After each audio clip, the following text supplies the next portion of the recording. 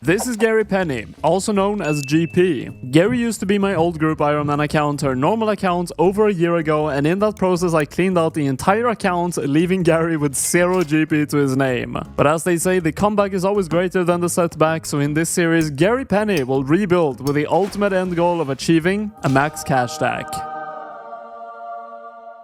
And so here we are on the account that we're going to be rebuilding from 0 GP, completely empty bank, all the way to max cash. I'm not maxed combat, but we do have pretty decent starting stats, and besides that, we have completed a lot of quests, but not a lot of the bigger ones. So I think a good way to kick off this series is to get some starter money to get all the things that I need to actually start doing some of the bigger quests. To begin my questing journey, I just need a couple of million GP to my name to be able to buy teleports, gear, and everything required to complete them. So you guessed it, we are going to the Corrupted Gauntlet, the primary area of rebuilding from 0 GP on a decent level account. We're not going to be staying here for long though, so let's see what we can manage to get in just a couple of KC. Definitely need a bit of a warm-up, but the first chest is going to be pretty decent loot. From 0 GP we went all the way to 131k. That's why it's so good for rebuilding.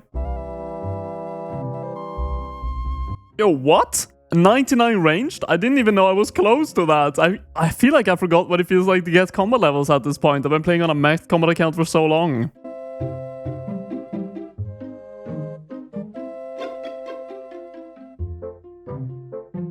And finally, we are on the last one. I think I should have enough money after this one. We've done 15 Corrupted Gauntlets. Unfortunately, we haven't seen anything super rare just yet. But let's have a go and see what we get. Nothing on the last one, but a very good one. Rune items are worth quite a lot. Nearly 2 million GP for all of this. And an Elite Clue Scroll as well. Also for the Crystal Shards, I will not be using them for now. I can't really make use of them. I bought some gear, and also on top of that, because I'm going to be doing a lot of questing, I went over to Purdo and actually bought some of the items that are going to be super useful to me. For example, Ectophile, Rattle's Blessing for the teleport, Ardoin Cloak, and you can buy a bunch of items here. And I'm also going to get the Mauritania Legs actually, that's a good teleport. And yeah, they're very cheap, all of them. And lastly, of course, as I'm going to be using ranged quite a lot, we got the Ava's Accumulator. So we have a pretty good setup now with magic and ranged. And we still have 275k to buy some quest items and teleport with. One of the worst feelings when you're deep into an old school RuneScape grind is when you have to step away from your PC to make food. Which is why I'm happy to announce today's sponsor, Factor. I absolutely love Factor, as since the first time I worked with them over a year ago, I've saved so much time on cooking food and had an easier time staying healthy by avoiding ordering takeouts. Factor is such an incredibly convenient service which delivers chef-made meals right to your doorstep, designed by dietitians to make sure you eat healthy. So it's time to stop ordering takeouts and get Factor instead, because there are no downsides, as Factor meals only take 2 minutes to prepare and honestly taste way better. And after you eat them, you don't feel sluggish and you have a bunch of energy instead. On top of that, you can even choose specific meal plans such as keto, low-calorie, vegan, or vegetarian, so whatever your lifestyle is, there is something for you with Factor. Get 50% off and free shipping on your first Factor box using my link, so click the link in the description or scan the QR code with your phone. Thank you so much to Factor for being the official sponsor for the Garry Penny series. And so finally, we have everything needed to complete the first big quest, Secrets of the North. I need Secrets of the North for 2 main reasons. The first one being it unlocks the Phantom Muspa, which is one of the best consistent moneymakers in the entire game. Secondly, it is a requirement for Desert Treasure 2, which also unlocks 4 of the most consistent moneymakers in the game. But before then, I need to do some pre-quests. Cold War, My Arm's Big Adventure, Making Friends with My Arm, Devious Minds, and finally the last pre-quest I have to do before Secrets of the North, the Hazel's Cult. And here we are at the end of the Secrets of the North quest with the final boss fight, fighting the boss I want to kind of try out after this quest as well, the Phantom Musba. It is way easier during the quest, so even with my terrible gear this should be okay. Easy enough, that is everything I needed to do to complete the quest, so I guess let's go and hand it in. A ton of experience, 2 quest points, and that is now Secrets of the North completed, the first big quest of the video. I have to be honest, the money from the Corrupted Gauntlet is running very thin, so I'm going to take a bit of a break here from questing and do some Phantom Muspa and try to recoup some of my money. Of course, the dream would be to get a Venator shard, 1 in 100. They are currently, as of recording this video, worth nearly 10 million GP. So let's see what we can get done. We actually managed to do it on the first attempt. A very, very slow kill. 747 for, unfortunately, a supply drop as well, so not worth too much. I'm definitely ditching the ruby bolts. They are adamant type bolts with a rune crossbow, so not the best, and we get 150k worth of loot. That is really good, and 6-minute kill as well, so definitely improving. But yeah, I'm going with diamond bolts. They're runite at least. Maybe it's the diamond bolts, or maybe it's me actually getting more into it and not screwing up every single prayer flick. But we managed the first 2-kill trip. I'm very happy with that. With this gear setup, it's actually kind of difficult. Oh, that's why we are doing the Phantom Muspa. Look at that. That's like a 350k drop from 1kc. With the money from the last kill, I decided to spend some money on runes and actually swap over to the Ancient Spellbook. So we're now using Ice Barrage, which is more expensive, but oh, okay. I guess we're fine on money, so I can definitely keep using Ice Barrage. I want to keep doing the Phantom Muspa, so I'm going to get some gear upgrades to make this even faster with a double Dragon Plate leg drop. We just have to do it. The Occult Necklace for 10% more magic damage. And the second upgrade I'm making is the Mage Arena 2 cape. I'm getting the Saradomin one because it fits very nice with my Blue Mystic. Alright, Collodion, give me that nice upgraded Saradomin cape for 2% more magic damage and 15 magic accuracy. That is going to help quite a lot with landing my Ice Barrages. I feel like the magic upgrades are putting in work. That definitely felt a bit faster than my previous kills. 530, personal best by what, like 30 seconds or more than that even. Definitely worth it. Oh, we got the first frozen cash. These are not that rare. They're basically a loot box of a random item on the Phantom Muspa loot table, and we get 21 Limpet roots. Okay. Well, this is what happens if you have bad DPS in the final phase of the Phantom Muspa. The whole room gets covered with spikes and, well, I don't think I can actually do DPS to the boss now, can I? The spikes despawn after every single... No, okay, there's no way. I'm getting out. I think after this one, we should now get a combat achievement for 25kc. There it is, Phantom Muspa Veteran.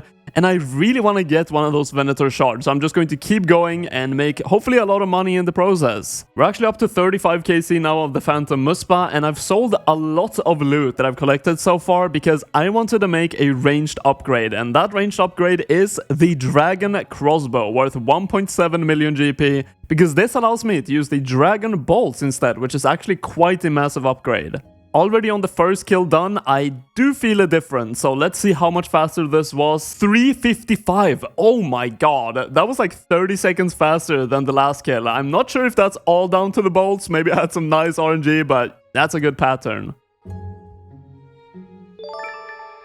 Yes, we actually got it on 40kc. That is so much money. That's going to what, like triple my bank? 9.24 million. It has been going down in price a bit lately, but that is so nice. It has definitely been going down in price a bit. It seems to be 9.1 million. Yes, okay, it insta-sold 9.1 million after tax, and no way. We got so close to 10 million GP. I wanted a green cash tag so much. It had to be done. I had to sell some of my death runes I still had to get the green cash tag. That is definitely good enough to get into some questing again. The next quest on the chopping block is Monkey Madness 2. We already have all the requirements for this quest, and I had to go and get another Gree because I had thrown this away, of course. We had nothing, so that was quite a hassle to get done. But we can now complete the quest. I used to hate doing quests, but the quest helper has definitely made this quite a lot nicer. It really is a blessing. Definitely not the most efficient way of killing this boss. You can safe spot it, but not with ranged, unfortunately. And currently my range setup is just better than everything else, but that is now Croc defeated. And we have arrived at the worst part of the quest. This massive maze platform is just absolutely horrendous, but luckily the quest helper should make this slightly easier. Honestly, even with the quest helper, this was an absolute nightmare to get done. 35 minutes, got caught like 3 times because I messed up, but finally, it's done. Honestly, can't say I'm sure this is the way you're supposed to kill the final boss, but we got it done anyways, 1 more hit, and that's it. That is Glove defeated, and Monkey Madness 2 is pretty much done now. Just have to go and talk to an NPC, and we have our rewards. So what is the main reason to why I wanted to complete Monkey Madness 2? The main reason is demonic gorillas. These are not that difficult to kill, and they have a 1 in 300 chance to drop the Zenite shard. These are currently worth around 7 million GP, so there is some insane money to be made in this. I did have to buy some items that I will use on the demonic gorilla grind, a blowpipe, abyssal whip, dragon boots, and also full proselyte, but I'm still missing some items for this grind. The first item I'm missing is the dragon defender, dropped from the high level cyclops, and normally you will have to go all the way from bronze to dragon, but as I've already done it before, you can start right away and get the dragon. And there we have it, almost exactly on drop rate, 97 KC for the Dragon Defender. This is a massive DPS increase for melee with 6 melee strength and a lot of accuracy bonuses. Also looks really nice. And the second thing I need is the Fire Cape. After this wave, we are actually hitting Jad, so hopefully I am not going to die. Hey, we got it done. That's my second ever Fire Cape on this account. New personal best as well. Probably last one was like an hour, so makes sense it was a personal best. But let's have a look at this. The Fire... that looks so buggy. What is wrong with my Fire Cape? And so here we are with the final setup I'm going to be killing demonic gorillas with. I actually bought Fury and Verax Plate Skirt as well because I had some leftover money. Also, I am not using an arc light because I do not have any ancient shards. Ideally, that would be the best weapon, but unfortunately, I can't use it and a whip will have to do. And honestly, I don't need an arc light. The defense of these creatures is not that great, so you can actually just do very well even with budget setups, which is why it's such a good rebuilder. Oh, no way. What? We're on 15 KC. We already have the first Zenite shard. Red beam as well. That looks so good. 7.15 million GP. I think we're going to make some upgrades. You know, I can't complain. First trip, 7.5 million GP in 15 KC. I think that's pretty good. Oh, we're going to look so good after we equip these upgrades. Serpentine helmet, light bearer, and a Karis leather top. We actually had no good ring at all, and the special attack on blowpipe really is pretty good on demonic gorillas to extend their trips. It heals you when used, and this is now my setup. This looks really high level, honestly, for how early into my account I am. That's so nice to see. Now, with these upgrades done, I actually can bring way less food because I can heal so much with the blowpipe spec and the light bearer combination, and we actually managed to do around 29 kills on the first trip, so that is really good. And let's have a look at how much money we made without getting a Zenite shard. So even without a Zenite shard, we made nearly 600,000 GP from one trip, so definitely not that bad money. Oh! What? We're on 90 KC only, a second Zenite shard? Oh, that should have taken 600 KC to get two of them, but we did it in 90. Let's go. Oh, we got a light frame. It's actually a collection log. It is quite a lot more rare actually than the Zenite shard. It's 1 in 750, but worth basically nothing. What? I was drinking my coffee. I didn't expect a back-to-back. Ballista limbs. That's 1 in 500, and actually... you can combine these, make an incomplete light ballista. Maybe we'll complete a full ballista in this grind. I think completing Monkey Madness 2 was a pretty good decision. 7.8 million GP in another trip. It's been another 100 KC and I haven't seen another shard, which of course is to be expected. But I will go until we get one more Zenite shard and that will be the stopping point. So let's see how long that is going to take. No, not another ballista limbs. I couldn't even complete my ballista with this. That's it. That is the final Zenite shard. That actually took quite a while. Not too bad though. I mean, I've been very lucky here. We pretty much got double the amount of Zenites we should have got. We ended on 452 KC. This is all the loot we got and pretty happy with the grind. Everything from the last 300 demonic gorillas has been sold, including of course the 2 Zenites being most of it for 18 million GP. And after putting it into the bank, we now have a 36 million GP bank. With the fruits of our labor collected from Monkey Madness 2, it is time to complete the next big quest. And this one is actually kind of massive. We are completing Desert Treasure 2, but as you can see, I have some requirements I'm still missing here, so let's get these done. The first one is a mini quest where I have to complete 1 Barrows run, so let's see what the loot is going to be. No way, we actually get an item as well, 236k, and the strange, what is this, strange icon needed for the quest. Definitely, I'll take that. And that's the quest done, and we also got an experience lab for 20,000 prayer experience. The first actual quest completed, Anakra's Lament. Not that good experience, but the Camulet is going to be pretty useful later on in the account. And the final quest I needed was Garden of Death, 10,000 farming experience, and we can now actually get into Desert Treasure 2 already. Now, there are 4 bosses during the Desert Treasure 2 quest, and I'm looking at one of them right now that I have to defeat. And of course, my gear is not going to be optimal, but they are a bit easier during the quest, so let's see if we can get it done. Well, that was a lot easier than I anticipated. I guess the quest version of the bosses are heavily nerfed. Okay, this is hands down the coolest thing I've ever seen a plugin do. It has a boss before the actual fight where you can practice and see all the mechanics for. The Leviathan is part of the Quest Helper plugin. You can use this Leviathan to see what its attack look like and practice reacting to them. That is insane.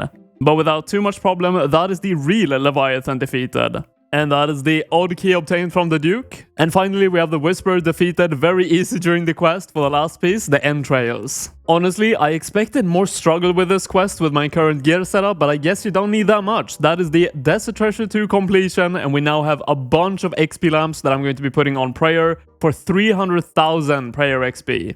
And that is 80 prayer. Now, with Desert Treasure 2 completed, we have access to the 4 new bosses of the quest, and outside of it, they are quite a lot more difficult. But with my current budget, I think I can actually decently take on Vardorvis. So we have a couple of upgrades I want to make, and then we'll get into Vardorvis. We have made some big purchases for Vardorvis, and luckily I have 2.4 million Nightmare Zone points, so we can instantly imbue the Berserker Ring. We're going to make a Blood Amulet of Fury as well, and this is actually not wasting my Amulet of Fury at all. I will get it back after the charges are gone. That's all fine, but this one, I actually am sacrificing my Abyssal Whip for. So we now have a Tentacle Whip, we have a Blood Fury, and a Berserker Ring imbued. We are also for the first time in this video going to be using Thralls, and for that you need a lot of runes. I actually spent 2 million GP on getting a rune pouch. Of course, the dream weapon here would be the Osmanthon's Fang, but it is a bit out of range for me when it comes to price. But if I do manage to get some nice drops from this boss, or even one of the massively rare uniques, I could maybe get it as one of my first purchases to speed up this grind quite a lot. But the goal is going to be to get the Vestige. Now, the Vestige is 1 in 1088, so it's going to be a very long grind. I have to say, I'm actually kind of impressed by how good this Tentacle Whip has been doing with Torag as well. No strength bonus pretty much for my armor. At 247, actually not that bad. My kills are actually only getting faster and faster. Even with a terrible setup like this, we are doing work. 18 Runite Ore 200k for 2 minutes and 19 seconds. No way. What? How am I getting the Butch pet on 7 KC? One of the coolest pets in the entire game. Look at that. It actually has emotes as well. I gotta show you guys that. But 7 KC. I need money right now, so I would rather take that. But even looks cool in my inventory, actually. But I guess we'll take that. If I get all the items I want, all the rares, then we complete the collection log now. I'm not entirely sure, but I think this is the only pet in the entire game who has emotes. So if you click emote, it's going to do one of its attacks. I think there are 3 different ones. The slap, the backflip, and lastly, yeah, the one that puts the tentacle in the ground, and that's pretty much it. But that's such a cool pet to have. And it can't say anything because it has no head, I guess. Oh, nice. Okay, we got the Strangle Tablet on 18 KC. Also personal best, 216. That is, of course, the teleport with the Ring of Shadows right to this boss. So that's going to save a lot of time. And this is how that looks. I've now put it in, and let's teleport to the Strangle Woods. And this is how close I am. I just have to run a bit north, and pretty much I'm at the boss right there.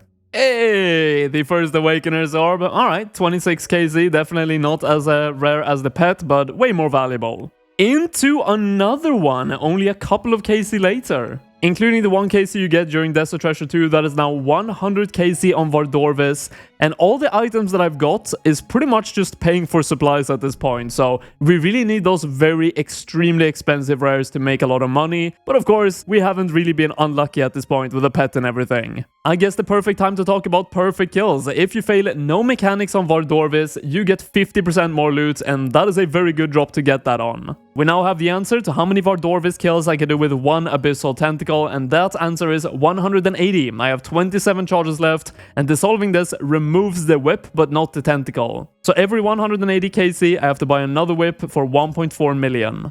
You know what? I'll actually take that. The Blood Quartz now unlocked on the collection log. That is an upgrade to the Ancient Scepter obtained from the Muspa. Allows you to overheal basically with blood spells in the future, so actually pretty useful. And also remember, I am not maxed combat, so 98 hit points, 1 more to 99 hit points. Pretty cool. That's what I'm talking about. Let's go! We actually got the Virtus Robotom, 350 KC, kind of early into the grind. You know what that means? It's worth over 30 million GP. So if we sell this, we can get a bit of a weapon upgrade that also does not dissolve and I don't have to recharge. Let's go ahead and see what it sells for. 30.9 million. I definitely will get enough to buy an Osmountain's Fang. 30.5 million. Let's go ahead and see what it's actually selling for. 26.8, 26 point, maybe 27? Alright, 27.3 million, good enough. And look at that, that is quite a weapon upgrade, also a special attack in itself, so I'm going to bring this instead of the DDS. The Fang actually has a lower max hit than the Whip, but it's just way more accurate, so our kills are going to be roughly around the 2-minute mark every single time. Instead of the sometimes 3-minute kills and sometimes 1.5-minute kills, it is going to be steady in the middle, always consistent, which is going to end up being more kills an hour.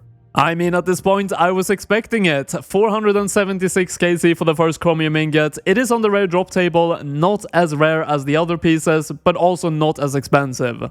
Oh my god, what? I stopped recording because I didn't think we got anything.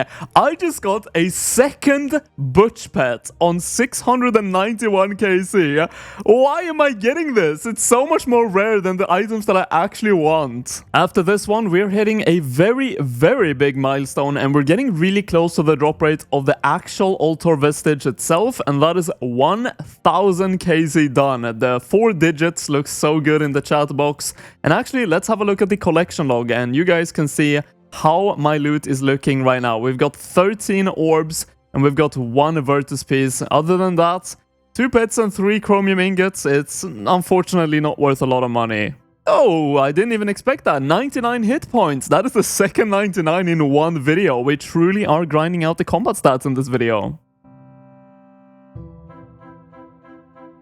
Oh, okay, it is really good, 30 million GP, but it's been so long and I'm kind of expecting the Vestige now, and the Vestige is like 180 million, but yeah, 30 million drop, I'll take it. That is the second Virtus piece, and of course, it is a duplicate, so we now have 2 of the same, but if I'm going to be getting duplicates of any Virtus pieces, the bottoms is not that bad. You know, for the past couple of 100 kills on Vardorvis, I collected a bit of a loot tab and I decided to sell everything with a Virtus Row bottom to actually get some nice upgrades. Instead of the Thorax gear, I'm going to be going for the Bandos gear, which is quite a massive upgrade. And actually with some money to spare even, I should be able to buy both of them, and that should speed up the grind by quite a bit. And the gear overall anyways for the future is going to be super useful, so I'll probably keep it for a very long time anyways. It's kind of crazy we're still on episode number 1 of this series, because my character looks absolutely stacked now with a full Bandos, Osmountain's Fang, and Blood Fury, and we still have the Vestige to get, which is the last puzzle piece of this episode. Oh my god! Oh my god, yes! Yes! Yes! We finally got the Vestige on 1413 KC! Man, I'm getting like 25 to 30 kills an hour on this boss when I absolutely focus up, and I've been here for like 60 hours grinding for this item, and we finally got it. Look at that collection log, man. Oh, we are about to make so much money. We have everything we need to make the ring. It's finally time to make it. Let's go ahead and combine the Berserker icon with the Altar Vestige. 500 blood runes as well. And there it is, the Altar icon. And we have also bought the chromium ingot. It's finally time. The last step, craft an altar ring. And there it is. The altar ring has been achieved from scratch. So let's go ahead and price check this beautiful ring. It is currently 185 million GP. That is quite some profits. Let's see if we can instantly sell this for 185 million. We cannot, but it seems to be going for 186 million, so I'm just going to keep it here for a bit, and okay. There it is, it already sold 183.1 million after tax. We have increased our bank value by quite a lot. Let's have a look at how much our bank is currently valued at. So our gear tab is worth 93 million GP, of course the Bandos and Osmountain's Fang bringing that up quite a bit, but overall our bank now after episode 1 is worth 290 million GP. That is quite a good start, but there's still one thing I want to do. And that last thing is to open one of each clue scroll, except for a beginner clue scroll. I got 0 of those during this video, so let's go ahead and begin with the easy one. Okay, not too good, 9000 GP. The second one is the medium. We have a chance of getting ranger boots here, so this could be a lot of money right here. But it's not. Well, 230k, not bad. And then we have the hard clue scroll. 91k, and the last one, Elite, has to be something good here. 96k, not the best opening I guess, but we got it done. Next time around, we're spending this 183 million GP on some great gear upgrades, as we're going to be doing some really cool stuff. I hope to see you there, but until next time guys, take care. I want to start off this video by doing a really good consistent moneymaker, so we are going to be doing Vorkath. Luckily, we already have Dragon Slayer 2 completed, so we do have access to the boss, but there is one thing I need to get done before we can get into the grind. And that is to collect 1250 seal to get full ranged void, as well as upgrading the 2 main pieces to elite. It is going to be a big grind, but since the combat achievement rework, it is actually helping out quite a lot, because if you have the hard one completed, which I do have, I will get 3 additional commendation points per successful pest control game. So I guess it is time to just board this boat and get it done. And that is the end of the first game. Let's see how many points we're going to be getting from this. 8 void commendations. That is kind of wild. And also we do get some money for every single win, so it's going to be stacking up. It has actually been a very nice and chill grind. It's been going really fast, and we have 97 strength coming in, and we have already got so many seals at this point. Look at this, 8 points for that, and 1074. We only need like 200 more points and we're done. And there we are, 1250 points. Let's go ahead and buy everything. Oh no! What am I doing? Oh, I bought the Void Melee helmet. I honestly thought that was the ranged one. It looks like a ranged helmet, man. It's been so long since I used Void. I guess I'll have to go back and farm some more points, but I can buy the Void Ranger helmet and also upgrade one of my pieces to Elite. So let's go ahead and do that.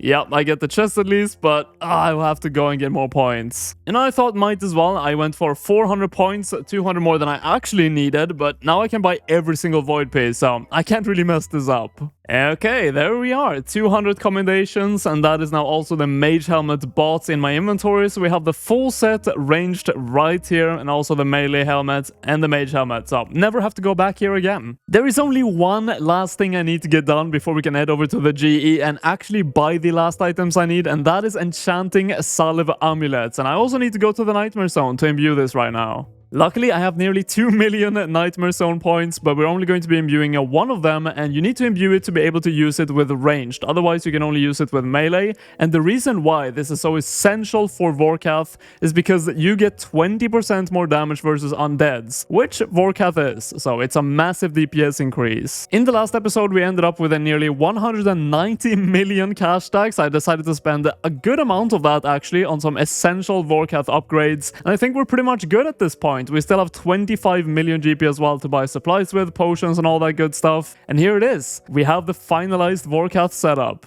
I won't go deep into the mechanics, but let me explain very briefly how this fight works. When Vorkath shoots a fireball like this up in the air, you have to move away from your current position. If it lands on you, you will get 1 shot. Secondly, when Vorkath shoots a purple flame, it will disable your prayers, so just use your quick prayers to turn them on again. And last of all the Vorkath main abilities is the white flame. This freezes you in place and spawns a small minion. Use Crumble Undead to one-shot this one. If it reaches you, you will take heavy damage. And lastly, Vorkath will shoot out poison over the entire arena, and at the same time rapidly attack you at your current location. When this happens, just turn on walk and just walk around, avoid all the poison, and as long as you don't stand still, you won't die. And that's it. That's the first KC done. 230. Definitely can improve on that quite a lot with the setup. I think I got 228 with like a rune crossbow way back in the days. But let's have a look at the value of the first KC. 109,000 GP. And this is pretty much how every single kill is going to look unless you get one of these mega rare drops. Yo, already we got the Vorkath's head and a new personal best, of course, 143. I said I could improve it quite a lot. That is actually the backpack upgrade, so let's go ahead and do that right away as it's a DPS increase. Not only does the backpack give double accuracy now, it also increases my range strength by +2, which is another max hit. And it looks really good with my gear, so that's another bonus as well. Oh, we actually got one of the new items that was kind of recently added to Vorkath, which is really primarily made for Iron Man, the Scaly Blue Dragon Hide. It's worth 414 GP, so not that good. You can use a knife on this at a bank, I think, to get 50 dragon scales. I guess a bit of a small advice I can give you guys if you're doing Vorkath yourself, turn on tile indicators on the RuneLite plugin hub to see where you're actually located at all times with this blue square. It makes it a lot easier to know exactly when to click off to another direction when you're really close to a poison pile. I've never done this before, so let's go ahead and try it. Knife on the scaly blue dragonhide. You can only do this while in a bank. I am in a bank though. What is this? Bank chest? Literally what it says, man. I guess we're at a real bank now, so let's go ahead and try 50 dragon scales, all noted, and that is now worth 600 GP. So we actually gained 186 GP or something from doing that, but not too good of value from that new drop. No! That's 50 KC and a Vorkath. I actually thought that Vorkath head was something massively rare. All the things you can get here is really super rare, so I had a bit of a heart attack. Yo! We have the first elite clue scroll of the grind. These are 1 in 65 from Vorkath, so we should be seeing them fairly frequently, roughly 1 every 2.5 to 3 hours. Oh, come on, man. Why do I get this one? I would ideally love to get all the elite requirements that I don't have, but Pyromancer's robes and Farmer's straw hat, both of them could take a very long time, so unfortunately one of the few that I will be dropping. After spending around 4 hours here at Vorkath, this is now 100 kill count on the loot tracker, and that means we're getting roughly 25 kills an hour, and this is all the loot that we got in that time. 118,000 GP average per kill, and I think a good goal for this video to go for is going to be 500 Vorkath. Oh, it looks like we have another shot at an elite clue scroll casket. Now, this is a good example of a step that I actually can't do, but I want to get done. Spirits of the Elite is a very short quest, so let's go and get it done. Less than 10 minutes later, there we go. Spirits of the Elite completed. We now have access to the prayer altar here as well. And there it is, the first casket done of the grind, and I will be keeping all of these until the end of the Vorkath grind specifically, and then we'll open them before we get into anything else. Did I just spend like 5 minutes looking at wiki how to make a sled? And I have not completed Troll Romance. I was like, there's no way I haven't done this, so why is it not working? Well, it seems like my elite clue scrolls are forcing me to progress my account. And that should be Troll Romance completed. Also a very easy quest that I cannot believe I had not completed until now. No! All of this sled making just to get the same step again, blocking me from my potential riches. It is what it is. Oh, we got something. No way. What? What is this? No way, dude. We got a jar of decay. Just so you guys know, this jar of decay is worth absolutely nothing. And you know what the best part is? It is the same drop rate as the Vorkath pet. This is now my collection log. We're like 280 kills in. Why do I get 1 in 3,000 jar of decay at this point, man?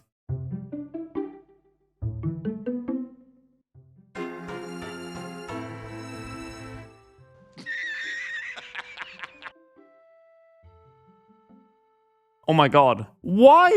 Why did my character go back? I clicked on the boss and it just runs back into the fire attack. What did I miss? Things are not going great right now, man. I'm dying so much. I was actually kind of thinking about what to do with all these duplicate Vorkath heads, but I just realized I should be making a bunch of assemblers, because if I want to go into the deep wilderness in the future, I can bring these instead of the bad backpacks. Because if you die with the Avos assembler above 20 wilderness, you actually lose it, so having multiple is really good. We have finally got the elite clue scroll step that requires the song The Pharaoh, which is actually unlocked from beneath Cursed Sands. So let's go ahead and get that quest done, and let's talk about what that quest actually unlocks for me.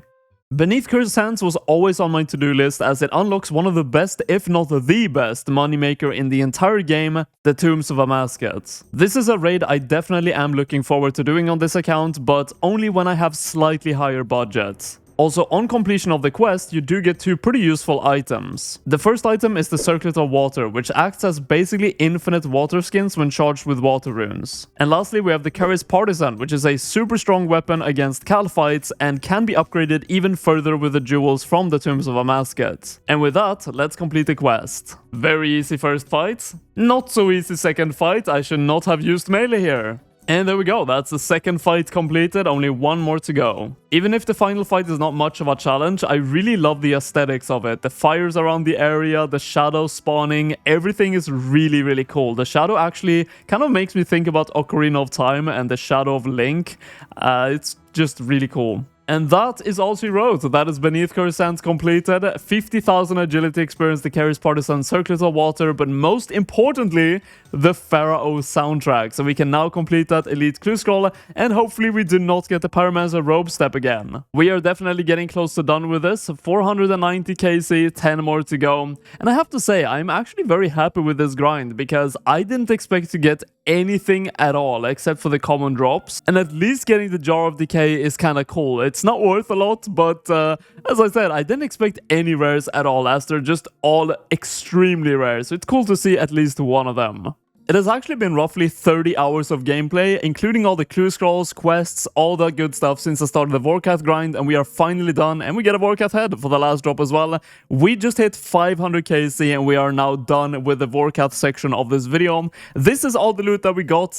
Very good money, but the supplies also did cost a bit, but not too much actually. The supplies for Vorkath is not that bad. This is the end of my collection log. We have 16 Vorkath heads, but let's actually have a look at how much we made from this grind in terms of bank value. And here we are with the 60.5 million loot tab, and we have the 7 elite clue scrolls I haven't opened yet, which is going to add to this value as well. So let's go ahead and get them open and see what we get. Okay, so we got a master on the first one, and the issue with this is that I think there is a lot of master steps I actually can't complete, but I'm going to give it a try and see if we can complete them anyways. Okay, we have a bit of an interesting one here. I'm 73 Herblore and I need to be 80 to be able to make the ranging mix. I can boost this by 4, so I only need 76. And I'm already pretty close to 74, so I'm kind of already deep into this master. How many steps have I done? Yeah, we're on step number 5, so I feel like it's definitely worth going for this. A lot cheaper than I thought. 76 Herblore for only 2 million. I do think this could actually be the last step. We might be getting the first master of this series. Yes, there we go. You obtain the casket. I'm going to be saving this for after I open all the elites, and maybe we can even complete the second master. Masters is 1 in 5 from elite, so we should be getting 1 more of the masters at least from this opening. Also, we could be getting any mimics, and there we go. Another master. Let's see if we can get it done. Absolutely no problems at all. We got second master. Are we going to get any more masters in the last ones? It doesn't seem like it. There we go. That's all the elites opened, and this is the loot from them. So let's go ahead and open the masters. I have never got a unique from masters, so getting anything is going to be a collection log slot. So let's see what we can get from these masters. First one is 368k, and the second one is 483k. Not bad. Alright, so let's actually see the results of the Vorkath grind. We sold back all the expensive items I bought for the grind, and I have 61 million in pure cash after selling all the loot from the clues and the actual kills itself. So let's go ahead and collect this, put the money into the bank, and we went from 290 million to 350 million. So we actually, even with supply costs and everything, pretty much made 60 million GP from that. Before we get into the next grind, let's talk about this little green plant right here. I went ahead and bought 1000 Toadflax seeds for less than 800 GP each to use for herb runs. When these are fully grown, you can harvest them for grimy Toadflax worth 3900 GP each, and you do get multiple per seed planted, making them by far the best herb seeds to plant for profit. So over the course of this video, and probably in future episodes as well, I will do my best to keep up with herb runs to slowly stack up as many herbs as possible and give you guys updates on herb count milestones as I go. I'm honestly pretty terrible at keeping up with herb runs, but I saw the profit margins on these and I just had to begin this as soon as possible for passive income. It is now finally time to begin the next big grind of this episode. When discussing moneymakers, a common topic is which of these 2 bosses are the best for consistent money. Either Vorkath, which we just completed, or Solra, also known as the Money Snake. The main difference between these 2 bosses is that Solra has more unique items at a lower drop rate, making the boss, in my opinion, a bit more exciting to kill than Vorkath. So let's settle this debate right here in this episode by defeating, just like we did with Vorkath, 500 Solra to see which boss is the most profitable out of these 2. We have made some very useful purchases for Solra. This is not all the items that I'll need, but all the main expensive items. I am thinking about getting an Elitness award as well. It is not that expensive, and it's a pretty good mage offhand as well, so I think I will be getting this one. And that's pretty much it. I also do have to enchant my Ring of Suffering at the Nightmare Zone, but luckily we already know I have a lot of points there.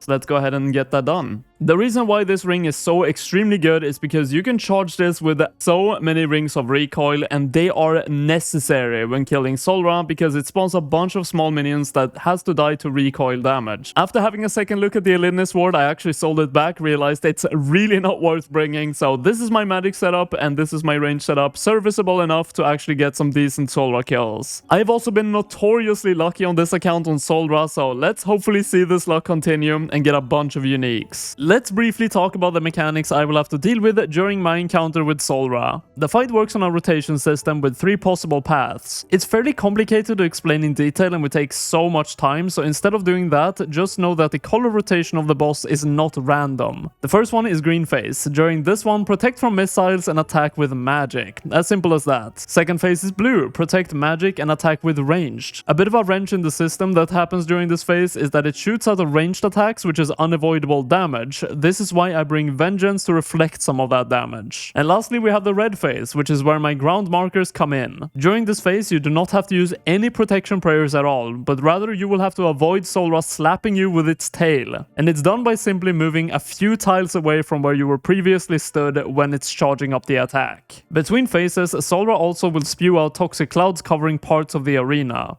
If you stand in them, you will take rapid venom damage. Lastly, the boss also spawns snakelings that attack you. Now luckily they only have a 1 hit point, which is why the Ring of Suffering's recoil effect instantly kills them. So just kind of tank the damage and eat if needed. If you're an avid Solra enjoyer, you definitely know that I'm missing out on some mechanics here, but I think this is all you need to know to really get your first attempts in on the boss if you have no idea what's going on the screen. Okay, I can definitely feel I am very rusty at Solra, and the first KC was not the fastest. 142. Also, I did think about that I might be actually buying a saturated heart as well. It is extremely expensive. It's at 100 million GP right now, but it might be worth the investment. It is such a good magic upgrade, the Saturated Heart, and I can't even imagine doing 500 Solra kills without buying this. I am hoping it's not going to be dropping too much. But yeah, we got it for 100.8 million JP, and if you press on this, you get a permanent magic boost, and it lasts for 5 minutes, so it's definitely extremely useful with a trident. Okay, maybe it's just luck, or maybe the Saturated Heart is actually doing work. That felt so quick. 118, not a personal best, but I do remember with my personal best, I had like full crystal, bow, Faradin, and everything, so definitely not bad. We just finished our first herb run and we got 68 grimy toad flags. To get these, I spent 6,000 GP in seeds and we got back 260,000. So that's why this is so incredibly good for passive income.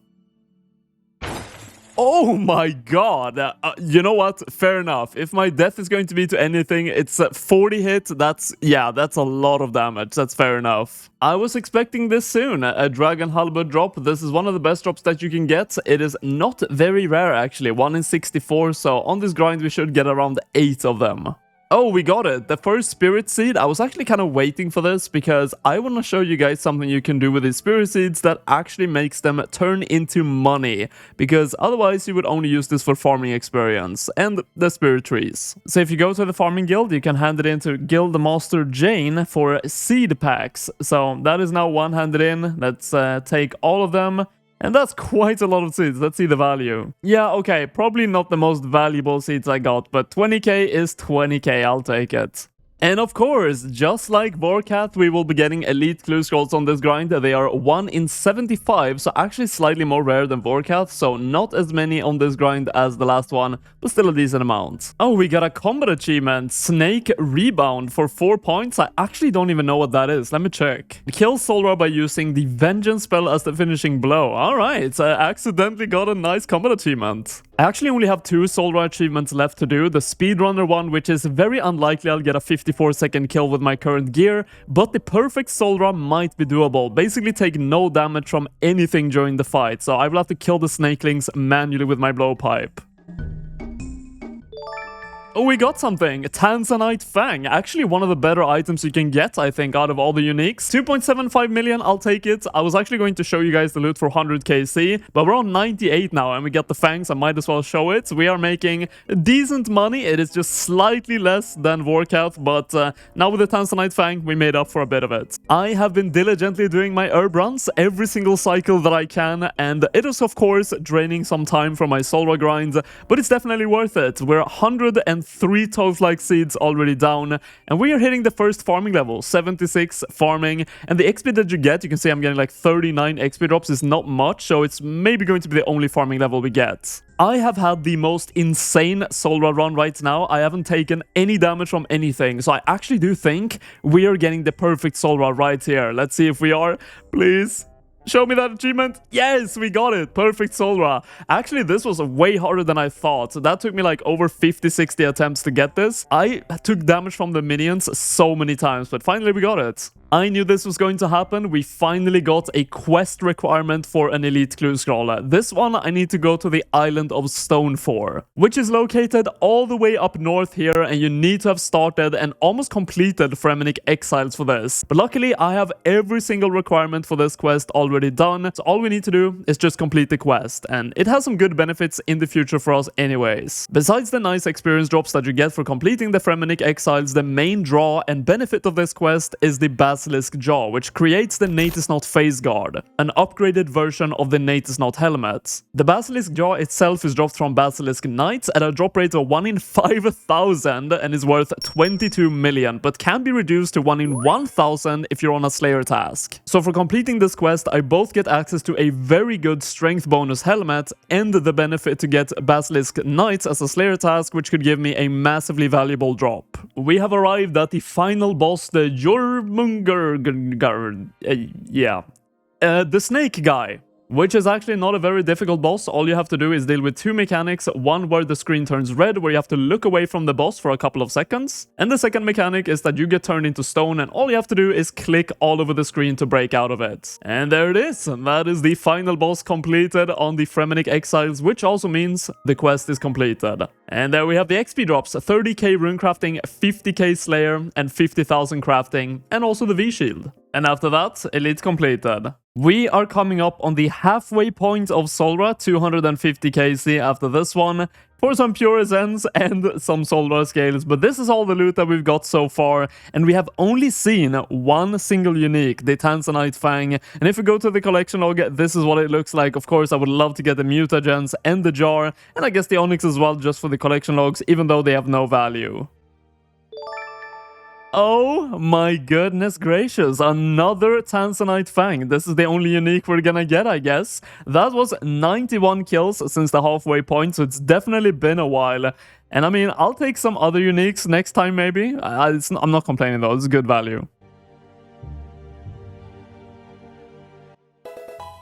Another Tanzanite Fang, only 38 KC later, so very close to the last one. I guess this is the only unique we can get. As we are getting very close to the end of the Solra grind, I want to give a bit of an update on the herb stack of 1,476 grimy toad flags, worth 5.5 million, so definitely some nice extra cash to get. We are currently on 420 Solra kills, so we need 80 more before we can finish the grind, but today I'm very busy in real life, so I actually can't do any Solra kills, but instead we're going to be doing herb runs every single cycle that I can, and I'm going to be doing it mostly on my phone. So let's see how many herbs we can get in one full day of only doing herb runs. It is now 11 o'clock at night and I have to go to bed soon, and I've been keeping up as much as I possibly could with these herb runs, and you can see in my inventory I have them all noted. Let's see how much we made. Nearly 2 million GP from just passively doing herb runs one single day, logging in every time they were ready.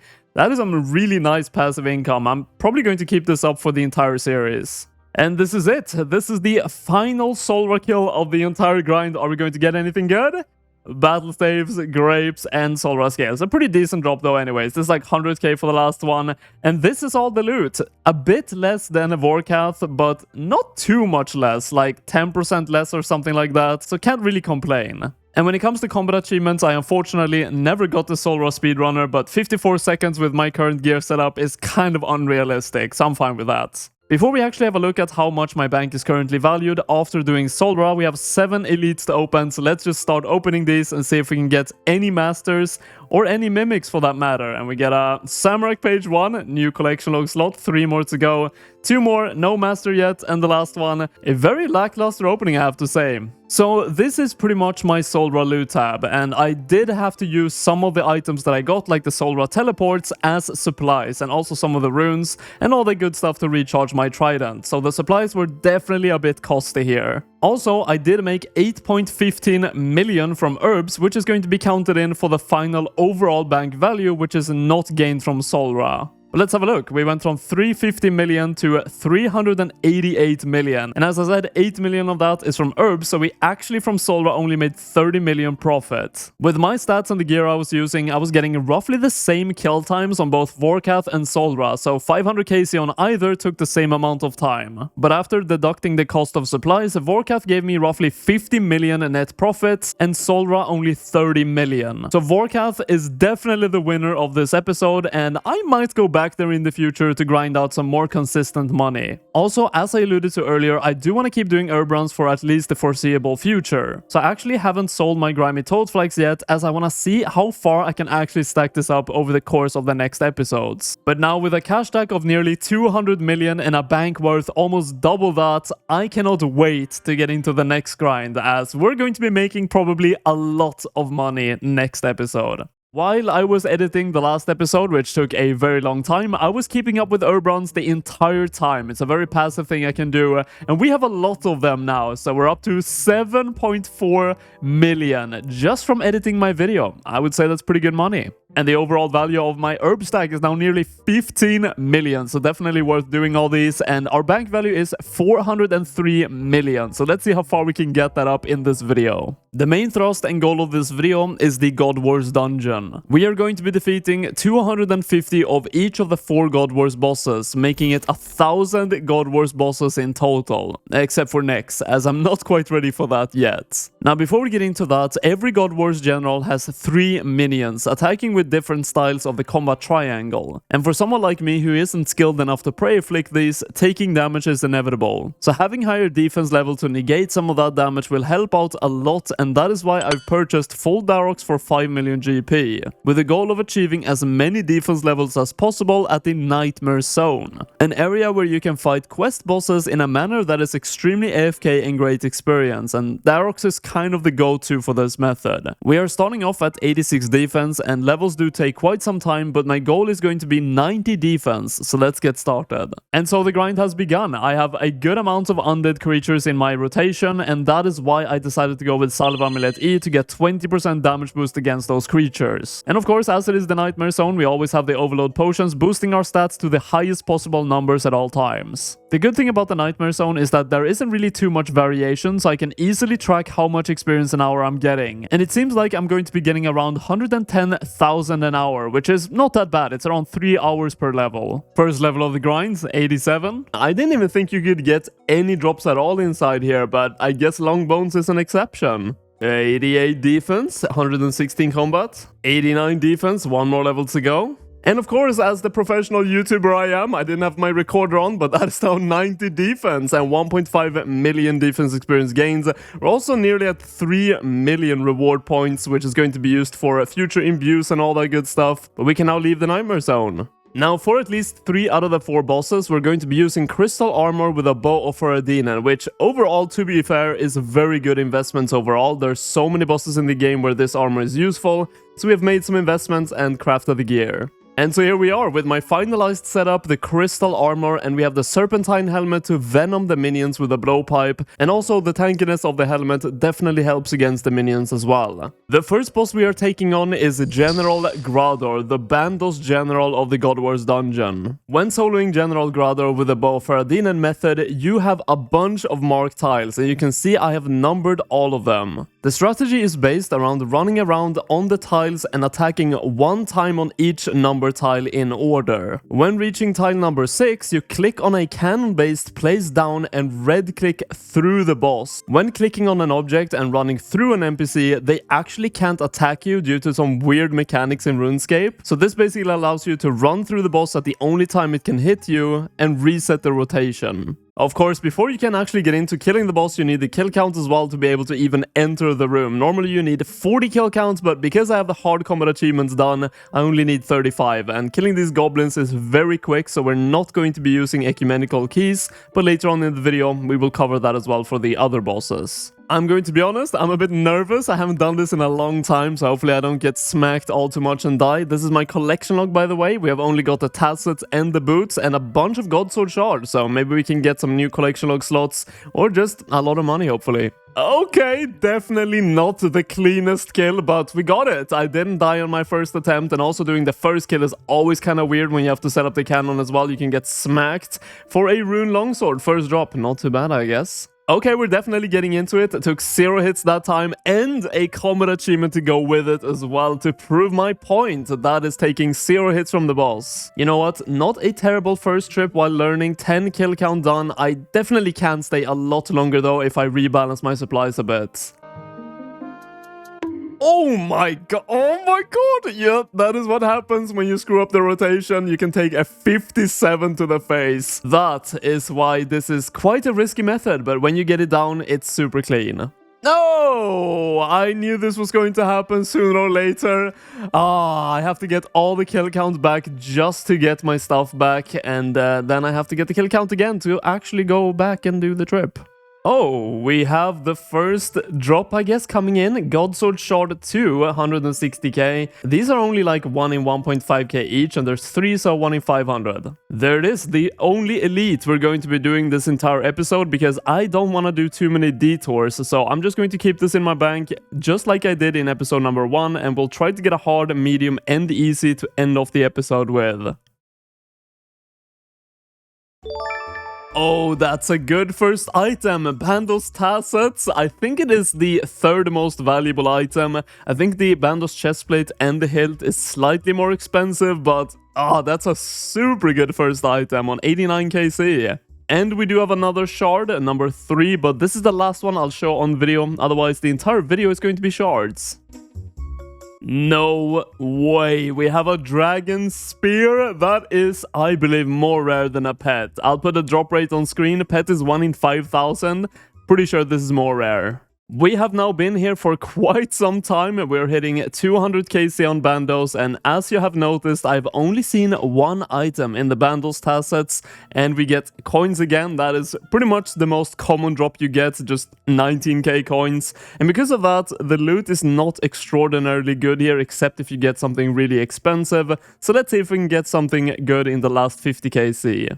And there we go. This is the final General Grador of the entire video for 250kc for another 19.6k coin drop, the most common one to see.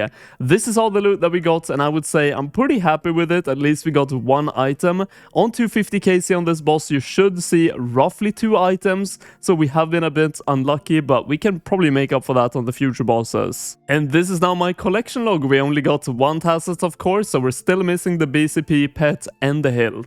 It is now time to head over to Krill Tutsaroth, the Samurai God Wars General. The method of killing Krill is basically the same as General Grador, but the tile markers are a bit different, but the same method applies. Run on the numbered tiles and then click on a cannon at a specific moment. I'm going to be using pretty much the same gear here, except I'm also bringing a Master Wand and a Cold Necklace to use Blood Barrage on the minions to heal back between kills. A very sloppy first kill, but honestly, I have done Krill the absolute least out of all the God Wars bosses, so kinda makes sense, I guess. But blood runes for the first drop, 17k. At least it's not 19k coins. Pardon me, I forgot to show the collection log. We've got 3 battle staves, which is worth basically nothing, and then 1 Samurakian spear. That's pretty much it, so anything else is a collection log slot. No way!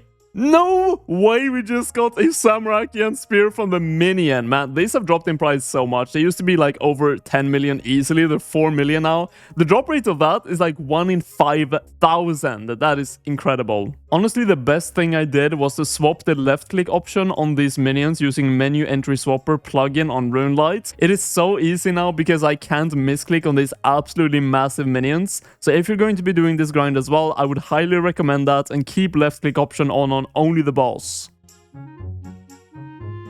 What? What? We have another spear from a minion. What is going on with this grind, man? We're getting nothing from the boss. The minions are just delivering. And on that note, we're now hitting 100 KC on Krill, so we're getting closer to halfway done with this boss so far, and we have not made any money from the boss at all, but the minions are definitely making up for it, so at least we are in the green on this boss so far. Now, one of the big downsides of doing the God Wars bosses is that when soloing, the supply cost is very high with Saradomin Brews and Super Restores, and on top of that, I need to buy these from time to time, the Enhanced Crystal Teleport Seed, because I need to recharge my Crystal Armor and my Bow for Adinan. So you can hand these in Priftenas for 150 Crystal Shards each, and we're now going to be recharging this. I do think one of these shards is 100 attacks or 100 charges on a Crystal item, so I don't need too many to recharge all the items, but it is a cost nonetheless. Oh, it happened! We actually got a Samurakian spear from the boss this time, so we're up to 3 spears already. Ah, no! Not a Steam Battle Staff, another one! This is the same drop rate as the Samurakian spear, but of course, vastly less valuable, and we're so close to the end of the grind as well. We're on 236 KC, so only 14 more. And that is it, the final kill done on Krill for 250 KC, and the last drop is Death Runes. This is all the loot that we got, only 1 spear from the boss, but I feel like I have to show the minion drops as well, because this is actually worth more than just the boss, so kind of an odd one this time. Being halfway done, we're now jumping into the next one, the Saradomin God Wars General, Commander Siliana. But for this one, we're actually not getting KC, and we're going to be collecting ecumenical keys, so let's go into how that works. In the wilderness, there is a cave containing a bunch of God Wars monsters. To not be attacked, make sure you bring a Samurak, Bandos, Saradomin, and Armadillo item. Every single monster in this area has a 1 in 60 baseline chance of dropping an ecumenical key. As I have the hard combat diary completed, for me it's 1 in 55, but if you have all of them completed, you can get this down all the way to 1 in 40. Also, if you have the wilderness diaries completed, you can have up to 5 keys, but unfortunately I can only hold 3 at this current point. But let's go ahead and collect some keys. Getting keys should be very quick. I'm blood barraging all of them basically in a pile, and there are so many of them, so getting 1 in a 55 drop. Oh, well, there we go. That is the first key. Okay, that is the second key. If every time it's going to be this fast, it's going to be a breeze of a grind. Okay, the last one took a bit longer to get, you can see on my supplies, but there we go, finally, third ecumenical key. Commander Siliana is known to be the easiest God War general, and for good reason. The entire strategy to kill Commander Siliana, because it is such a small boss and you don't need to cross through the boss at any time, is to just run around the room and hit the boss at the same time. She can never catch up with you, and as long as you have stamina potions, that's all you need to do. And also, to begin this fight, I always hit every single minion 1 time with my blowpipe because it venoms them at 100% rate with the Serpentine Helmet and blowpipe combo. So at the end of the kill, when Siliana dies, they should be fairly low HP and I can finish them off with Blood Barrage. And that is it. First kill on Commander for Magic Potions and Defense Potions. That is worth nothing. I'm not going to be picking that up even. You know what, I didn't account for how much damage these guys actually take from Venom. They're already almost dead at the end of the fight, so I'm not sure how good Blood Barrage really is to bring here. Maybe getting to bring 1 Restore and 1 Saradomin Brew, or even a Stamina Potion more could extend the trips even more than the Blood Barrage, so probably not going to be bringing this for the future kills. Oh yeah, these are the common drops you wanna see, Saradomin Brews and Restore. So one of these drops extended trips by probably 2 to 3 kills, which is of course very good, saving ecumenical keys on every turn. I guess it was inevitable, the Saradomin Sword drop, but we got it way earlier than I expected. We're only on 28 KC, 185,000 GP it seems, and it is what it is. We are back to getting ecumenical keys, and we get a collection log slot item, Dragon Boots, as we're cleaving down spiritual mages. I guess I never got this back in my group Iron Man days, so nice to have them. Oh, no way! We get a Saradomin's Light collection log item. I actually thought this was worth more as it's more rare than a Saradomin's sword, but seems like it's worth quite a lot less actually. 51,000 GP. You know what? I'll take the collection log slot. And here we are at 100 KC of Commander Siliana for our rune Kite Shield. This is everything that we've got, and as usual, if you don't get any of the massive uniques, which on this boss is the Saradomin Hilt and the Armadillo Crossbow, you don't really make too much money. So hopefully in the last 150 KC, we can see at least one of those big ones. Turns out, blood barraging for all these ecumenical keys is pretty good magic experience, and we are about to hit 97 magic.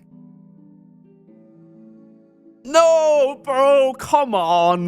We're nearly at 200 KC. That is the last drop I want to see at this point. I mean, 188,000 GP drop is a good one, but it's so bad money if you don't get any of the massive uniques, and we're getting so close to the end. 250 KC on Commander Siliana, and this is the last one. We've only seen a Saradomin's Light and 2 Saradomin's Sword, and now an Adamant Plate Body as well.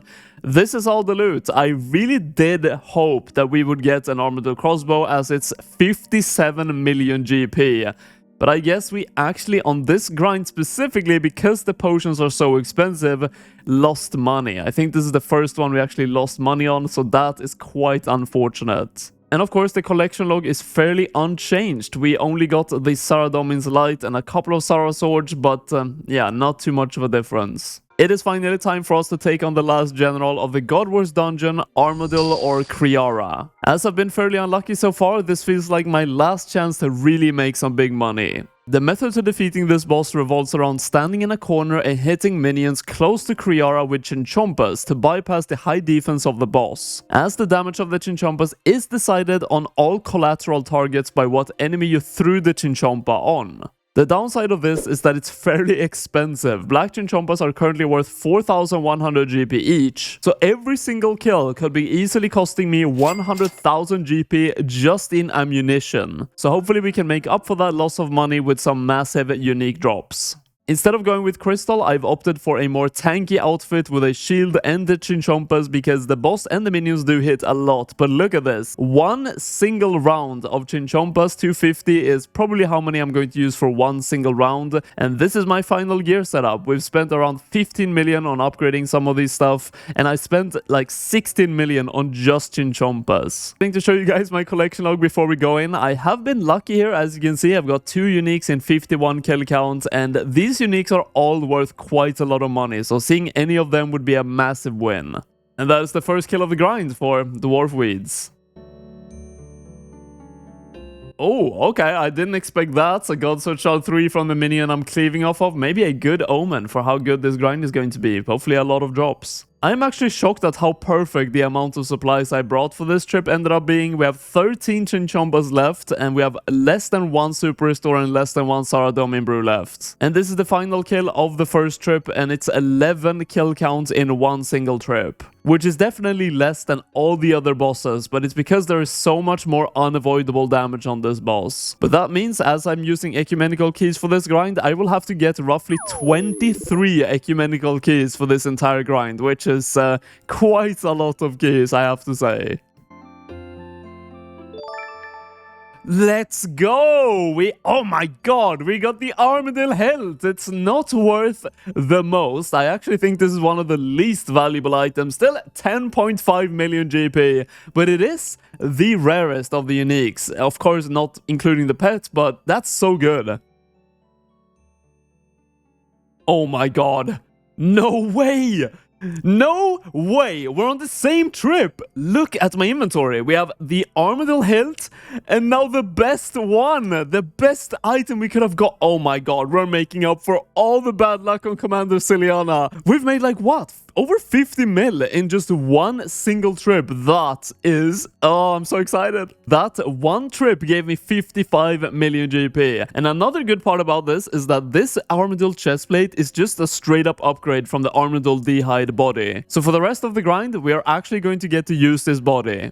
Yo, all Iron Men in the chat is fuming. What is this? Armadillo helmet.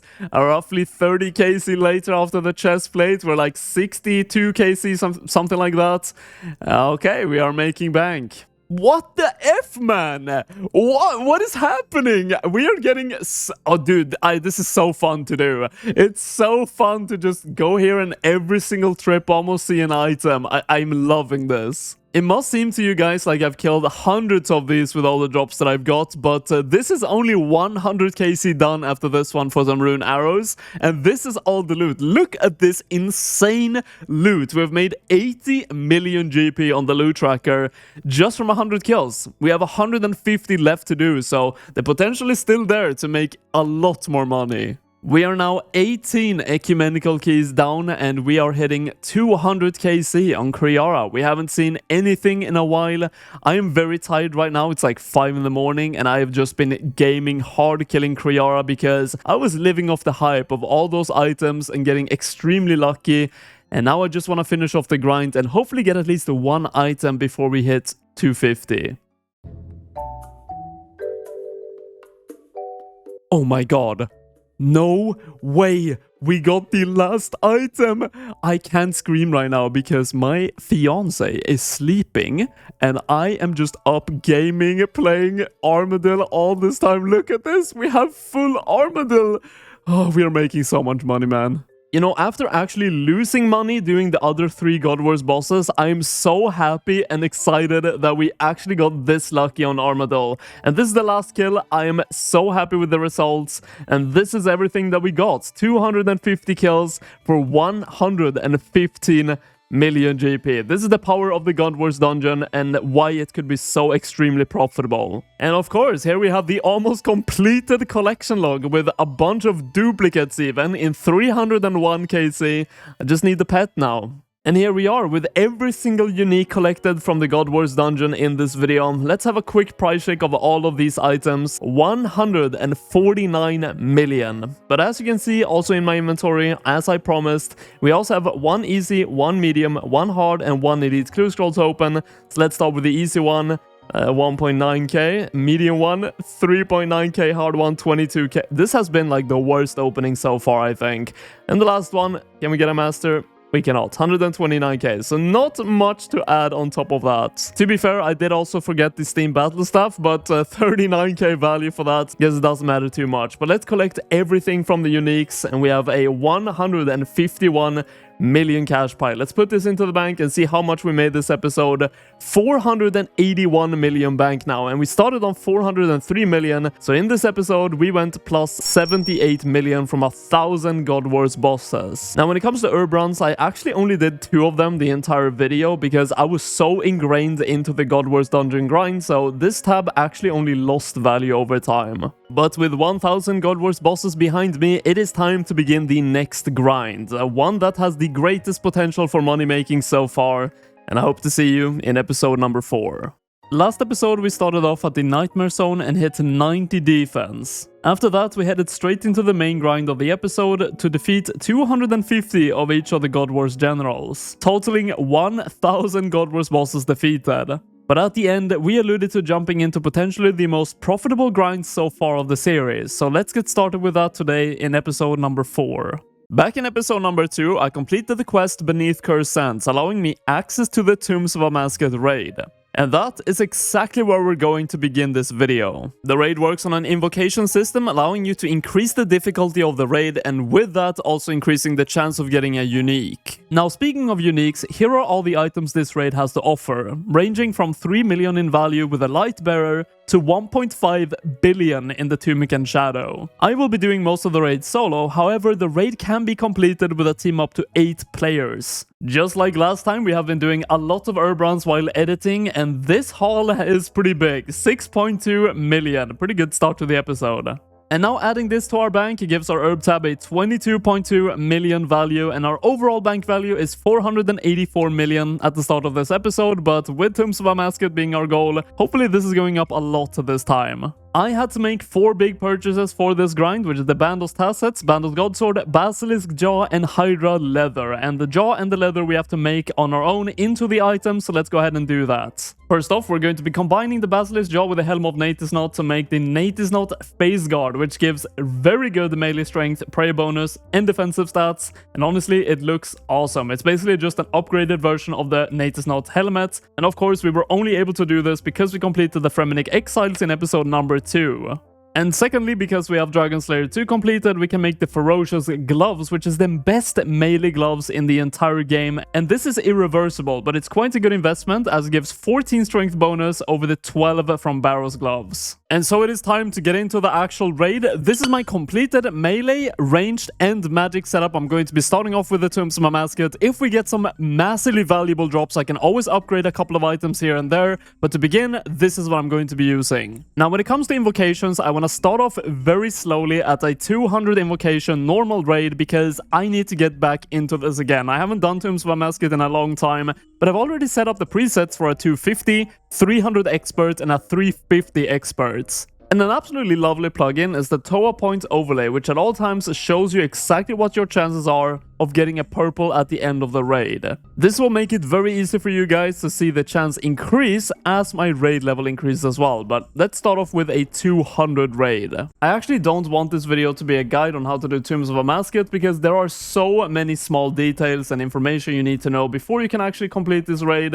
But I will link a guide that I think is really good for beginners at the top of the description, so if you want to know how to do this raid, click on that. Definitely not my proudest Baba, almost died twice on a 200 invocation, but I'll get into it. Definitely have to get some rust off, but you can now see on my loot tracker that I have 0.45% chance of getting a unique and 0.01% for the pet. You know what? Kinda proud of myself, had no issues at all with Kefri, but now as the second boss is down, it's time to talk supply drops. After you kill the second boss and before you fight the final boss, you will get a supply drop. First, we have the Tears of Elidnis and Nectar, which is just Super Restores and Saradomin Brews. We then have the Blessed Crystal Scarab and Silk Dressing. When used, the Scarab slowly restores prayer points and the Silk Dressing restores HP. This is done over time. Next, we have the Ambrosia and the Liquid Adrenaline. Drinking an Ambrosia will instantly heal you to full HP and prayer, plus overhealing both by 20. This makes it probably the most overpowered potion in the entire game. And secondly, the Liquid Adrenaline reduces the special attack drain by any weapon by 50% for its 150-second duration. And lastly, we have the Smelling Salts, which essentially is an overload potion, boosting your stats to their maximum values and constantly restoring them every 15 seconds, as well as restoring run speed. And the supplies that you get offered is kind of random, but in this case, having some more Saradomin Brews restores and also getting the overload potion in Smelling Salts is definitely the way to go. And that is Krondis defeated. Honestly, in this invocation, Krondis is kind of a ridiculously easy boss. Playing absolute Matrix here, avoiding all of the white balls on the shall not be named phase of this Aka fight. And that is the last mini-boss completed. Let's go into the last one. You know, normally I wouldn't be too excited about getting a 200 invocation KC, and getting it in 37 minutes is not something to be very proud of. But because I haven't done this in a long time, and it's the first raid in the entire series and this entire account's history, I am pretty excited. We have a 2.58% chance of getting a purple, and oh my god, look at all these combat achievements. There are so many of them, but let's see, can we get lucky on our first raid of the entire series? And the answer is no. We had a roughly 1 in 38 chance of getting something here, and my plan is going to be to keep doing some of these normal raids and then jump into the experts when I get more comfortable. Now, we're not quite out of it yet because there are 2 items that I still really want from the normal chest. The first one being the Thread of Elidnis, which adds 1 additional slot to my rune pouch, which is super useful at a lot of different areas of the game. And the second one is the Jewel of the Sun, which is quite a lot more rare, and it's an attachment to the Kerry's Partisan that we got from Beneath Cursed Sands, which is mainly useful for its special attack. draining 50 prayer points and 75% of your special attack energy to fully heal you instantly and give you a 20% overheal. So these two items are the best ones I could get from the normal chest, and let's see what the first chest is going to give us in our Tombs of a Masked grind. And the answer is none of the two. We have upped it to a 250 raid, and if I can get one last hit in, that is a completion of the second raid for some combat achievements. Are we going to get lucky? Never lucky. As has been apparent from the beginning of the series, my combat stats are unfortunately not maxed, and I'm currently working on attack as I'm falling behind on that quite a lot, and it's a very useful skill, and that is now 87 attack. I'm probably going to be getting a lot of those this video. Let's go. That is the Threads of Elidness and also a cache of runes for my collection log. That's just a bunch of runes basically. But that allows me now to make the 4-slot rune pouch. Let's go ahead and do that. I think I need a needle for it. As I'm using thralls for this grind, I only need 3 types of runes, but for the future grinds I'm going to be doing, this is a very useful upgrade. So let's go ahead and make it. It also looks a lot better with the white at the bottom and the blue tint to it. And now you can add 4 different types of runes to one rune pouch. You can see there's one vacancy in it, and I can put anything I want here. For example, death runes, but as I said, as I'm using thralls, I only need 3 types of runes. So for now, not very useful. I think that's good enough for practice. I think I'm ready to actually hop into the expert raids after this one. We have now 10 completions in normal mode, and we have not seen a purple, and this raid is no different. Let's hop into it. Let's start doing experts. If you're curious, this is all the invocations I'm going to be using for my 300 expert raid. I believe these are the easiest ones. I have a lot on Baba, as those are all pretty simple, so let's get into it.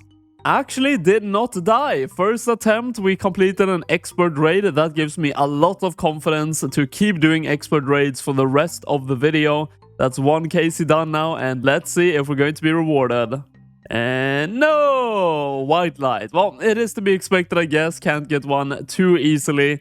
But loot is a lot of seeds and cactus spine. Right after I completed my first expert raid, I was invited by my good friends Kribus and Max Nick to a few 3-man runs. Now, essentially in Trio, everyone has their own point system, and as long as one person in the groups hits a unique, the chest at the end will contain a rare item. Now, who gets the unique for us doesn't really matter, as we will split the profits evenly between us, with one exception. If someone gets the light bearer, as it's currently only worth 3 million GP, so it's not much of a split. No! White Oh my light. god. That's Never so lucky. scam.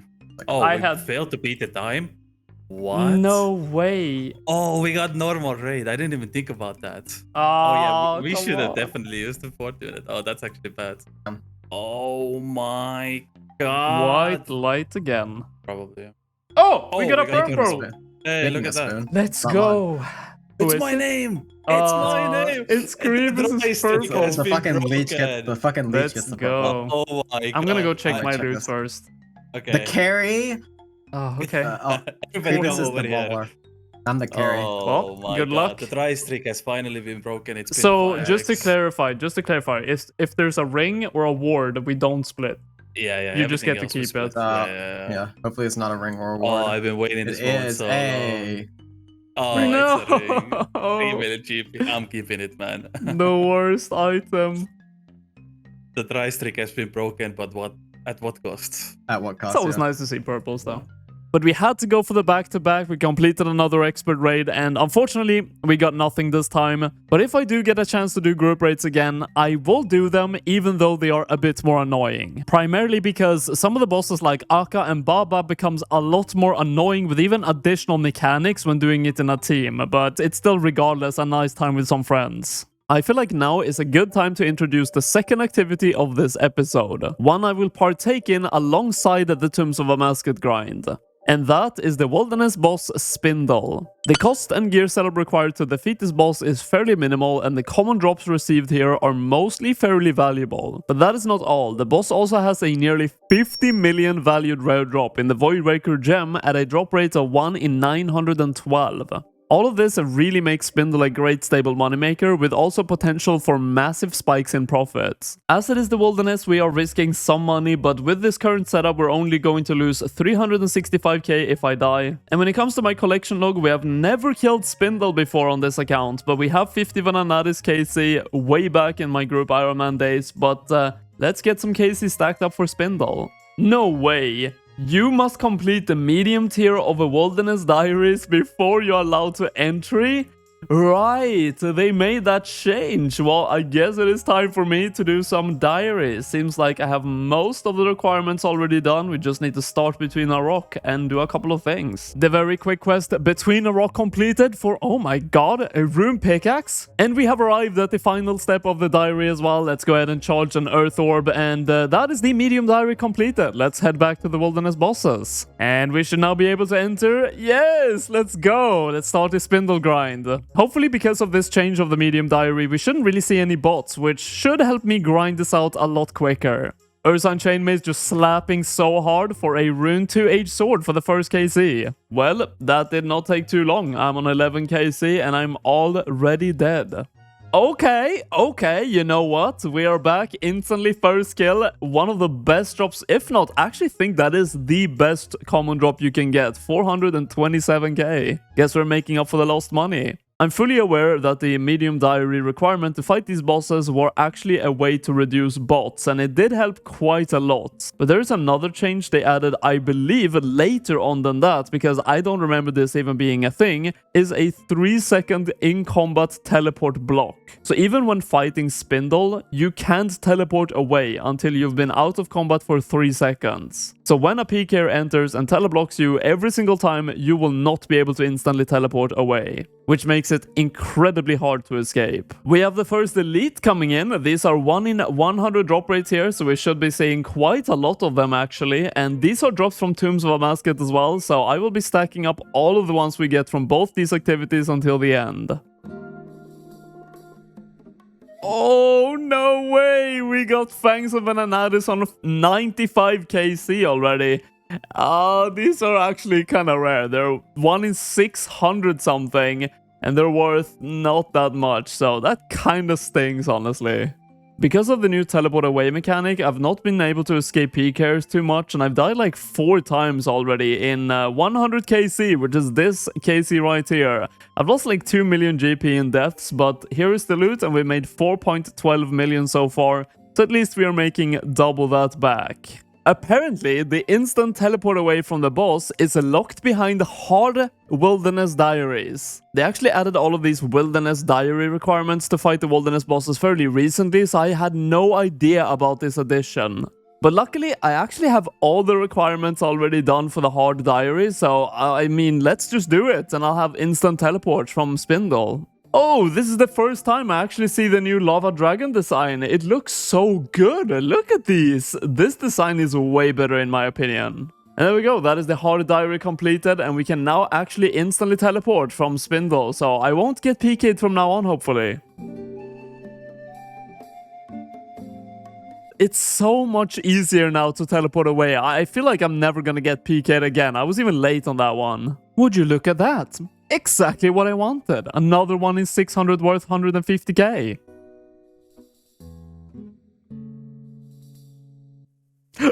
Oh! Okay, I did not expect a max hit. I'll take it though. 560k, always nice to get a random PK on the grind. You know what, I'm going to be honest, probably the only time we're going to be opening a loot key in this series. Let's see what we're going to get. 449k, we got the mystics. I'll take it. Well, since we completed the hard diary, I haven't died a single time, and we're now up to 300 KC, which is actually the point where we're going to be taking a break and going back to TOA.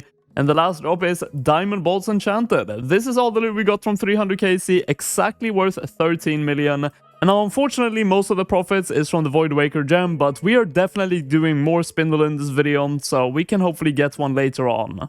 We are going to stay here at TOA for a bit longer. The 2 goals I want to reach before we leave back to Spindle again is a 350 raid as well as overall 40 TOAs completed. The first run, unfortunately, never lucky, but we have 22 expert raids left to do for that. So hopefully we should see at least 1 purple for us in that. No way. Yo, we got something on expert raid number 10. That is so lucky. We've had like a 45% chance so far to get a purple. And there we go. That's the first one. Let's just go ahead and get this opened with. This animation is so nice. As you can see, by the way, on the drop rate, every raid is like 4.5% chance of getting a purple. So this is really lucky seeing this. What are we going to get? No! No! Oh, out of all the items I could have got, that is the second light bearer we've seen in this video. But this one, I actually get to profit out of 3 million GP. I mean, I'll take it. We were kind of lucky anyways for the first purple. Actually almost failed this run, 40-minute timer being on, 45 seconds off it. Can we get a back-to-back though? That is the question. Ever lucky. We have the first elite from TOA coming in, and the drop rate of this just says varies on the wiki. I guess it depends on how high difficulty you do this on, so kind of hard to really evaluate how rare that is, but we hope to see quite a lot of them, I guess. You know what? 466k for chest number 30 of the grind, not too bad. This is all the loot that we got so far from 30 overall TOAs, and of course we have the light bearer as the only unique so far. I feel like it's time. We have done so many expert raids at this point that I feel like it's time to upgrade to the 350 raid, which is the same invocation except we are now adding insanity, which makes the final phase of the last boss a lot faster and hectic. Besides giving me higher purple chance, we will also upon completion now get the Masori crafting kit, the first cosmetic of the raid. Okay, we made it to the final phase, the final part of the Warden fight. I'm honestly kind of nervous. I haven't done Insanity in a very long time. Let's see how fast this is. Okay, first one. Oh, it's not that bad actually. It's easier than I remember it being. No! No! I'm so dead. You can't miss like a single tick on that skull face. And I'm not sure if that was my fault or if I had ping, but that is so unfortunate. I'll take the blame. But we made it back. The comeback is always greater than the setback, and that is a 350 expert raid completed on Garry Penny in 39 minutes and 30 seconds with a 40-minute limit. So we definitely were very close to actually not making it. Now the question is, are we going to get rewarded with a purple? No, we are not. But of course, we have the guaranteed cosmetic of the Masori kit.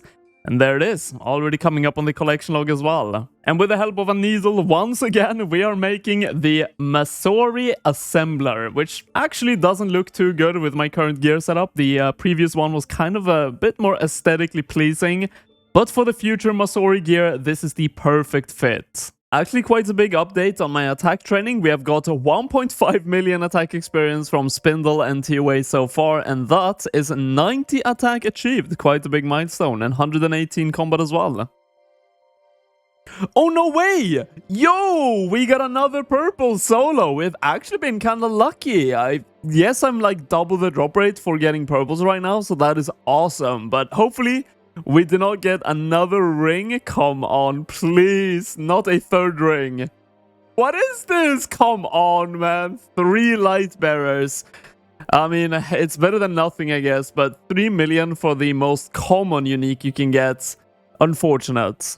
Expert raid number 26. Already another purple? 2 raids between. Okay, this time no light bearer. Come on, don't show me a light bearer. That's all I ask for. Come on.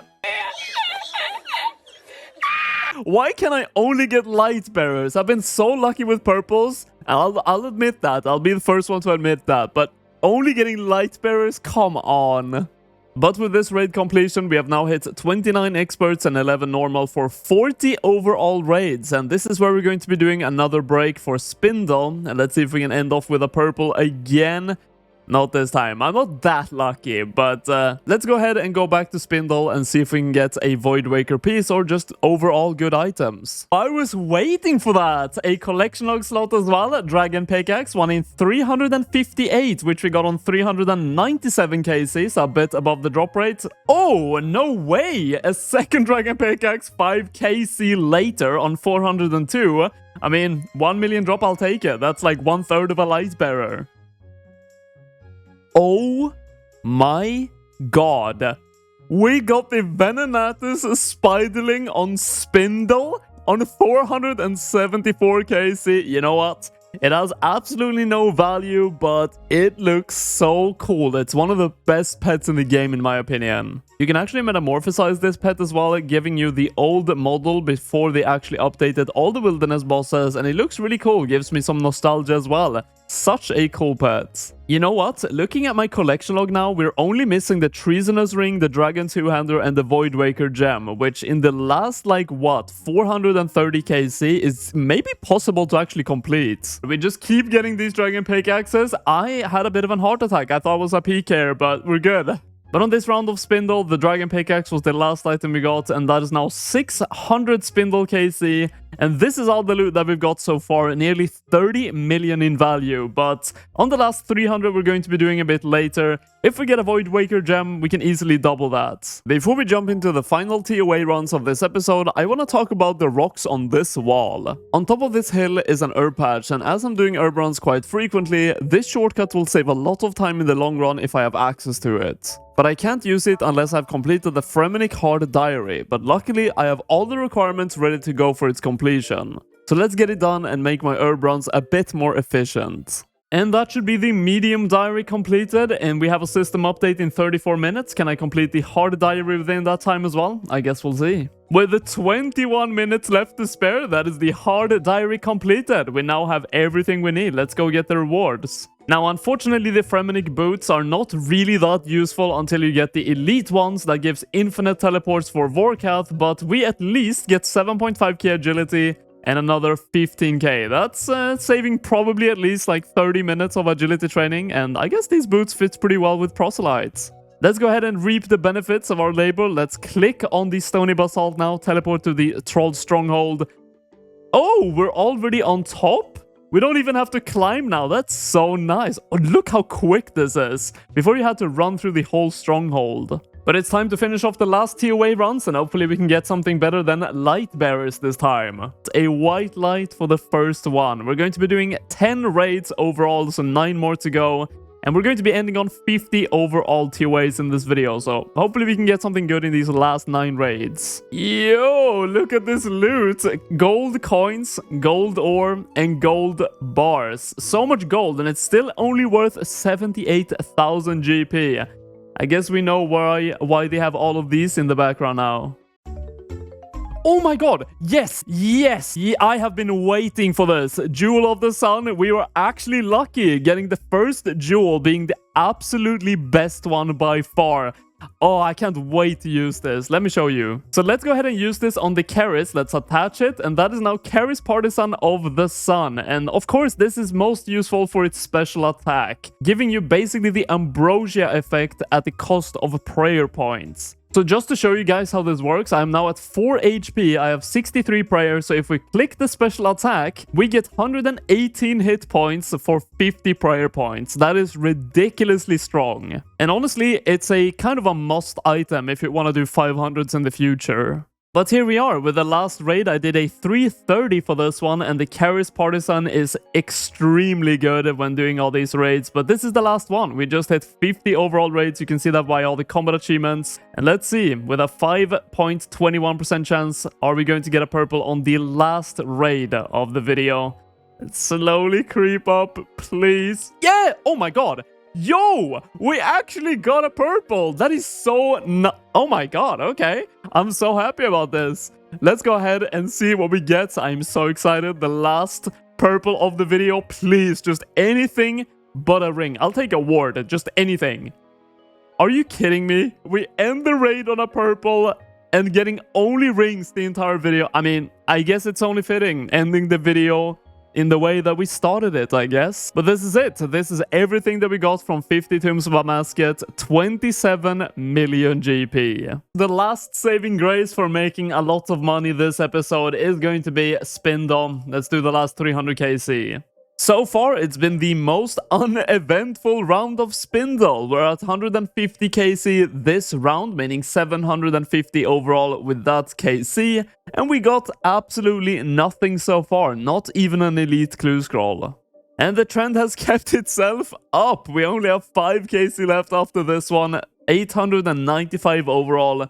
And it's not looking good. I don't think we're going to be getting a Void Waker gem, unfortunately, but the money still is pretty decent from this boss. And here we go. This is the final KC of Spindle, number 900 for some red spider eggs. Actually, not a bad last drop, 134k. And lastly, if we have a look at the collection log, I unfortunately ended up getting no more collection log slots at all since the pet. Overall, from TOA and Spindle, we ended up getting 6 elites. So let's go ahead and start opening these and see if we can get some masters or some good rewards overall. 89k, and we have the first master. Master completed. Let's go ahead and open the last 4 elites. See if we can get any collection log slots, any more masters, anything good. Oh, we have a royal crown, another collection log slot, but no more masters. And we took the master casket out of the bank. Let's go ahead and open this one for a unique item, black demon mask, but 600k, actually not bad at all for a master. Every single item that I got from TOA and the Spindle has been sold for 63 million cash, and if we now add this to the bank, our overall value is 502 million. And our herb tab, which I have been keeping up with doing herb runs as much as possible, is now at 8,448 herbs worth nearly 27 million. That means overall in this video, we gained 18 million profit. Even though we only made 18 million profit this time, the next episode coming up is going to guarantee at least 200 million in profit. I hope to see you there, and until next time guys, take care. In the first episode of this series, we completed Desert Treasure 2 and obtained the Altar Ring from Vardorvis, but we never ended up exploring what the other 3 bosses of the quest had to offer: the Uxoceles, the Whisperer, and the Leviathan. All of these share a loot table of Virtus armor pieces, all worth millions of GP, as well as the pieces of the Soul Reaper axe, worth nothing on their own, but over 300 million if combined. But most importantly, they all drop one massively valuable ring each, with a sort of a bad luck protection to them, making you less likely to get unlucky when hunting them. Now basically, if the ring has a drop rate of 1 in 600, you will have to roll a 1 in 200 invisible ring piece 3 times to get it on the 3rd roll. There is no indications when you have successfully hit a ring piece, but each time you do, the drop rate of the actual ring goes from 1 in 600, 1 in 400, to eventually 1 in 200, with 1 piece missing. So in this video, we are hunting down every single ring missing from these 3 bosses, and we are starting off with the Whisperer. When it comes to gear setup for the Whisperer, this is what we're going to go with. It's not the most optimal setup, but it's definitely good enough. I've spent some decent money on the Accursed Scepter and the Venator Bow, as well as a Virtus Mask, as they're all very useful for this boss, especially the weapons. The Bellator Vestige, which is the item you make the ring with, is 1 in 512 from the Whisperer, so let's get into it. And the reason why we have the Accursed Scepter is to use its special attack to lower the boss's magical defense, as I'm using a Trident of the Swamp, which is not very strong. This is going to help out a lot when it comes to the DPS. And the reason why we have the Venator Bow is for the Ghost phase, where you have to kill all of these ghosts to deal a large amount of damage to the boss and also gain some prayer points back. In this clip in the background, I'm absolutely messing everything up, as you can see, but later on I'll show you guys how to actually do it correctly. And we have the first KC of the grind. Let's see what we're going to be getting. Yo, no way, we actually get this. Oh, that's so good for the grind. And it's not super rare to get that, but just getting it on the first KC is ridiculously good. That is the teleport right to this area, and we're going to be using that on the Ring of Shadows after this first trip.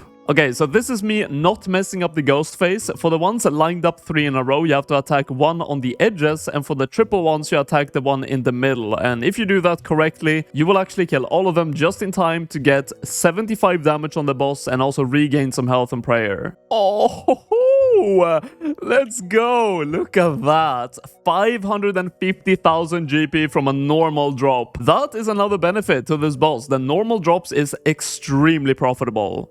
And that is the end of the first trip. We got 8 KC in this one, as we started with 1 from just completing the Desert Treasure 2 quest. So let's have a price check. Of course, most of that is in battle staves, but 753k. We're definitely going to have some trips that are way more profitable than that, though. We have now added the teleport to the ring. Let's go ahead and use it to the Lazar Undercity, and we are teleported right to this area. And after that, you can just run to this teleporter, click on the cathedral, and you are right at the boss. So very quick banking. Oh no, we have a chromium ingot already on 12 KC. That is actually not a very good sign, because that is the same drop rate as a ring piece, piece. But when you get something on the rare drop table like a Virtus piece or chromium ingot, that means you hit the rate for a ring piece but did not get it. Oh, there we go. I was actually waiting to get the first clue scroll. I think this is a good time to talk about how clues is going to work for this episode. You can get every single clue from easy to elite from these bosses. I'm going to get one of each from every single boss and then complete them after I've got the ring from them.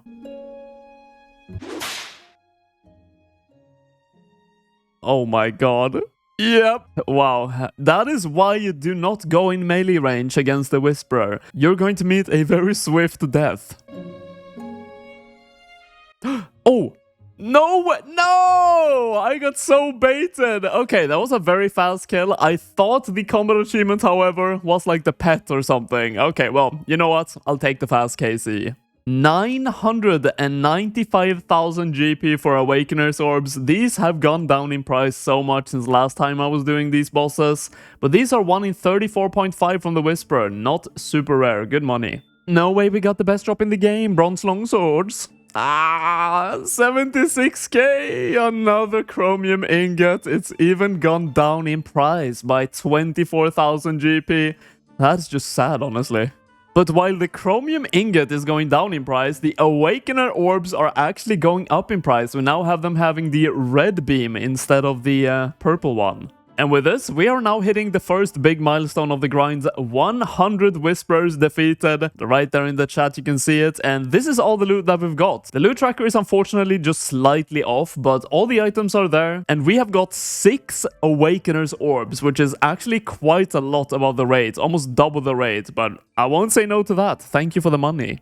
That is a good drop to explain the perfect kill mechanic, 10 Dragon Plate Skirts. When you defeat the Whisperer and don't screw up any of the main mechanics, you get 50% more loot by doing a perfect kill. So if I mess something up, I would get 7 Dragon Plate Skirts, if not, I get 10. So performing well on this boss actually will make you more money. I was contemplating on showing the live commentary for this clip, but honestly, it was just silence mostly because I was just in awe of what just happened. So let's go ahead and explain what actually happened in this clip. I killed the Whisperer, Awakener's Orb dropped, and then I was going to click on my chat, but instead clicked on leave the room. And the way the Whisperer works is that as soon as you click on that, you just instantly leave. There's no travel time, no nothing, and I lost the orb. Which is kind of a crazy mechanic, honestly, that you instantly leave, but that's how it works. Oh my god, died right when the boss does. When this happens, by the way, the loot tracker is going to be a bit messed up. It counts as a kill, but as I didn't get the loot tracker does not add one. So every time that happens, we are 1 KC behind on the tracker. Okay, we have the first collection log slot of the grind, the Shadow Quartz. This is an upgrade to the Ancient Scepter, which I do not actually have from the Phantom Muspa just yet. The drop rate says 1 in 218, but it's actually a bit more common than that because the drop rate does increase over time. I did not want this video to become repetitive, just showing a bunch of the same drops, but I have to show you guys this. Look how many Awakener orbs we have got so far. The money from this is ridiculous. It's such a good extra income from all the Desert Treasure 2 bosses we're going to be doing. Okay, I just have to show you guys this. Look at my clan chat. A bit of a shout out to the clan. Someone got Smolander, massive shout out, got 3rd age plate legs worth 80 million from an elite clue scroll. That is like 1 in 300,000. So congrats to you. I feel like it was worth a shout out. The 2 biggest costs for this grind is all the restore potions and the charges in my trident. I have so far used 15,000 charges and we just added another 11.5k. I don't want to add too many because you never know when you're going to get the ring, and for the other bosses I'm not using magic. After this Whisperer, we have now been here for a very long time. We just hit 400 KC and I have been calculating how many kills an hour we're getting with this setup, and it's around 15. And that means we've nearly spent 27 hours at the Whisperer at this point. And we're still not even on the drop rate of the ring yet. I actually found out that there is a small trick you can do. If you barrage this rat in Ferox Enclave, you hit 98 magic. I really hoped that, especially on the Whisperer being the slowest one to kill, I was going to get lucky, but that is now the drop rate of the Bellator Vestige, 512 KC, and of course, we haven't seen it yet, but we should be very close because of the drop rate mechanic on these rings, so let's hopefully see it fairly soon. Oh my god, 595 KC, yes, let's go, we have the Bellator Vestige. I was getting so tired of this boss. We're like, what, what am I, like 40 hours into this grind? There we finally go. The Bellator ring is an upgrade to the Warriors ring, which is only like 40k, so I had to buy one of those to then use a chisel on it to make the icon. And there we have it, the Bellator icon. Let's use it on the furnace with 3 chromium ingots that we actually got from the boss itself, so I didn't have to buy them. And there we go, that is the Bellator ring, 6 melee strength, 20 slash, and examining it, it's nearly 50 million GP. Of course, very good profits, but kind of sad I didn't end up getting any Virtus pieces. Of course, before we sell all the loot in the loot tab, which is 124 million on the tracker, we do have all the clue scrolls to open, so let's quickly go through all of them and start with the easy one going all the way up to the elite one. Easy one is 89k, not too bad. Medium 70k.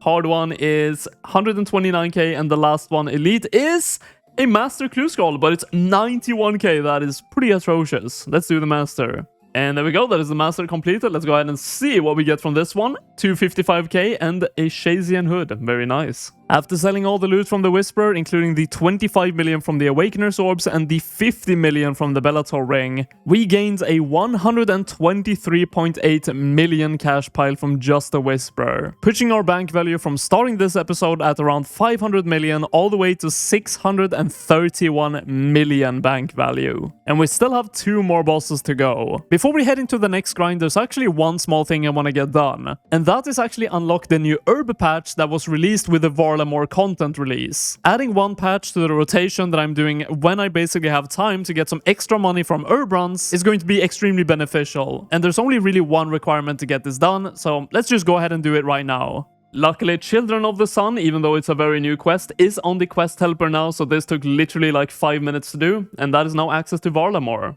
The way you get to Varlamore, of course, is traveling by bird, so let's go ahead and do that real quick. And I don't really know a good way to quickly get to the herb patch. I'm pretty sure there is a teleport to Varlamore, but for that you have to be on the normal spellbook. But over here is the herb patch. I'm not really sure what the fastest way of getting there is going to be. But here we go, the new herb patch has been unlocked and we can now plant another seed. And there's actually only 1 herb patch I'm not using, which is on mostly harmless, but for that, I think I need like an elite diary. So we now have everything that doesn't have that requirement. But it's now time for the second boss of this video, the Leviathan. This is my gear and inventory setup for this boss, with the notable 2 new items I've bought is the Crystal Helmet and the Web Weaver Bow. Of course, Crystal Helmet being an upgrade for the Bow of Feradinan, which I'm going to be using for this grind. And the Web Weaver Bow becomes an absolute monster at the final phase of this fight, and I'll show you guys that in the next clip. The drop rate of the Venator Vestige from this boss is 1 in 768. And this is why we use the Web Weaver Bow for this fight. At the final phase, this orb spawns that gives insane accuracy and damage, and when using the Web Weaver spec, you can see how much damage this is actually doing to the boss. 2 specs is pretty much always going to finish off the boss, and for the first kill we have Uncut Rubies. Not too bad, and the kill time was 1:58, which is actually a lot faster than the Whisperer, almost double the speed.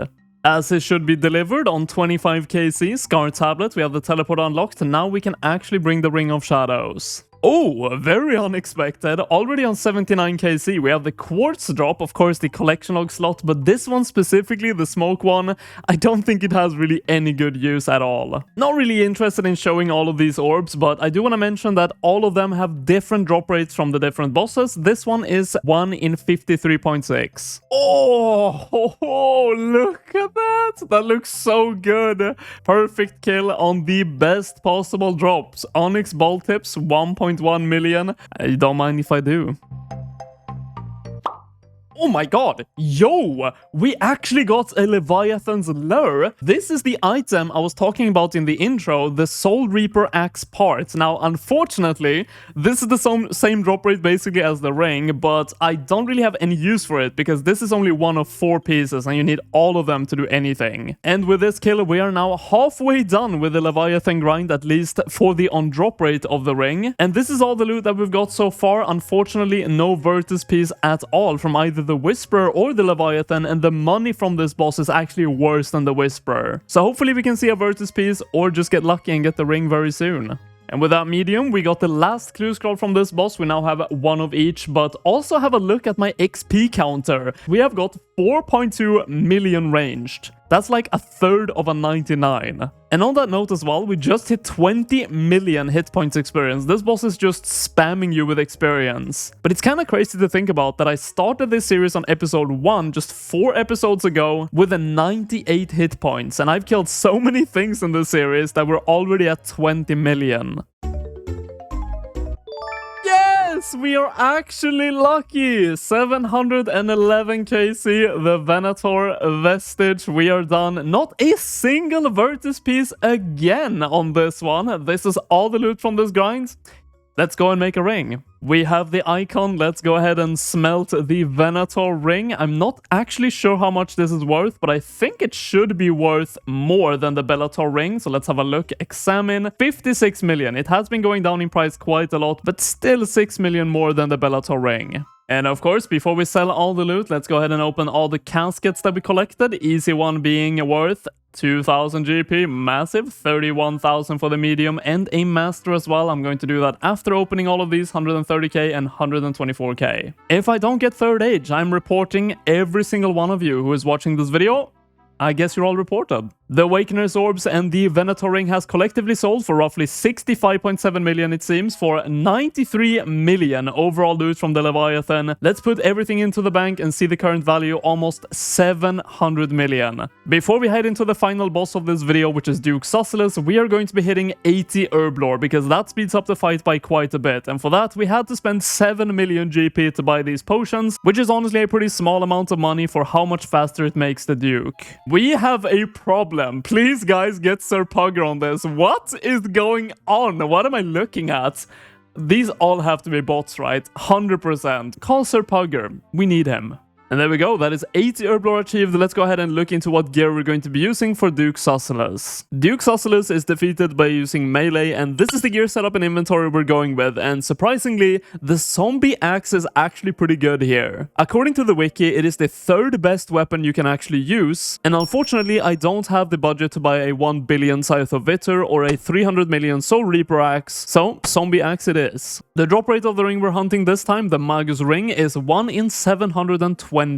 Extremely scuffed kill. I definitely didn't do that as fast as I possibly could. 4 minutes. I am going to speed that up quite a lot because I was also AFKing a bit in the prep, which is actually included in the kill time overall. You know, the biggest problem here is going to be accuracy, because the defense of this boss is fairly high, and that's why I also have a Bandus God Sword. But even when hitting that with the zombie axe, I don't have that high accuracy. So I think I'm actually going to swap my Lightbearer for a Bellator ring, which gives 20 slash bonus and also 6 strength bonus. So let's say goodbye to the Lightbearer and spend some money on a massive ring upgrade. Let's buy back the ring we sold from the Whisperer, which has actually been going down in price a bit. We got it for 46 million, and I think we sold it for easily over 50 million. But let's look at the stats. 6 strength bonus and 20 slash. So if we go into here, we have 156 slash, and if we equip this, we have 176. Okay, that definitely felt a lot faster, but I'm not sure how much faster.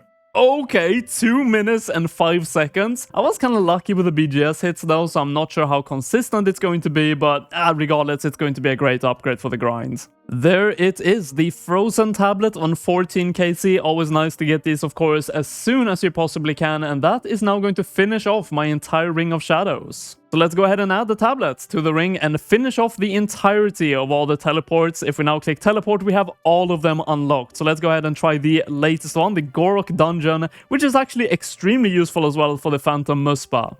Of course, we have the obligatory chromium ingot, very lucky this time on 28 KC. This one is 1 in 240.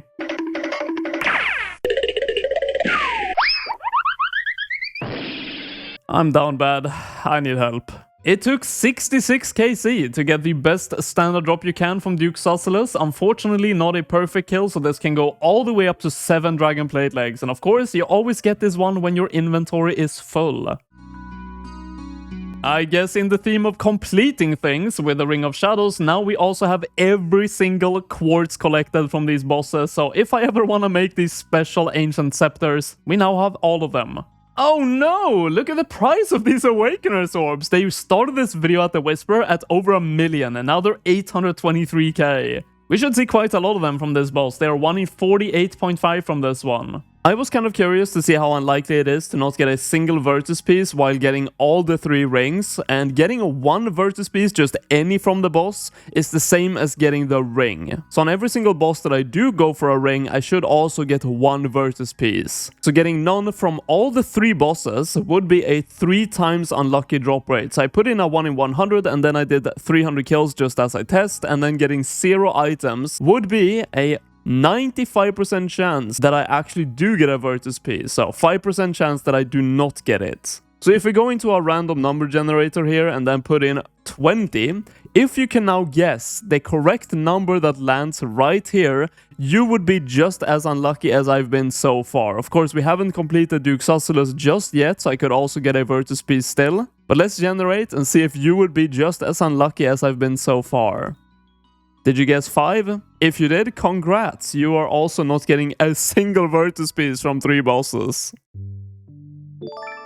No way that happens right after the last clip I recorded. Yes, we actually finally got a Virtus piece. And of course, yeah, looking on the collection log, that is the only one we already had 2 of from Vardorvis. But who says no to 31 million GP? And after that Virtus row bottom drop, we have now hit roughly the halfway point of the grind, and this is all the loot that we've got.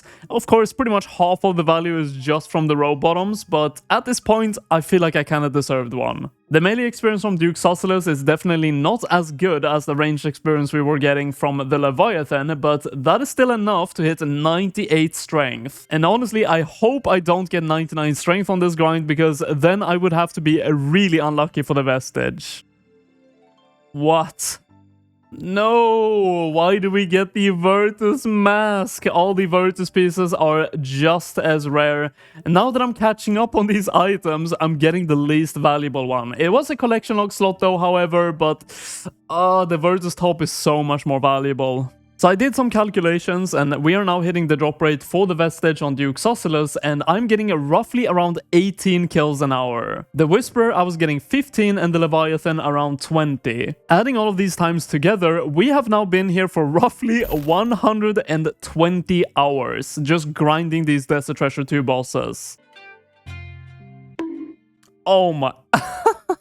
Oh, we got the Baron Pets. Of course we did. It's 1 in 2,500, a lot more rare than the ring, of course. I've been doing this boss for like the past 4 days, 10 hours every single day. That's not what I want to see, but it's so cute. We are now at 848 kill count, and we are actually forced to recharge our Blood Amulet and also our Serpentine Helmet at this point. I was kind of hoping I didn't have to recharge my Blood Fury because it's kind of expensive, but it's down at 500 charges, so it kind of has to be done, and I don't know how long I have left on this grind. Could be a couple of 100 kills, could be just 10 kills, so... there it is, 10,000 more charges. And the Blood Amulet of Fury is good anyways for other grinds in the future, so it's not really just wasting it. I'm free! Yo! I feel like Dobby right now from Harry Potter. Magus Vestige finally on 970 KC. Oh, that's so good. We almost hit 99 strength. Look at the counter. We were so close, but not quite. Just look at this collection log. We never got the Eye of the Duke, which is a Soul Reaper axe piece, and never the Virtus top. Other than that, we got the pets, we got everything good. I wanted a bit more cozy of a furnace for the last ring. It looks like the fires of Mordor right here. Let's make the last ring, the Magus ring, which I actually think is the most valuable one. Guess it goes really well with the Tunic and Shadow and all that gear. So let's go ahead and examine it and see the actual value. 64.1 million GP. A good payout for a long grind. And as per usual, before we sell everything, we have the clue scrolls. Of course, we got one of each. Easy one being 6k. Medium one, 6k, not the best reward so far. 97k for the hard one and a collection of slots. Can we get a master? No, 75k. If you want to go for Blood Torva, I would highly recommend to buy the Awakener's Orbs right now, because they are going down in price a lot, but let's collect all the big items for a overall cash pile of 173 million from the Duke, making it by far the most profitable out of all of them.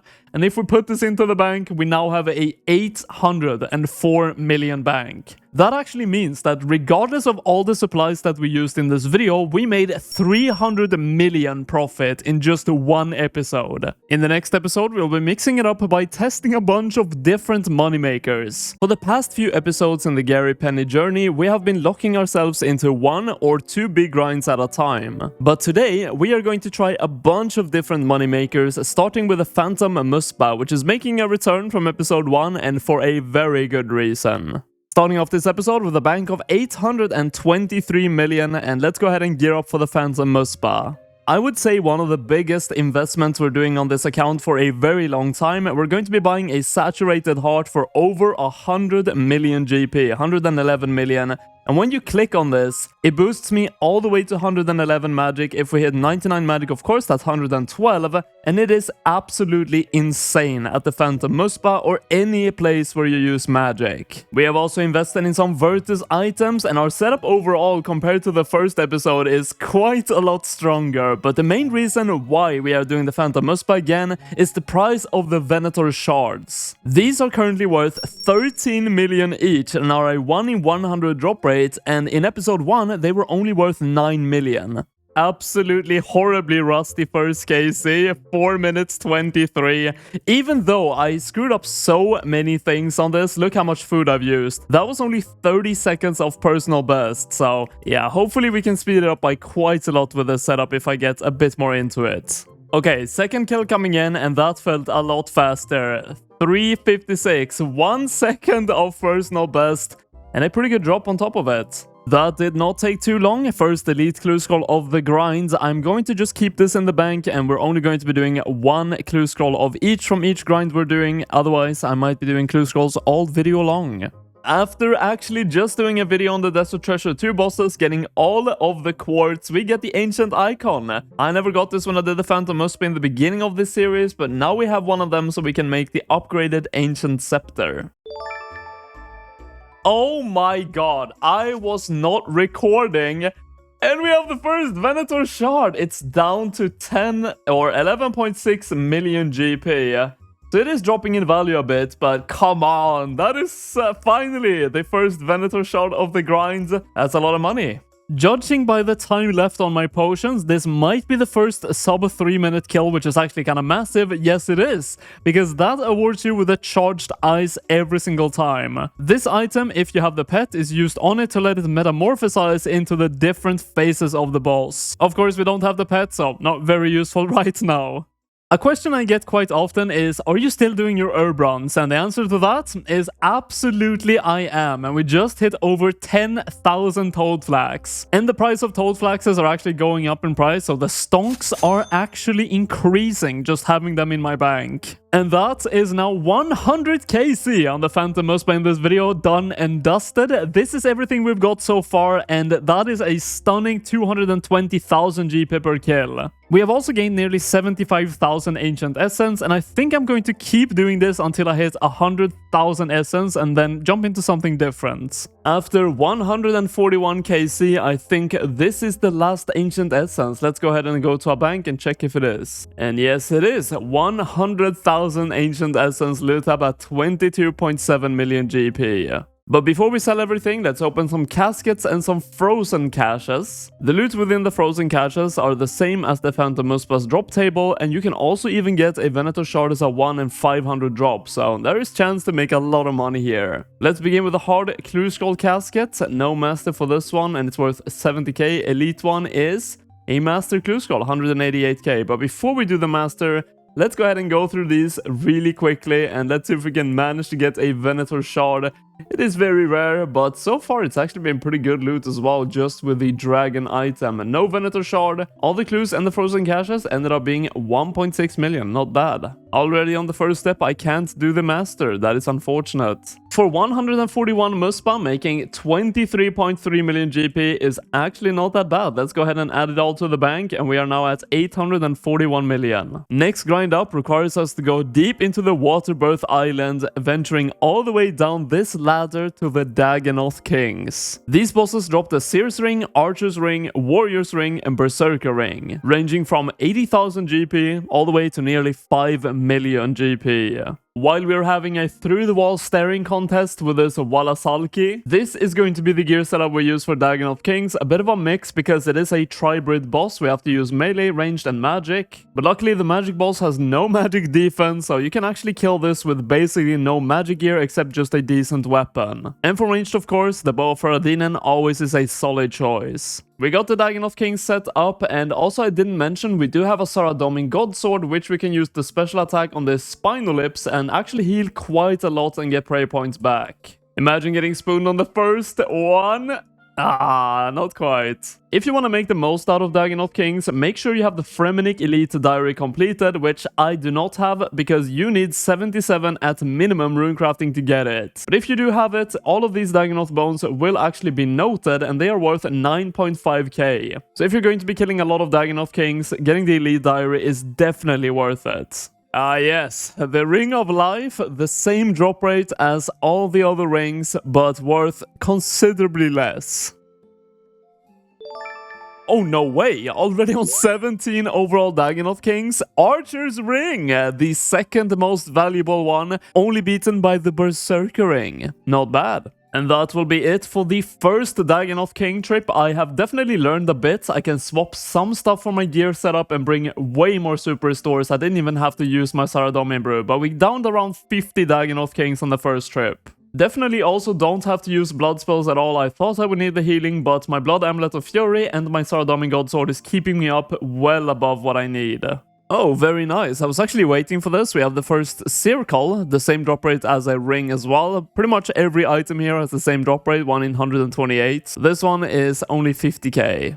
Well, I guess it had to happen eventually. The first Warrior's Ring. This one drops from Rex, which also drops the Berserker Ring, being the most expensive ring. Oh, let's go! Another Archer's Ring. And never say no to 3.8 million again. As we are finishing up another trip here, killing Rex being one of the last rings I'm missing. We're missing Berserker Ring, unfortunately none this time, and the Seer's Ring. And I think the goal for this grind is going to be to get every single ring at least once. So as soon as we see a Seer's Ring and a Berserker Ring, we are done. If you watched my last episode, we actually got very close to hitting 99 strength on the Duke grind from Desert Treasure 2 bosses, but we are now finishing that off, and that is 99 strength. We have finally reached the maximum potential for our melee combat style. Yes, we have the Seer's Ring. It's only 567k. Why is this so low valued? Thinking about how the Tunic and Shadow was recently kind of released, I feel like this would be worth more now because it's actually really good. But that means we're only missing the Berserker Ring. We have another Seer's Ring. We are inching closer to 1000 Dagonoth Kings killed, so would love to see that Berserker Ring soon, honestly. After this Rex, we are hitting 1000 Dagonoth Kings and we still have not seen the Berserker Ring, but this is also the Dagonoth King that can drop it, so can we get it, please? That is not a Berserker Ring. Yes, we did it! That is the Berserker Ring. It's almost 5 million GP. You know what though? I have a lot of supplies I just got here, so I'm just going to finish off the trip and maybe we can even get another Berserker Ring. You never know with these. Not a Berserker Ring, but an Archer's Ring, nearly as good, 3.6 million. It was definitely worth to stay, and it's at the end of this trip as well, so I was worried it wasn't going to be worth it, but it was. Can we get anything good from the clues? Hard One has a Master already, and the Elite 177k, not too bad. This time the Master could be completed, so let's go ahead and open it, and we get a Robe of Darkness, a Robe Top of Darkness, 313k, not too bad, looks pretty good as well. But here is the loot tab. We got 11 Dragon Axes. I never really show those because, as you can see, you get a lot of them. And it's worth 20.6 million. So let's go ahead and sell everything. And there we go. 20.2 million after GE taxes and everything. Not too bad. Next up, the Wilderness just had a big Slayer update, adding the undead pirates and increasing the population of monsters and speeding up the spawn timers of them inside of the Wilderness Slayer cave. Monsters in the Wilderness also have an additional loot table with fairly valuable items, making it the most profitable way to train Slayer. So let's buy some Wilderness friendly gear and hop over the ditch.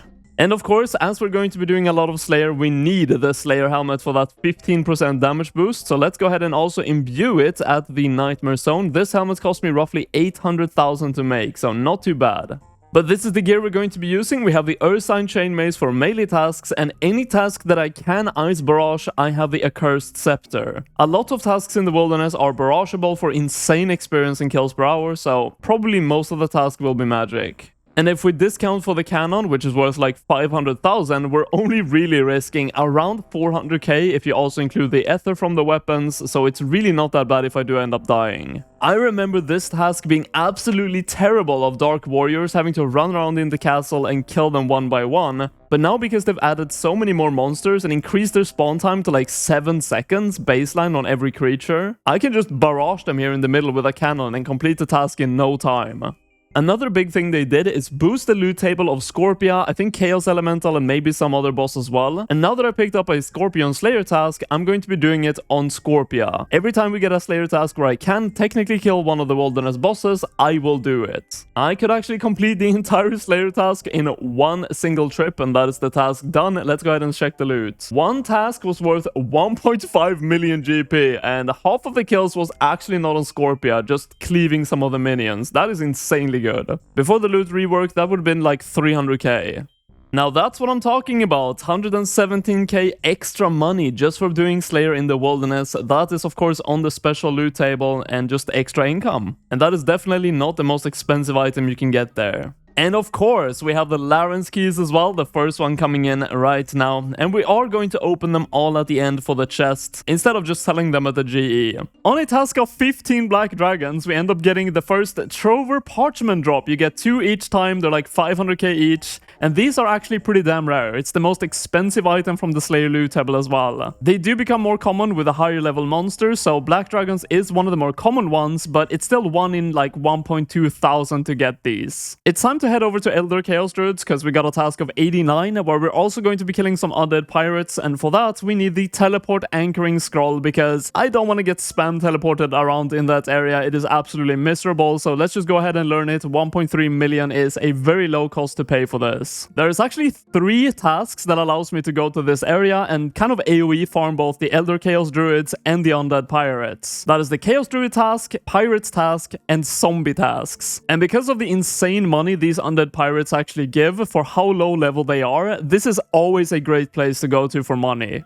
I mean, that took like no time at all, and my looting bag is 1 million GP. It's not even filled either. Oh my god, finally! We have the first superior. I've had so many tasks that actually could give me superiors, I just never got them. In the wilderness, you always get a Larens key from these, so they're guaranteed like 120k profit, but they also of course can drop an imbued heart. No way, what are the odds, man? A peak here coming right when I get my first superior and it's about to die. Okay, well, I guess I don't have much of a choice. No imbued heart, but that's the Larens key. Actually, a good amount of good stuff there. Wilderness Crab teleport as well. I don't even know if I can escape this at all. There's actually 2 people chasing me, but I froze one of them and the other one was very far away, so I might actually get a gap here. Please just let me log out. I want this Larens key so badly. Don't land a... Yes, nice. Now that is a very interesting task. 77 skeletons, that allows me to do the first Voidwaker related boss, which is going to be Calvarian. Now because this boss spawns 4 skeletal hounds every single time, that also counts for the task. I only ended up getting 13 KC on the actual boss until the task was done, but 350k from the looting bag and didn't really get anything too massive, and 140k for Sandfew serums at the end is not that bad. I was not recording. That is 90 Slayer. I did not expect that. The Slayer skill is so slow to level, I didn't even think about the levels. But of course, that is really good to get up because there's some really good money makers later on in the Slayer levels. An absolutely monumental milestone coming up here with 99 magic. Not only does this of course increase my DPS, I get access to one of the best quality of life upgrades on the entire account so far. And of course the next course of action is to actually purchase it for only 99k, the best 99k spent ever on this account. And how it works is that you basically click on it, spellbook, and you can swap it 5 times every single day. 2 out of 3 down for the Wilderness Voidwaker bosses. That is 86 RTO. Let's get to it. The way I'm going to be killing RTO is very, very simple. Protecting from melee, AFKing, and just casting Blood Barrage, and I basically out-heal all the damage. I do have to say, not a very eventful task. It was extremely AFK and chill to do though, because not a single PKer attacked me, which is kind of crazy at RTO. But this is all the loot. We managed to make 4 million GP, which is definitely a very good task. But that is the final one. We actually managed to get 80 spiders, and that is Venanatis or Spindle. And for this one, as it is the last one, we are actually going to be doing Venanatis. Venanatis, of course, being the bigger and badder version of Spindle, and also being located in a multi-combat area, with also a harder time to escape because it is over 30 wilderness. It is better loot, but if a team comes in here, I am a 100% dead. Oh, that only took 7 KC, and well, this is what I'm talking about. If a team like this comes in, I get frozen, I'm just 100% guaranteed dead. It's best to just make sure I have protect item on and die. But this drop right here is exactly why I wanted to do Venanatis over Spindle. This is not even rare, and it's 1.3 million GP, so with the risk comes definitely higher rewards.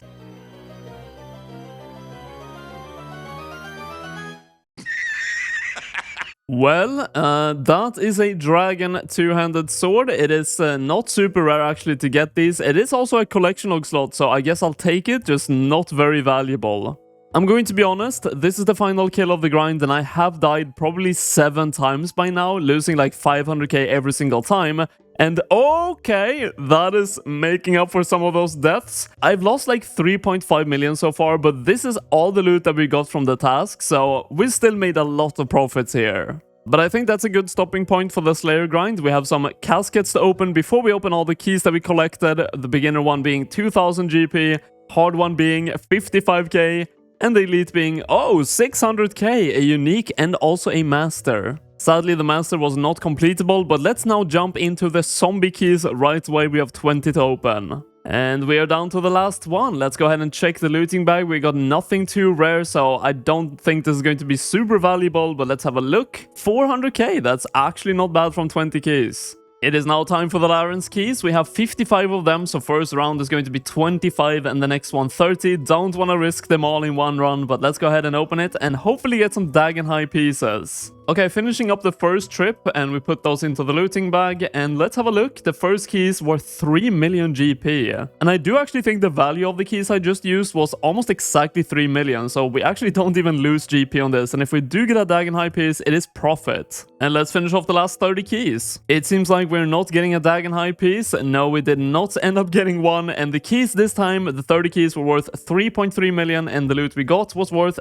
4.1, so actually profiting instead of just selling them. But this is what my entire Slayer loot tab looks like. Quite juicy, but let's go ahead and sell everything. Everything basically sold for its price, but let's add it all to the bank, and we're now at 873 million bank. But Wilderness Slayer is not the only activity that recently had changes. Another one is the skilling boss Volcano located in Prifddinas. The minimum requirement of downing the boss 3 times before being able to defeat it has been removed, making it way faster to rack up KC. However, you now have to choose between getting good experience or loot. And of course, as this is a money-making series, we are picking resources over experience. Now, when it comes to gear setup, I definitely am missing a couple of things. None of them really matter that much, most of it being graceful, and I just have to bring more stamina potions because of it. It's actually insane how much better it feels to do Volcano now with the 3 down limit removed completely. So if you have enough people, you can actually down the boss in just 1 single round of destroying its shield and then mining it. Just for 1 KC, I actually picked experience instead of loot now, and you should see an experience drop right now when the boss dies instead of loot. Let's see, 2,200 mining experience. Not too bad, but of course I'm going back to loot, but that is kind of interesting. If you really want to try mining, this might be a pretty decent way of doing it. When it comes to the loot of Volcano, it's mostly runes, ores, bars, all that kind of stuff. But you can also get a Crystal Tool Seed, which is worth 14 million GP, but has a 1 in 200 drop rate per kill of the boss. So if you are 5 people doing the boss, it is a 1 in 1,000 basically for you specifically perfectly to get it, so it's kind of rare. I have some stats to give you guys. This KC is number 100 of the grind, and we have been getting roughly 1 kill every 3 minutes in 4-man teams. This is all the loot for 100 kill counts, which means we have got 52,000 GP per kill and around 20 kills an hour. That is only really a 1 million GP an hour, which is actually kind of horrendous. So let's hope we actually get the tool seed to make up for it. Dude, what is this? I was MVP, you can see that by getting the Infernal Ashes, and I'm in a 4-man, which is like the optimal for money, and I get 23k GP. I mean, the crystal shards are good, but the money is just not great. I did my best, I gave it a shot. I've now been here for over 10 hours killing Solcano, and this is KC number 200. It's going to be the last one. And that is why. I mean, Cosmic Runes for MVP as well, 35k.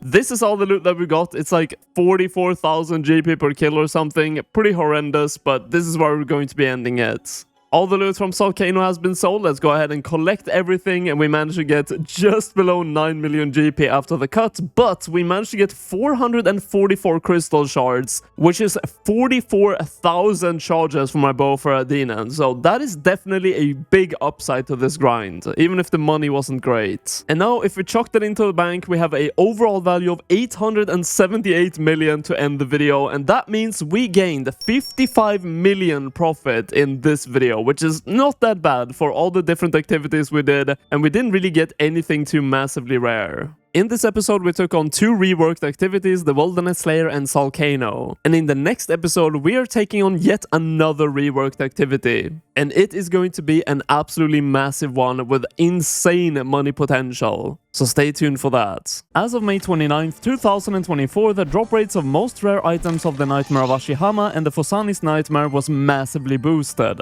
bringing the rate of hitting any unique from the Nightmare from 1 in 100 to 1 in 66.6 and 1 in 167 to 113 from the Fosani's Nightmare. With the increased rates, I've decided to spend an entire week only killing both versions of the boss to see how many uniques and how much money I can make. And to kick off this video, we have made a massive purchase already, the Inquisitor's Mace. This weapon is going to be extremely strong at the Nightmare as it's weak to crush, and this is one of the best crush weapons in the game. On this account, I've never killed the Fosani's Nightmare, and on the actual Nightmare, we only have 1 kill count. And one of the big items I really want to get early is the Sleepy Tablet, which is 1 in 100 drop rate and guaranteed after 100 kills, because it lets you teleport right to the Nightmare. The Fosani's Nightmare is a very tedious boss to kill, as the length of the fight is for most people around 10 minutes, and not messing up for that long can be difficult. Skipping some of the minor mechanics, it mainly revolves around correct prayer switching, avoiding dark circles on the ground, using magic to destroy 4 pillars between each phase, and dealing with various minions, such as Sleepwalkers defeated with a blowpipe, Husks with a ham joint, and Parasites with a Bandos Godsword or any high-hitting weapon. And finally, you'll end up at a burst phase where the Granite Molspec finishes off the boss. But we got it done, the Fosani's Nightmare is dead. That is the first KC for some Samurai Brews and combat achievements, but I did try some new stuff like Fire Cape and an Amulet of Torture, but the Blood Amulet of Fury is just way stronger. At least if you haven't done this boss in a while and you're making mistakes. Second kill coming in, and it definitely felt a lot faster. Yeah, 9:23. That is quite a lot faster from the first one. We're already improving. We are coming up on the first milestone of the grind, 5 KC, which actually gives you a combat achievement, Fosani Master. I personally I wouldn't really call myself a master, but Jagex, you said it. I'm listening to you. I managed to make it out of this one, but this is one of the worst situations you can land in during the Fosani's Nightmare fight. When the Husks spawn, they root you in place and you have to kill them before you can move. And if this happens at the same time as the Sleepwalker phase, you can have a massive problem on your hands. Luckily, it wasn't the last Sleepwalker phase. If it was, I would have probably been dead. What? Yo, I was 8 minutes into a kill and my whole client crashed. That's never happened before. I'm definitely dead. And we have arrived at Lumbridge. It is what it is, I guess. Oh, yes, we got the oh, that's so lucky, man. We got the Sleepy Tablet on 15 KC. This is the teleport that allows me to get here way quicker. It honestly saves like 2 minutes of running every single KC. And look at this, we teleport. right here at the nightmare. Only have to run for like 10 seconds and we're at the boss. Oh, okay. I thought that was actually a rare drop, but Snapdragon Seeds, I think, is the most valuable common drop you can get here. So not too bad, but Beam kind of scared me. Another bait beam, but this time an elite clue scroll. We should be seeing quite a lot of these on this grind. These are 1 in 35, I believe. Okay, so we're coming up on 25k here for a combat achievement, Fosani's Grandmaster. But for day number 1 of this grind, we're going to go for 30k. It's not a ton, and tomorrow we can go for a lot more, but the first day here was a learning day, and I've died a lot of times, to be honest. And even though I've done 25k, I've been here already for a long time. And for the final KC of the day, we get a clue scroll, not bad, and magic logs as well. But even though we didn't get any rare items today, that is all good, because we still have 6 more days to go, and tomorrow I'm going really hard on the Fosani's Nightmare, and hopefully we can get an item.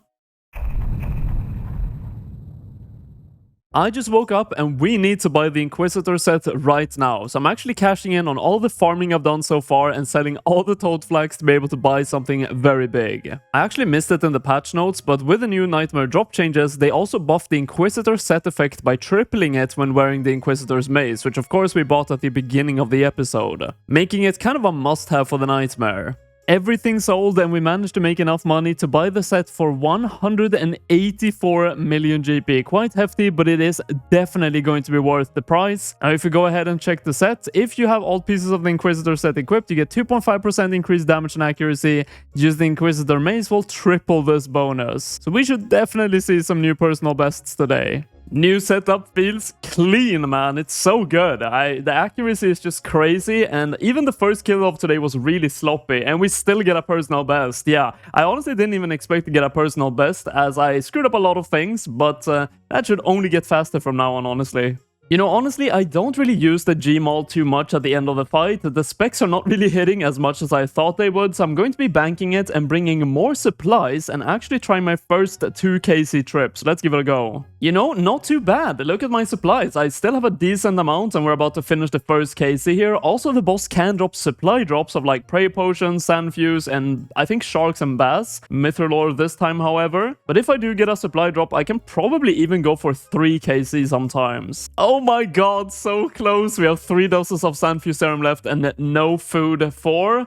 Oh, sand fuse serum. That's what I'm talking about. If I would have had food left now, I could definitely have gone for another KC. I guess I don't have combat potions, but I could bring 2 next time maybe. 20 kills deep of the day, and I'm getting roughly 6 kills an hour, so it's definitely not too fast. And I'm really preparing myself for a massively long day today, because the goal is to get to the drop rate of an item, 113 KC, which could be like 14 hours of the Nightmare, or we get an item. If I get an item very soon, I'll keep going, but I really want to get 1 item today, or at least hit the drop rate. You can think of it like this: every 10kc I do is 2 hours of killing the Fosani's Nightmare, and that is 60kc done. 70kc for an elite clue scroll as well, not bad. 80kc, still no items in sight. 90kc.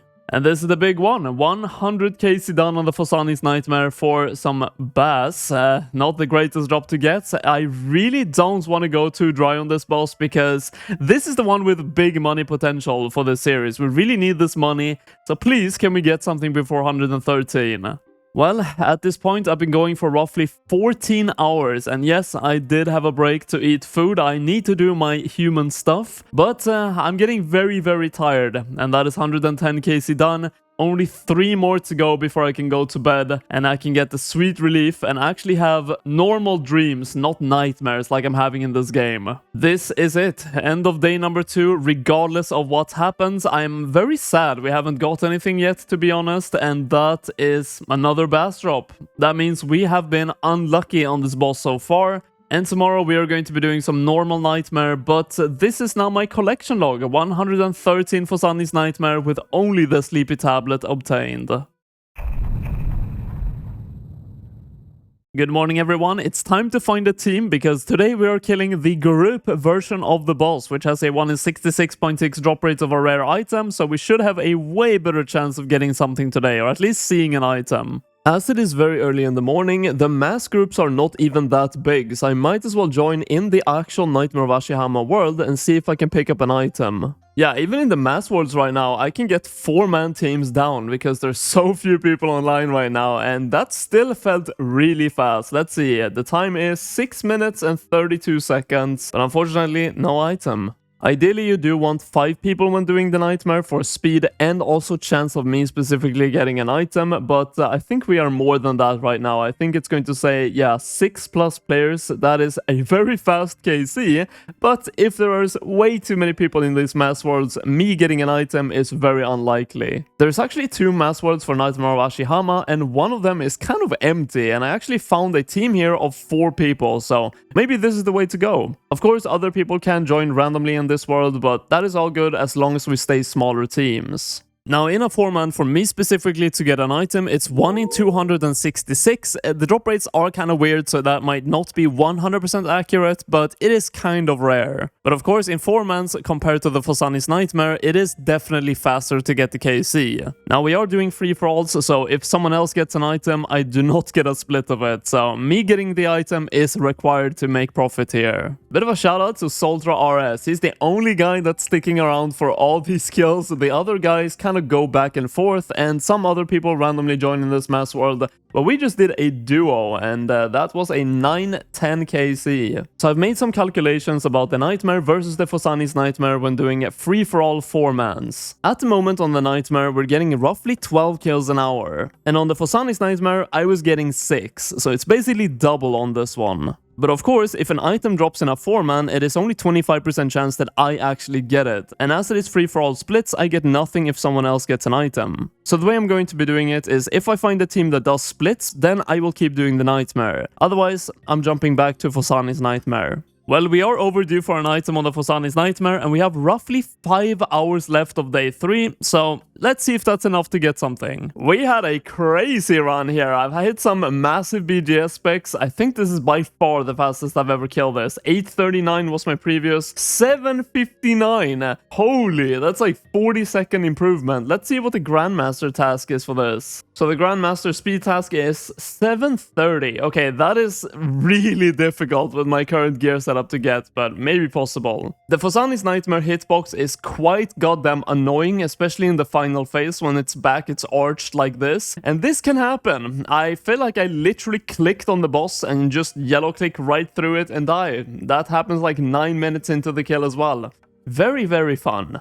It has been 5 hours of Phosani's Nightmare now, and we're hitting 30 KC done in that time, and that's actually on the higher end. That's how slow this boss is. I've only died once, and that was that yellow click you guys just saw, but we have seen nothing so far, and that KC does not change it. Also, my Blood Fury is almost out, so I think this is a good time to end day 3 of the grind, wake up tomorrow, buy new Blood Fury, and just grind this boss out.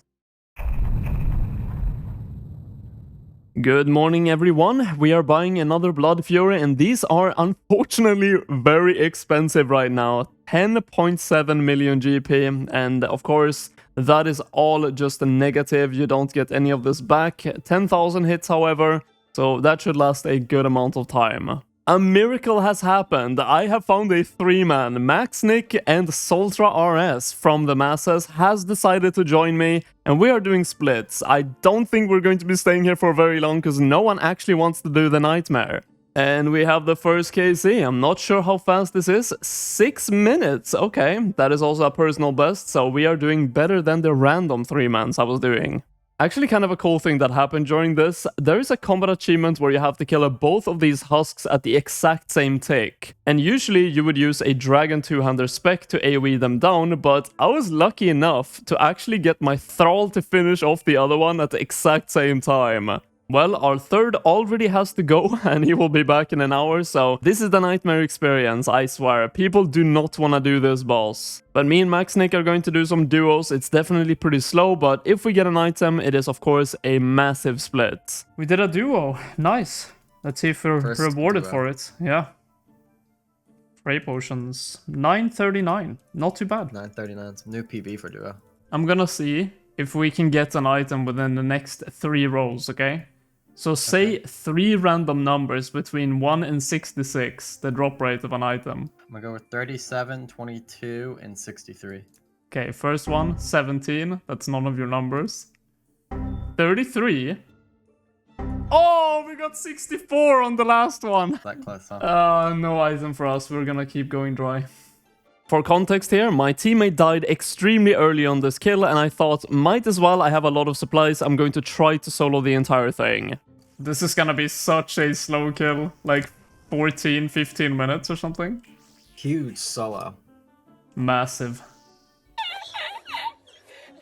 Wow, this is Nightmare in a nutshell, man. 14 minutes, basically solo for sharks. Thank you. Final kill. Come on. Cradentines. What'd you get? I got cannonballs. Well, After that depressing nightmare session with the boys, I went back to the Fosani's nightmare to finish up the day, and this happened. Oh my god.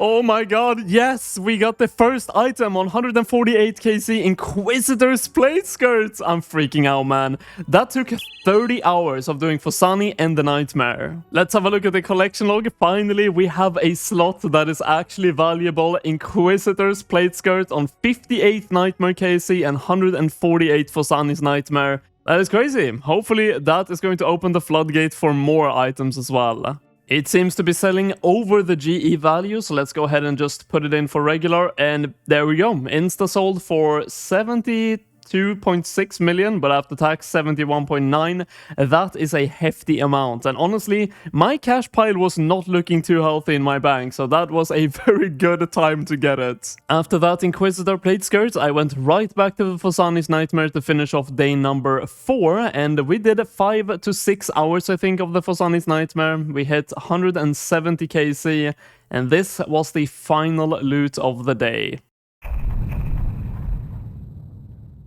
I think a bit of an update now on day 5 on the stats on this scoreboard is in order, so let's have a look. We have done 170 Fosani's Nightmare KC, and we've died 23 times. I think this ratio is pretty decent for someone who is not super experienced on the Fosani's Nightmare, but 23 KC means a lot of time wasted, unfortunately, because most of these are like 8 minutes into the fight. Now, if we do get an item on the last 3 days here, I do want to buy a Void Waker with the money, because that is so good on the Fosani's Nightmare, it might actually push me over the 730 possibility of getting the Grandmaster speed achievement. But for that, we do need a drop, so let's get to it. It's kind of funny that after the last clip when I went into the Fosani's Nightmare, I'm now at the normal Nightmare. I did a couple of hours of Fosani, got nothing, but I wanted to take a break and see how fast I could solo the Nightmare. The reason being is I did some calculations on drop rates, and if I kill the Nightmare within 15 minutes, it is more time efficient to get uniques. Alright, that was a long kill. Let's see, 20 minutes and 30 seconds. Okay, this is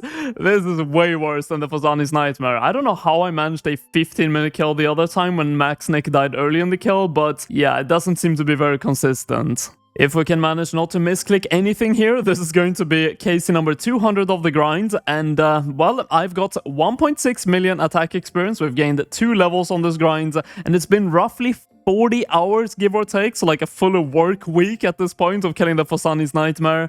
And we get some prayer potions. And all we've got is 1 Inquisitor skirt. Sure, we are not quite on the drop rate for 2 items yet. That is on 226. But as we're now getting closer to the end of this grind, with increased drop rates, I really hoped we would get lucky on this grind. And it hasn't really been the case so far. You hate to see it, man. On step number 6 of this elite, I got the Farmer Straw Hat and Pyromancer Robe step. I can't do this. I don't have like any of these items really, and they could take a very long time to get. Actually, the second time I get this step on just this grind in 7 elites, so kind of unfortunate, but have to drop it. Okay, on that note, we're done. Day 5 is done. It is now midnight. I am not going back after that. Goodbye, see you tomorrow. Man, I just woke up. I can't wait for another day of grinding Fosani's Nightmare. And the group Nightmare. I actually want to do a bit of group today, but let's get into it.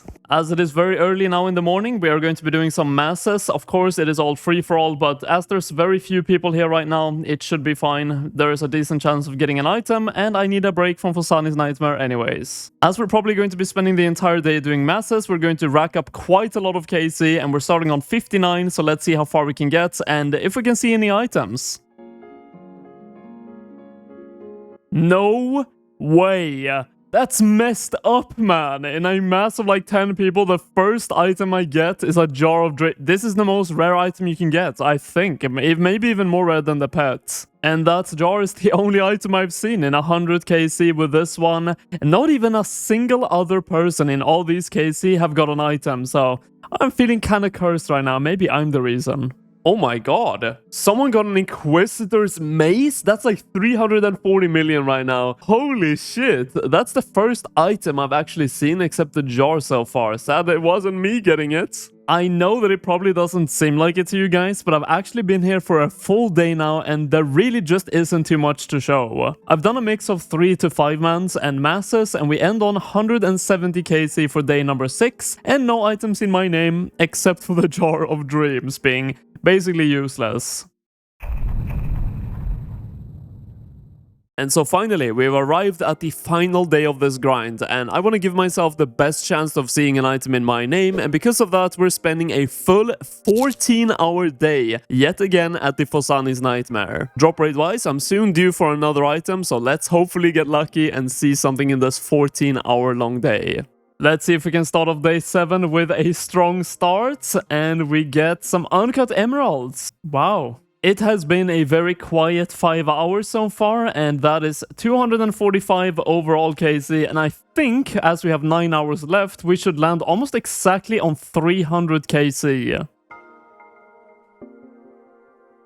No way. Oh, come on. Parasitic egg, that is the pet transform. I don't even have the pet, and that is 1 in 200. Pretty much double of seeing any unique item. I'm like 9 hours in at this point. Please, I just want anything else. And with this kill, we are hitting 10 hours of day 7, the final day. And after this one, we only have 4 more hours. Oh, Snapdragon Seeds, not a bad drop. But we only have 4 hours to go, and my prediction of hitting 300 KC seems to be fairly accurate. Well, it has been 12 hours, we only have 2 hours left to go. I'm honestly feeling like I kind of want to extend that a bit at this point, because we have not got anything at all. I'm definitely starting to get very tired, but I want an item more than anything to end off the video. And I feel like this is a good showcase that even with the buffed drop rates, the Nightmare is such a pain to do. If you just get slightly unlucky, it could take you 20, 30 extra hours just to get one item. We just passed over the 14-hour mark, and yeah, still absolutely nothing of value. Luckily, I woke up super early today, and as it's the final day, I have to give it my all.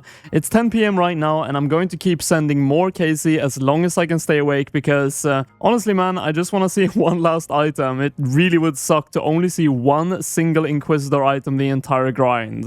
Also, my Blood Amulet of Fury only has 300 charges left, and we have to make a painful purchase, 13.3 million GP for one Blood Shard. And at this point, I think I've gone through 4 of these. So as a matter of fact, with all the supplies and the Blood Shards especially, I have actually lost money on this grind, even though we got an Inquisitor item. So I really need something here. Okay, so we have 600 Trident charges left. I think as it is now 1 AM, it's probably a good time to end when my Trident is out of charges, so I probably have another good 3 to 4 KC max left. And that's it. The Trident has no charges left. I will have to finish this KC by just meleeing the pillars, which definitely is not ideal. But this is it. The final kill is coming up. It definitely is a massive disappointment. I haven't got anything really, and at this point I'm fairly sure I've actually lost money, quite a good amount on this grind, but here we go. The final KC coming in. Let's zoom in. The final loot of this video is cannonballs. 80,000 GP. I definitely used more than 80,000 GP for this kill. 10-minute KC. This is the collection log. 326 KC on the Phosani's Nightmare, 170 on the Nightmare, And the only thing worth anything we got was the Inquisitor's plate skirts. This honestly has to be the worst grind I have ever done on this account, or any account for that matter. This is all the loot that we got in 70 hours roughly of killing the Nightmare and the Phosani's Nightmare, and the result is that we actually lost money. I think we lost overall 80 to 90 million GP in supplies. The only thing we have left is 6 elite caskets for our saving grace, so let's go ahead and open them, see if we can get any masters or anything of any value at all. We are the first master. Master done, let's keep opening, and we get another master, and a unique as well, but not worth anything. Mine a piece of runite ore. Yeah, I have 76. I am not getting 9 mining levels. Let's see if we have any more interruptions for the last 2 elites, and we do not get another master. 143k, 100k for the last one. And for the master, let's see what we get. We get 900k, that is more than probably I've made from the Nightmare overall in 70 hours, nice. So here is my conclusion after 70 hours of farming the Phosani's Nightmare and the normal Nightmare.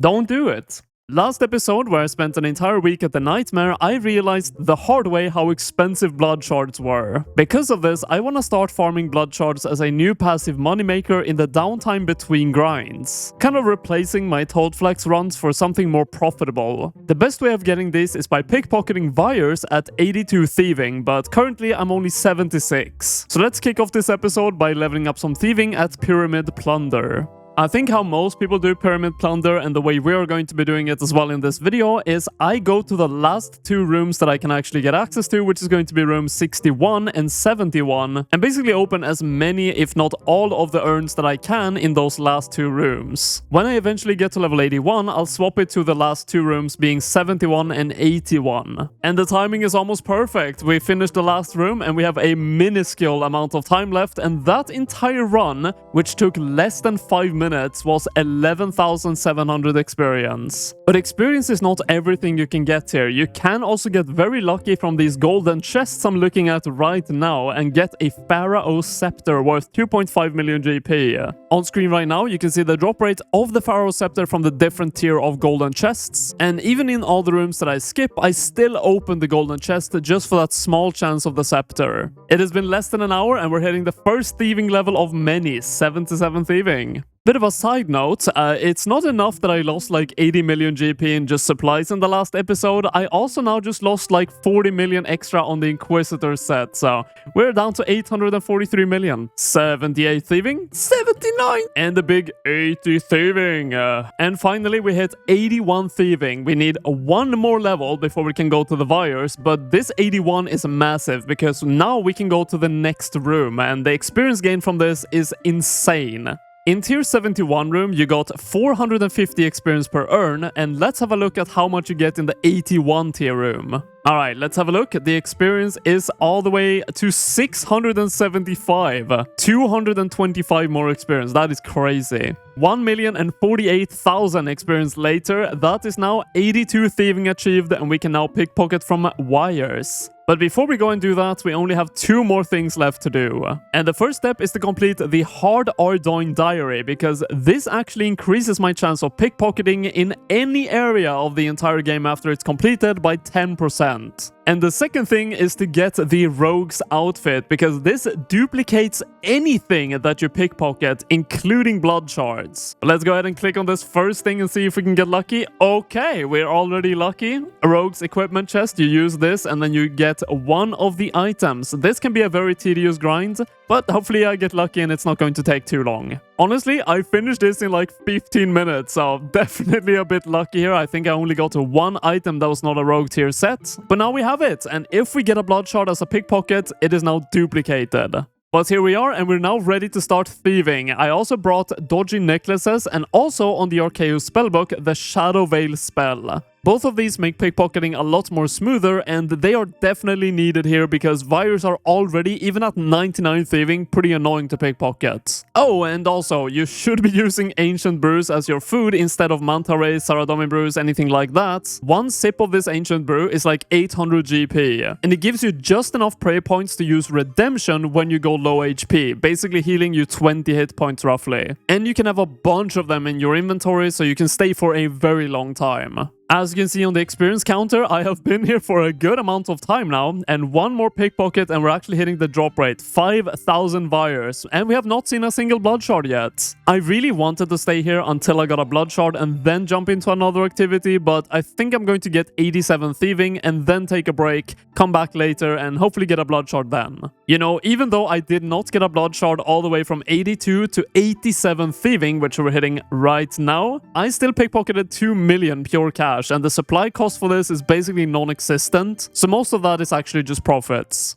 Up next, for the first time in this series, we're going to make use of the insane money-making potential of a new content release, which this time around is the While Gothic Sleeps bringing the Tormented Demons. But for that, we first need to complete 2 quests I'm missing to be able to complete While Gothic Sleeps. Luckily, the quests I'm missing are very quick, so they should be light work. Defender of Varrock completed. And the second one was the Path of Glofrey, also unlocking, I think, the Warped Scepter, but now we have everything ready to go. When I did this quest on my main account, I really hoped that this guy, Lucian, is going to be a boss that we get to fight in the future. The staff he has equipped is the Staff of Armadyl, which actually exists in RuneScape 3, and honestly, if this is a magic weapon in the future in old school, I would be fine with that. It looks so cool. Massive XP drops coming in here while Gothic Sleeps completed. How much was that? That was like 200,000, if not even more than that overall experience, and 80 farming. But I am so ready for Tormented Demons. For the Nightmare video, I had to sell a lot of my gear to be able to buy the Inquisitor set, but we're now buying everything back, including the Abyssal Bludgeon as well. The Abyssal weapons actually bypass the damage reduction flame shield that Tormented Demons have, so this is a really strong weapon to use here, and it's pretty cheap as well. Honestly, had no idea what special attack weapon to bring, so it had to be a Toxic Blowpipe. It is very cheap, like 2 million GP, and it heals you on its special attack use. So if I can get some lucky hits in with it, I can definitely extend my trip by a couple of kills. Compared to having the best in-slot gear on my main account when I killed these last, it is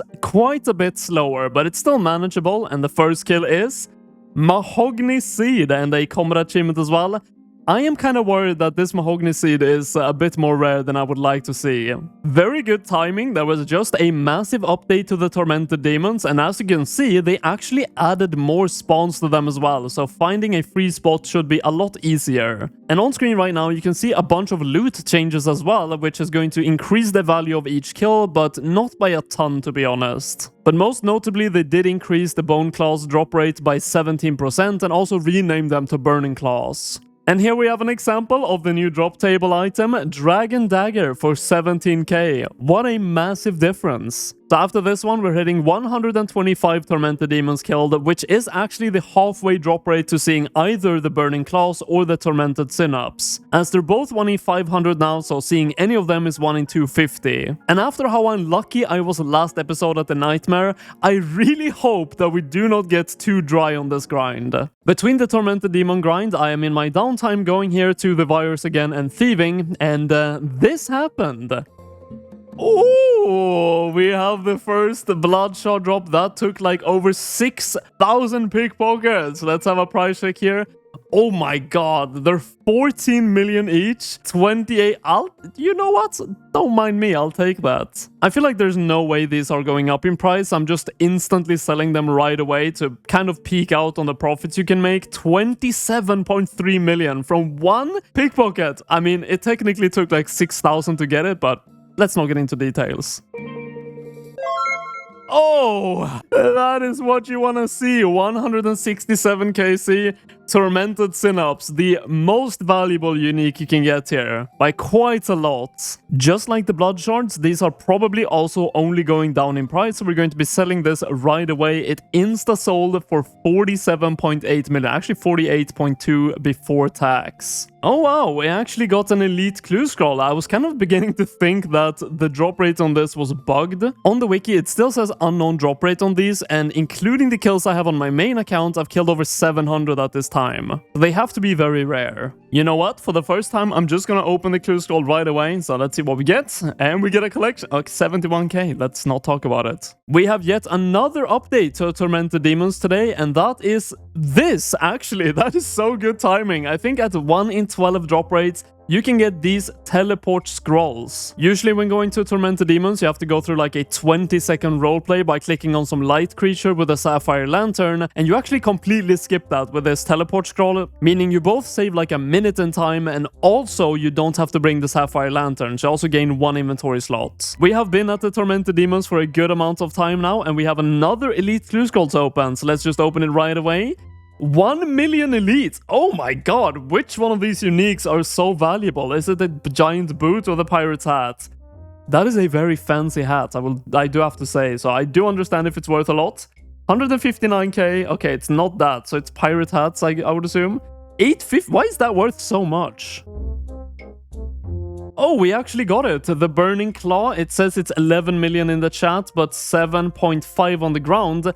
That is a collection log slot, and that actually means, because we got the Tormented Synapse earlier in the video, we have completed the log and we're nearly at 1000 KC, which is going to be the first stopping point for this video, so nice to get something before that. But after that clip, we dispatched of another 40 Tormented Demons roughly, and we hit 1000 KC for all this loot, and we made a good amount of money here. And just like pickpocketing buyers, I can get back the Tormented Demons over the course of this video to try to land some of the bigger uniques. So we are definitely not completely done with Tormented Demons yet. But finally, it is time for the main course of this video. Raids 1, or better known as Chambers of Xeric, the first raid ever released into old school RuneScape. I don't have a lot of experience with this raid honestly, but way back in the days, I did manage to solo a few raids without dying. But since then, I haven't really done any chambers at all. This is a list of all the unique items you can get here, and as you can see, some of them are extremely valuable. So if we get lucky, we can make a fortune here. Now, because I haven't done chambers in a very long time, I'm definitely expecting my gear to be changed up a lot. This is just basically what the wiki said, and the wiki is not the most reliable source when it comes to gearing optimally, but at least it is a good starting setup, so we can at least try to get some runs in. All in all, it is worth 319 million, and we still have a good amount of money left over, so if we have any upgrades we can make, then we have the budget for it. I actually got a perfect raid right away. This is the things I can actually do, but luckily they have actually included a reload feature, which I'm not going to do right now, of course. I want to keep this raid, but before it was way too annoying to reset the raid until you got a good one, but now you can basically just spam reload that button until you get the perfect raid, and you should get one within like a minute. But we are finally at the final boss. I did not die on any of the rooms, but it took me 30 minutes, which is a lot more than I would like it to be.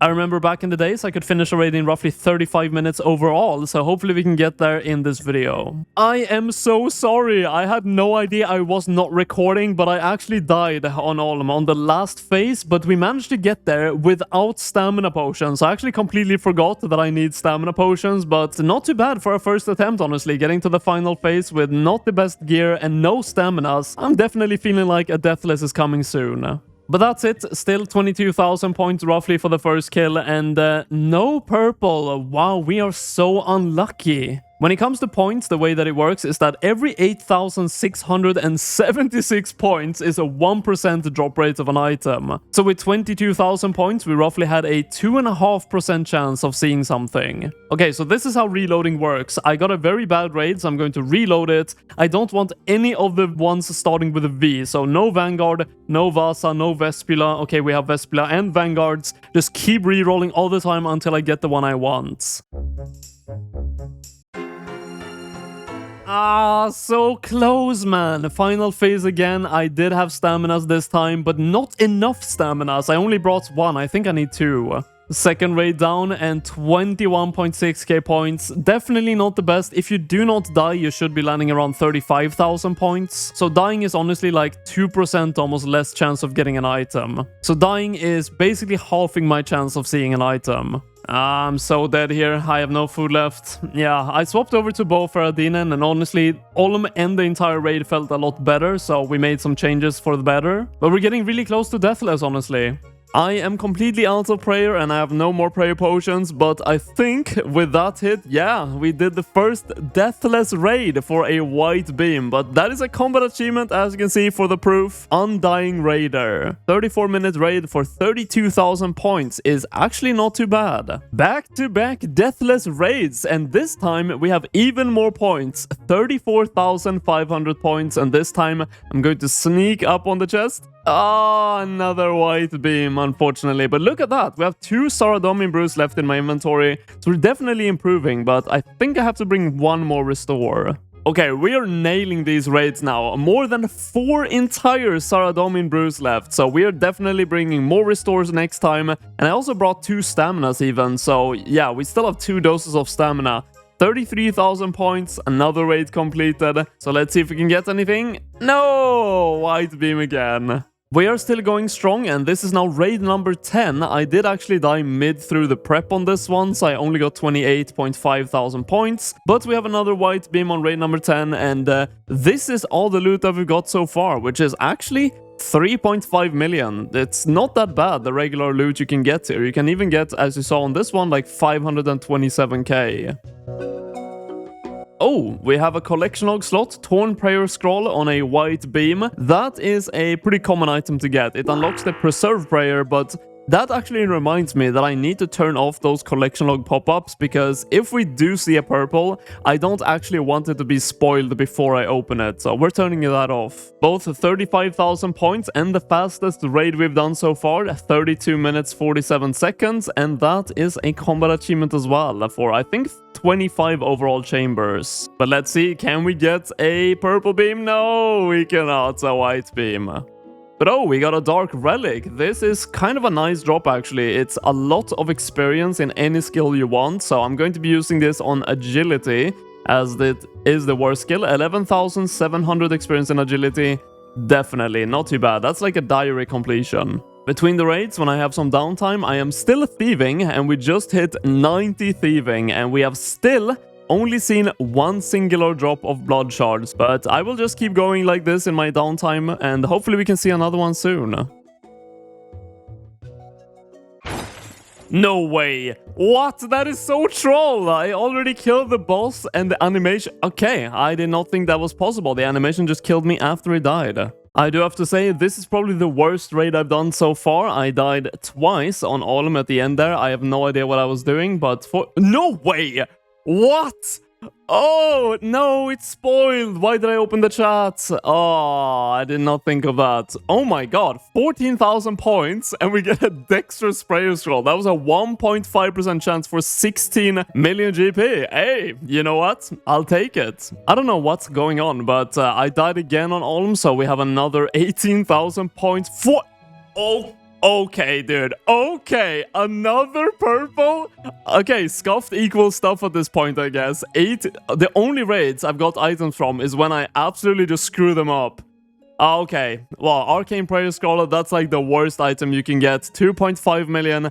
That's fair enough. I mean, I don't deserve anything crazy when I have such scuffed raids. But it's always exciting seeing purples regardless of what you get, even if you get the toilet paper of Chambers of Zarek. After that, I had to take a break from raiding as I was just dying continuously on Olm, and even though I got some purples, I was performing very poorly, so we took a break for Tormented Demons again.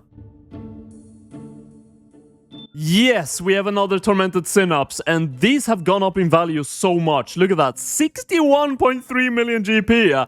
I did not expect that, honestly. When I sold the first one, I thought they were only going down in price, but they have been skyrocketing. Instantly sold for 61 million GP, and we got 60.5 million after tax. And this is actually a monumental drop to get at this point, because if we put this into the bank, we have now finally, after 8 episodes, broken the 1 billion mark, and it can only go faster from here as we have a higher budget to do higher tier moneymakers, so we're definitely getting somewhere in the series. We are back to Chambers of Zarek again for another white beam, unfortunately, on actually a pretty high point raid, 36,000, but that is now 25 raids done, and I think the goal for this video is going to be to double that, so we are ending with 50 raids completed. This room is called the Ice Demon Room, where you have to light these braziers with kindlings to get points to finally summon the boss, and you can actually cheese these and get extra points. I started with like 10,900, and you can put 6 stacks of kindlings and then have 114 stack in your inventory to get as many points as you possibly can in this room, capping out at like 8,000. So you actually get like 1% of getting a purple just if you do this in this room. And stuff like that is the method I use to get 36,000 points in a solo raid, and hopefully you just don't die at the final boss and lose all the effort you've put in. The raids are a bit longer, but we have now a 4.2% chance of seeing a purple, so let's see if we are lucky enough. Unfortunately not this time, but it is very fun to do that because it puts a pretty decent chance on the board to get an item. After taking some breaks and getting more into it again now, I am feeling really proud of my progress here in Chambers of Xeric over the course of this video, because look in my inventory. Look how much supplies I still have. I actually only used 2 entire Saradomin brews on this entire fight. Quite the contrast from the beginning when I barely had supplies. Oh my god, yes, let's go. We have another purple. Okay, third purple of the video on 35,000 points. Nothing has been spoiled yet. Let's go ahead and open it. Please be something good. Worth like 100 million. Arcane Prayer Skull number 2 of the video. Hey, at least it's a purple, and it's gone up in price, not too bad. You might have noticed I haven't actually been showing a lot of the rooms when I do these Chambers of Xeric, only really the final boss. And the reason to that is because I'm kind of doing the same raids on repeat the entire time. This raid is the perfect example of all the rooms I want to get: Guardians, Ice Demon, Mutadice, Tightrope, Tecton, and Mystics. I can also do Crabs and Thieving, but that is pretty much it. I just do all of these raids on repeat the entire time. Yo, we just hit the first under 30-minute raid, but just barely 29:57.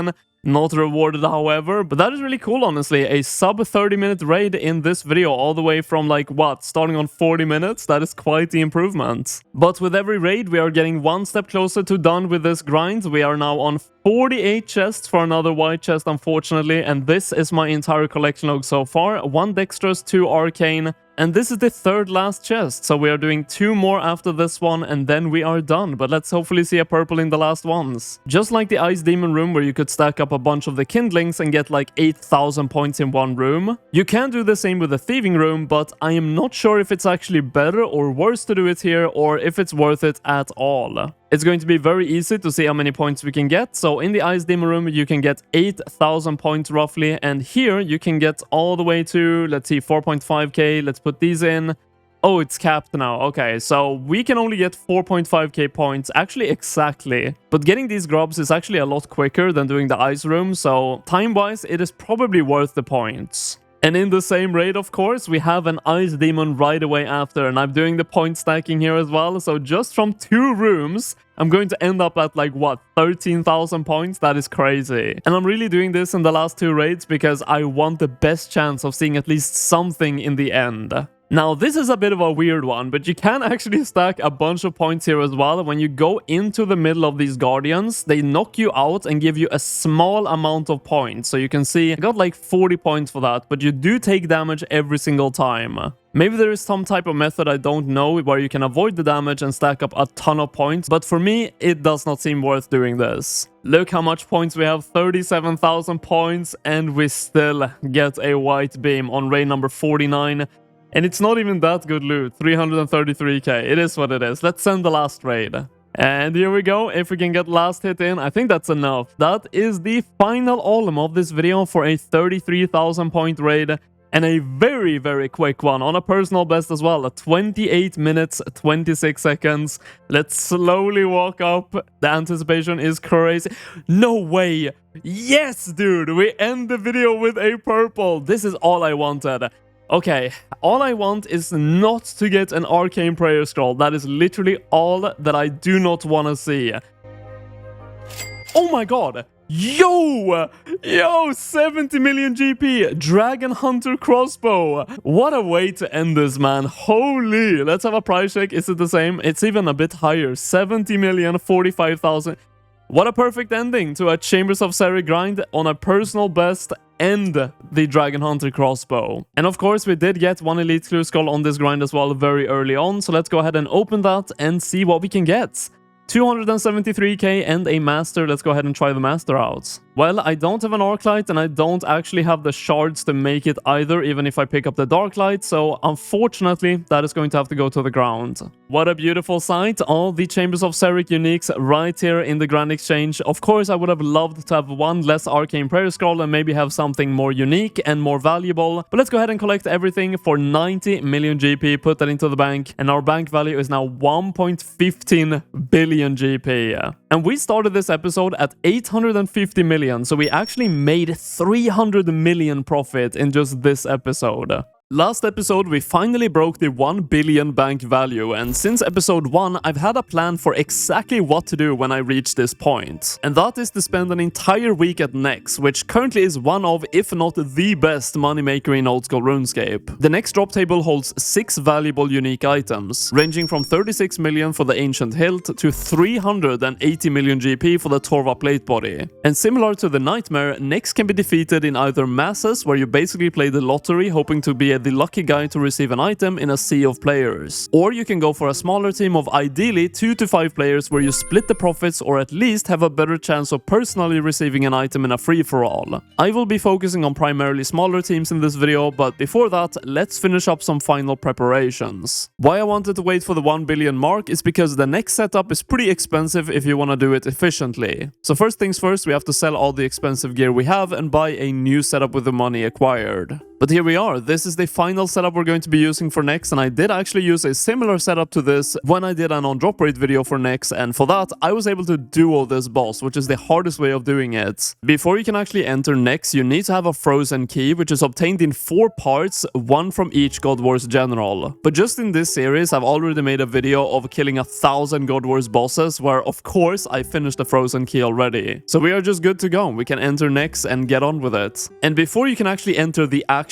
Nex room, you need kill count, just like all the other God Wars bosses, and because of some combat achievements I have, I need 35 kills. But you can actually stack these up, because these do not disappear if you stay inside of the Nex arena. So if you kill Nex, teleport out to this area, and then come back in, you still have the KC. And you can actually make some money here, even getting the KC. You can get some dragon boots from the spiritual mages, and nihil shards, and some herbs as well. So overall, we made like 150k from that, and we got 304 KC, which I think should be good enough. Before every single Nex kill, I'm going to be doing a 6-way pre-pot, and that is the Menafite Remedy first, Antidote ++, Divine Super Combat, Divine Ranging, Shark, and finally Anglerfish. Technically, you could also add the newly added Prayer Regeneration Potion to this, but one dose of that is 42,000 GP right now, so a bit too expensive.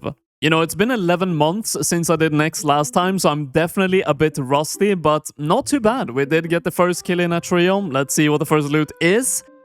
A lot of combat achievements and soul runes and diamonds. Okay, holy shit, how many achievements is that? Like 6 combat achievements? So after 1 kill, I got 6 combat achievements out of 11, and I do think most of the combat achievements here are not even that difficult. I think the only slightly difficult one is Nex Duo, doing it as 2 people, but I've done it before and I don't think it's too bad.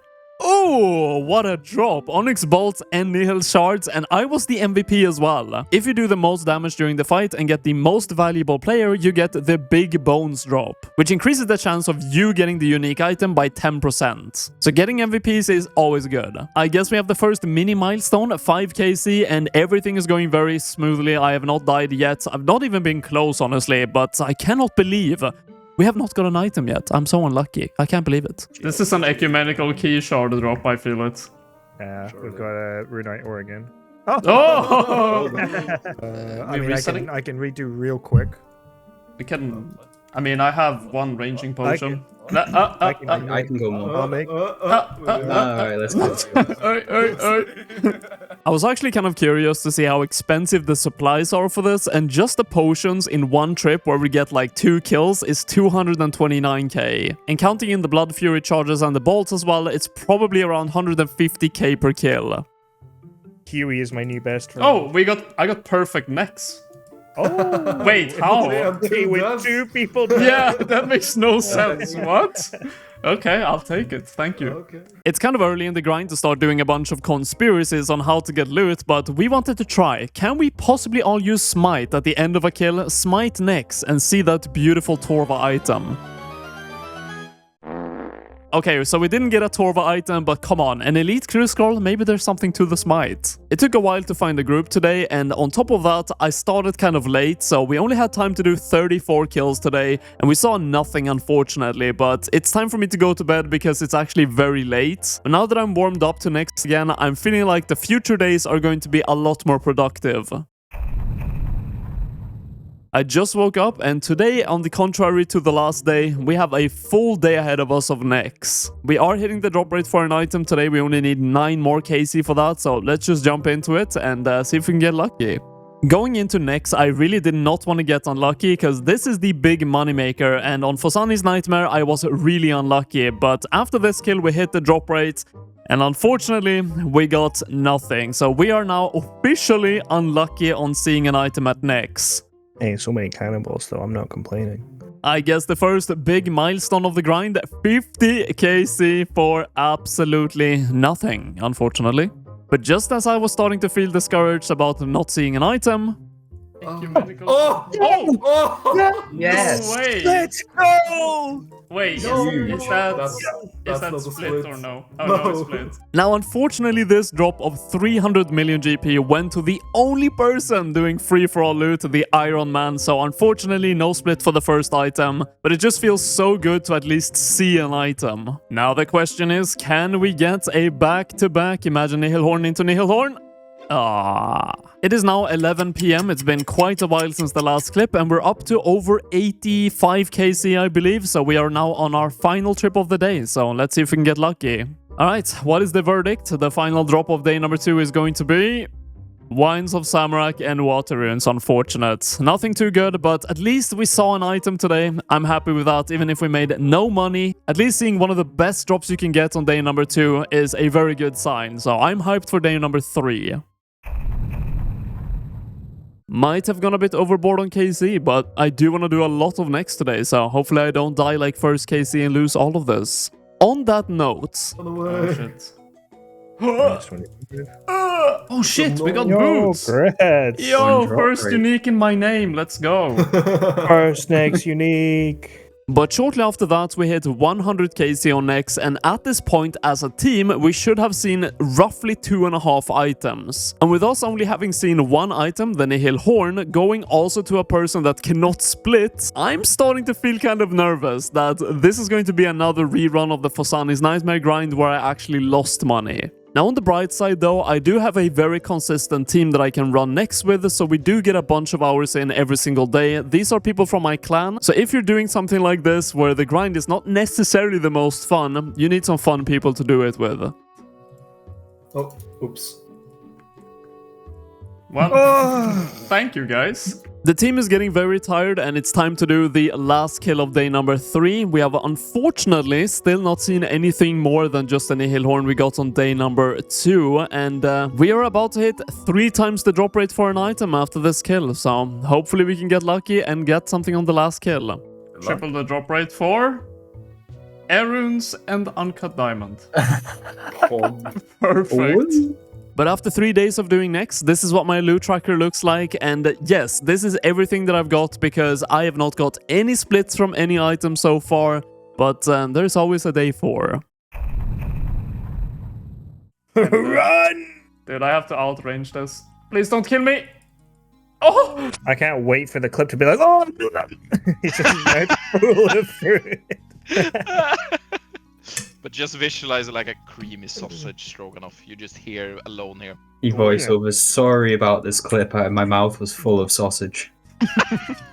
Kind of an interesting point we're hitting here on the next grind, which is 157 KC. The significance of this number is that when I did an on-drop rate video for next, I ended my KC and won my challenge on this KC number. And my loot tracker in that video said 558 million GP at this KC. We have a loot tracker that looks like this, which is not the best. Oh god, we are about to get nerdlogged in 30 minutes, which means we have been at next with a no breaks for 5.5 2.5 hours today, and still absolutely nothing to show for it. But the team has to go, and this is where we're going to be ending day number 4 for Nex at 167 kill counts. But I woke up very early today, so I still have some time left of the day. So I'm actually going to be spending it trying out the new prayer regeneration potions at Vyres, because if you use these, you can actually use only one potion to have basically infinite prayer for 8 minutes, which makes them infinitely better than the ancient brews, but also a lot more expensive, unfortunately. So it's probably not something I want to use in the long term unless they go down in price a lot. But I do want to give them a try just to see how it goes, and I mean, look at it. It's pretty crazy. It just keeps giving you the prayer you need to use redemption for 8 minutes straight.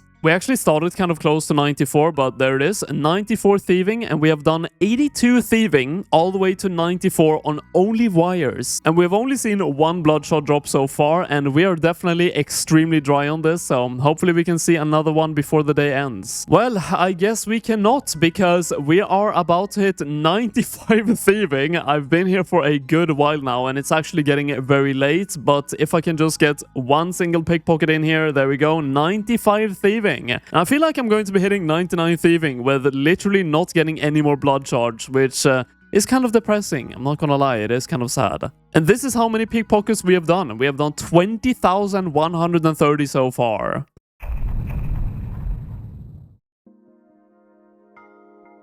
No way. My God. I knew it! Oh my God. I called it. I even said we're gonna break the dry streak with my pet. I knew it. Dude, are you kidding me? Oh my First kill of the day. God. Why? That's the second pet I've got of Nex. On my main account I have it, and now on this account. I even told you guys, like, I'm lucky on pets on this account. If my goal was collection log here, I would be so happy, but because it's money making, that is just depressing. But that's now how my collection log looks. We have the Nexling, almost 500 nihil shards, and absolutely nothing else. But quite a start to the day, I have to say. Back to back. Come on, back to back pet. No, back to back pet. As soon as he has access to... Oh my God. Oh my God, dude. Today is the day. That's a split, That's right? the day. That's Oh my my third goodness. Torva play. Oh my God, that's like the best drop we can get, right? Yeah, 3-way split. Let's go! Finally, we make some money. Must be nice. Yes! 111 million. Let's go!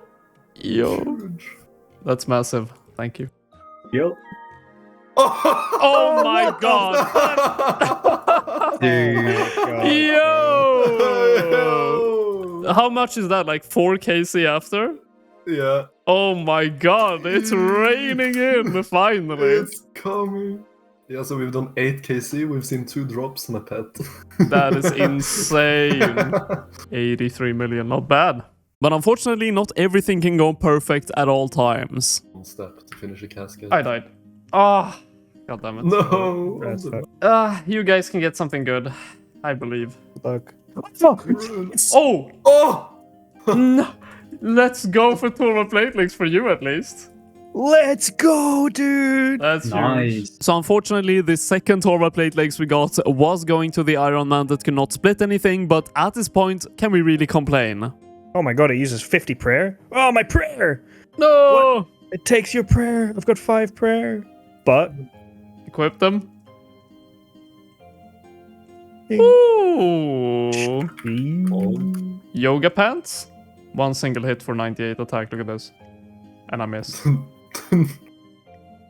Boom! 98. But that is 200 KC down on Nex, and with the day number 5 coming to a close very shortly, I think we're going to be doing just 1 or 2 more trips. I have to say, this was the most insane day of Nex I'll probably ever do. I am so incredibly tired now, I have to admit, so it's going to be nice to go to bed after this one. Air Orbs and Wine of Samrak, nothing special for the last drop, but I am getting out of here. We've been here for a long while today.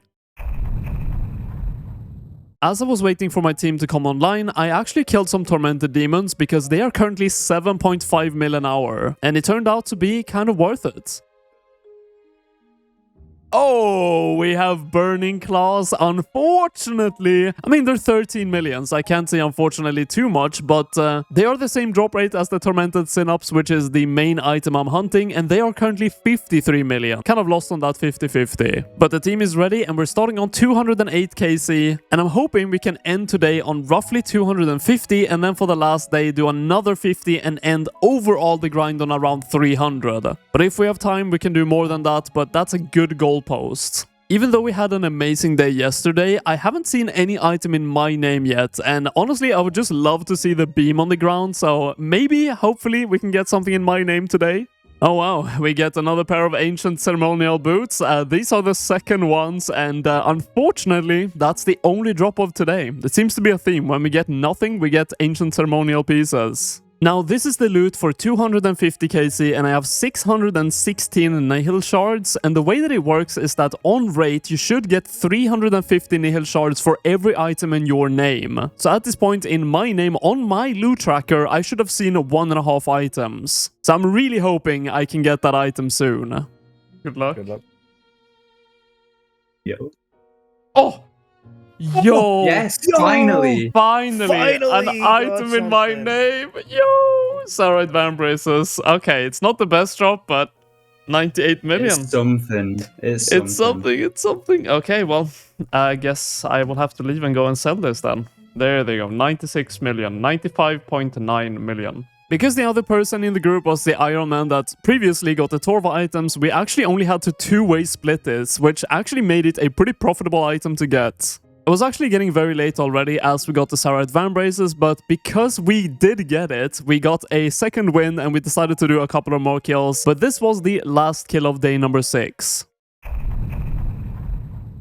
I do want to finish all the combat achievements before we finish the next grind, and we have 9 out of 11, and for one of them, I do need to do it in a mass. You have to kill next while having cough enabled on some player at all times. And the last one is just do a duo next, and we have teams to do that with, so that shouldn't be too big of a deal. Okay, literally everyone is coughing, so it's looking good so far, but one godsend of a plugin when you have so many people in a mass is the Entity Hider. Look at that, so much cleaner, and my FPS just doubled pretty much. How is that a Grandmaster task? Did it on my first attempt in a mass, very easy. But I guess if you're doing it in a 3-man or 4-man or even in a 2-man, it's probably very difficult, but masses kind of trivialize the whole thing.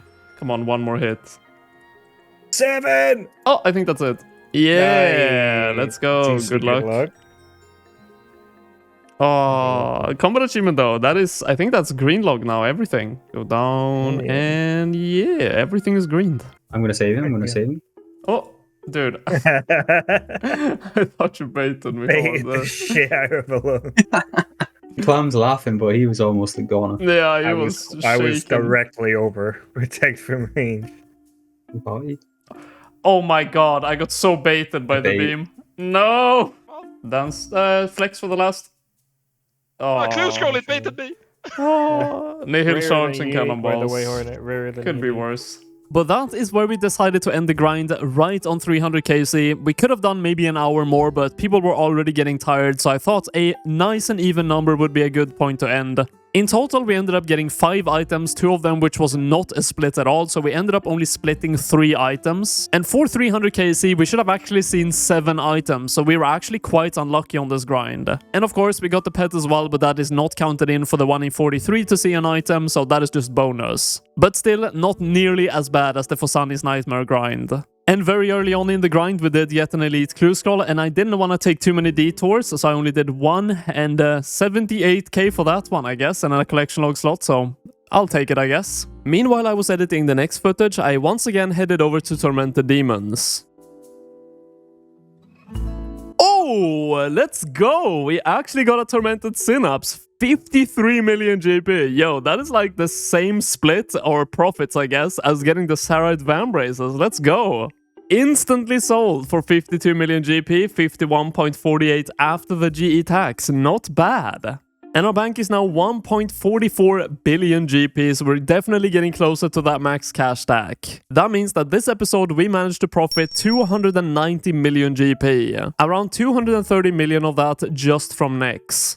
Last episode, I spent most of my bank on a solid Nex setup with the goal of spending an entire week hunting uniques at Nex. And at the end of the week, we managed to increase our bank by roughly 300 million GP. But this time around is quite different. We are spending most of our money on our first mega rare, the Tumican Shadow, worth 1,182 million GP. But to be able to use this, you do need some extra money for the gear and also the runes that it costs to charge this. So let's begin with charging it with 5,000 charges, and look at that. That is the first mega rare on this account. We have really come far, and look at the stats.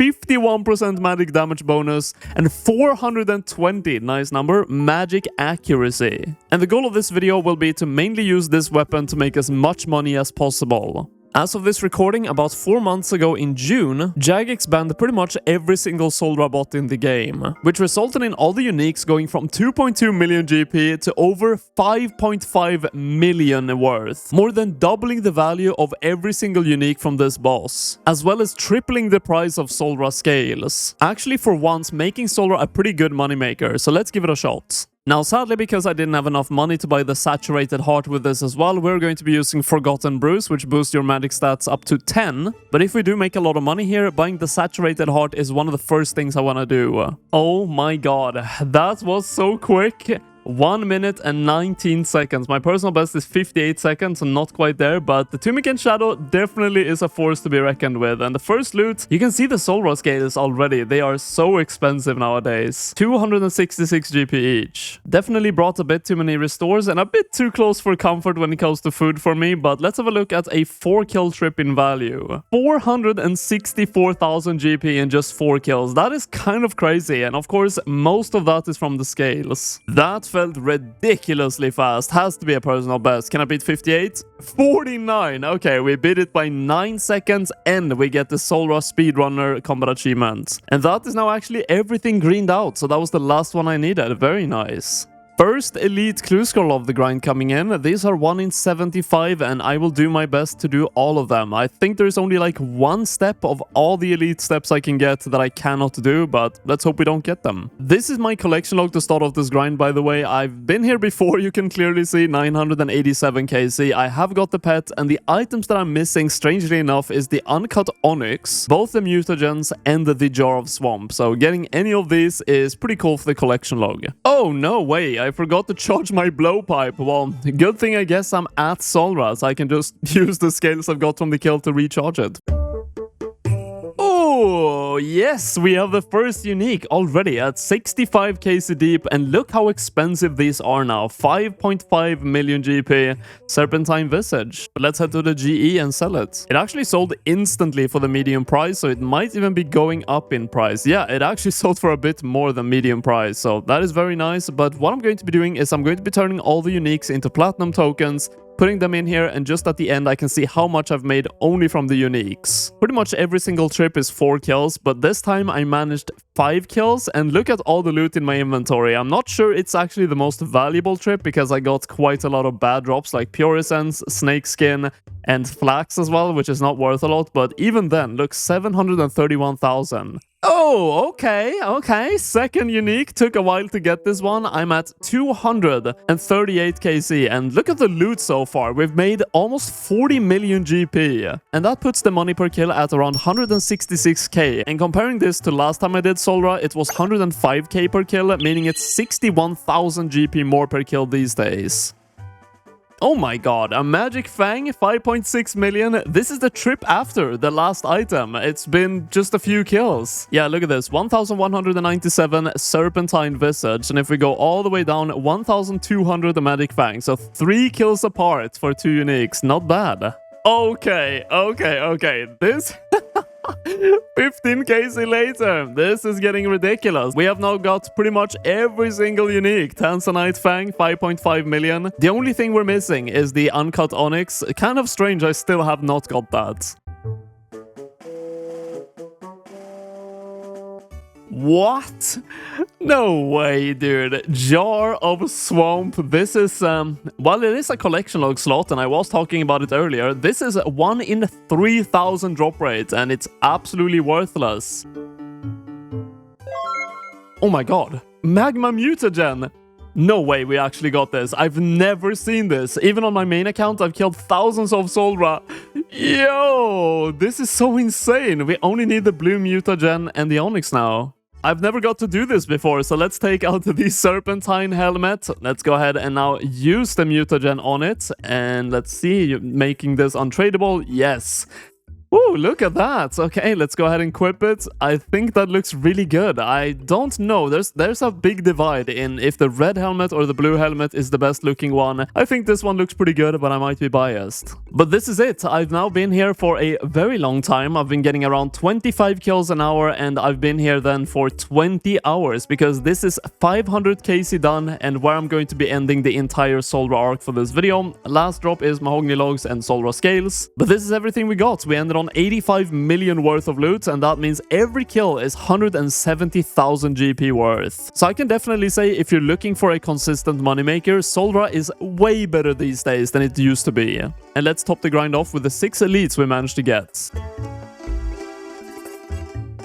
Not even a master, unfortunately. But all the Solra loot has been sold. Let's go ahead and collect this. And everything, including the uniques, which was worth 22 million pretty much, we made 82.4 million GP. And we started this video on 1.44 billion, so we used 20 mil in supplies. So putting this all in, we still managed to make 60 million in profit from Solra. Now, I did say I want to buy the saturated heart, but I did some calculations, and the Forgotten Brew is not that much worse. And the Magus ring with the Tunic and Shadow pretty much gives the same boost as a saturated heart. And there it is, 52.4 million GP for the best magic ring in the entire game.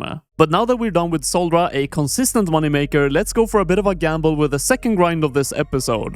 We are entering the God Wars dungeon once again to take on Commander Ciliana, the God Wars general where the Tunic and Shadow shines the most. There are really only 2 items you want here, and that is either the Saradomin hilt worth 37 million GP or the Armadillo crossbow worth 55 million GP, both at a drop rate of 1 in 508. Getting the KC to enter Ciliana's room is the worst out of any God Wars generals. But luckily in my last video of doing next, I got a bunch of these ecumenical key shards that allows me to make ecumenical keys. It's actually kind of crazy because before the Tunic and Shadow, no one would ever mage Ciliana. But because the accuracy is so insane on this weapon, you actually hit super consistently and really high hits as well. So I'm not sure if this is better than using a twisted bow, but it definitely feels like it. And of course, I am on the Ancient Spellbook, and between every single kill, I will Blood Barrage all these minions to get all my health back, and that way I barely need food. And if you can manage to stack all of these minions correctly, you can Blood Barrage all of them at the same time and heal to full in no time. I have now been here for 1 hour and 15 minutes, and we just hit 30 kill count, the last kill of this trip for some Raynar seeds. This is all the loot that we got, definitely kind of underwhelming for the normal loot, but that is not what we're here for. We're here for the uniques, but that is a really good first trip, honestly. Ah, come on, Saradomin's Light. These are 1 in 254 actually, so kind of rare. It's kind of the same drop rate as seeing either the crossbow or the hilt, but it's only 111k, so unfortunate. Ooh, okay, this one I won't be too upset about because this is not as rare. It's 1 in 127. Saradomin Sword, it's kind of crazy that it's only 144k. This used to be such a banger weapon back in the days. So at this point, I'm getting around 25 kills an hour, and I do want to go all the way to 508 kill count, the drop rate of seeing hopefully both the Armadillo crossbow and the Saradomin hilt. But that means we are staying here for a solid 20 plus hours. I did wonder when we were going to be getting our first God Sword shard, and the first one is 3. Not too valuable, not too interesting to get, but some extra money. I guess we've arrived at the first bigger milestone of this grind, 100 kill count for some law runes. 100 law runes, very fitting for 100 KC. We're getting around 30k per kill right now, which is definitely not great, but it probably covers most of the supply used at least. The boss actually drops a lot of super restores and prayer potions, but the first thing I always run out of that ends my trips is stamina potions, and I'm currently bringing 4 of them, but look how many prayer potions I still have. So I think the move is just to bring way more staminas, and I should be able to stay here for a really long time as long as I get some restores and prayer potion drops. Yeah, so something like this I think is going to be way better. I'll be able to stay here for maybe even up to like 2 hours, which is kind of crazy. Godsword Shard 2. If I get Godsword Shard 1 now, I can literally finish the entire blade in just this trip. And if I get the Saradomin hilt, then, well, we can make the full Godsword. Well, we have the first elite of the grind. I'm not going to be leaving really for this one because I want to stay here as long as possible. These are 1 in 250 and I'll only do 1 elite on this entire grind because this grind is already long enough. So I just want to finish it and then I'll do the elite.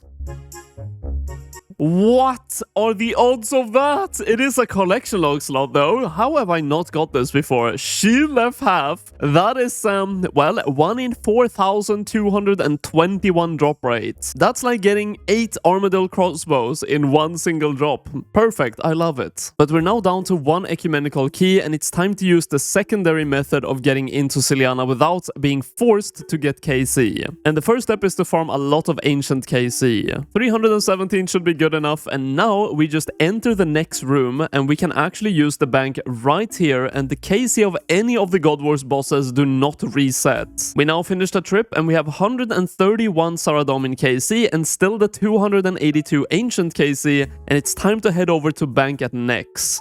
And we have a full new inventory of supplies. Let's go back to Saradomin. And because we never left the God Wars dungeon, we still have the Saradomin KC from the last trip and we can stay here forever. Yes, let's go! We have the armadillo crossbow! The best item we could have got! Wow, that took a long time. 12 hours, 240 kill count. So even though it took a long time, it is actually below the drop rates. Now, unfortunately, I can't go and sell this because that means I will lose all the ancient KC and the Saradomin KC. So I will just stay here, keep it in my bank until the end of the grind, and then I'll sell it.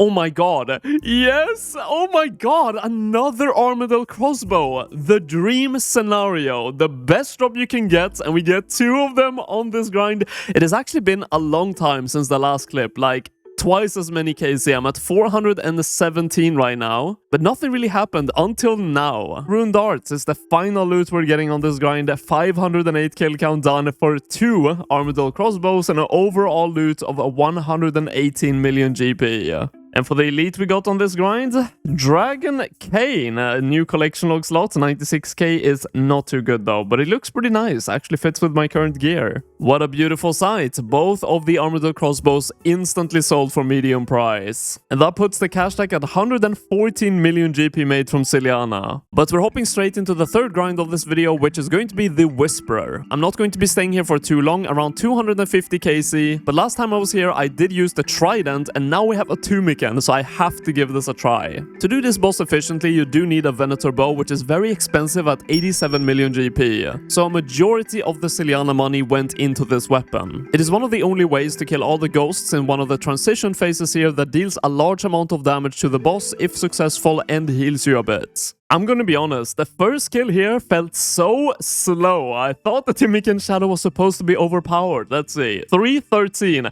That's worse than when I used a Trident of the Swamp. This has to be a fluke.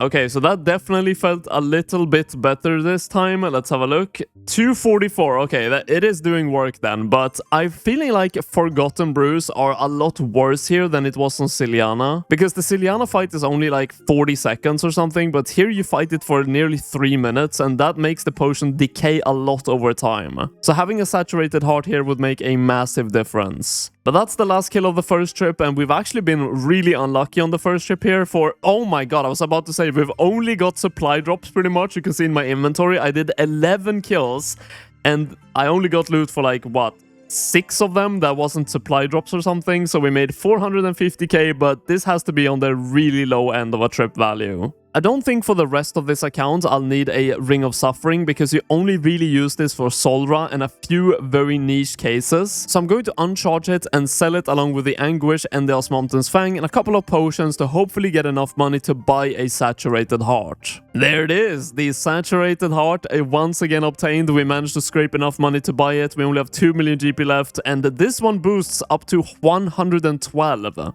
Oh, these are the drops we want. There's a couple of these very valuable drops you can get, and that is one of them. But since I bought the saturated heart, we've been getting very consistently like 240 times, which is really a lot better than I was before. So the saturated heart will speed up this grind by quite a lot. No! Chromium ingot. We're ending the second trip with a chromium ingot. These are...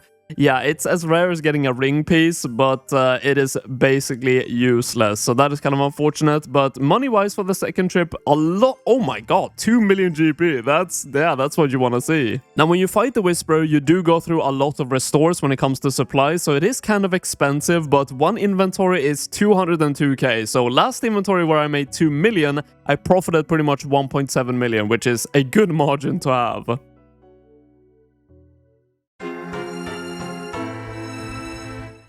Oh my god.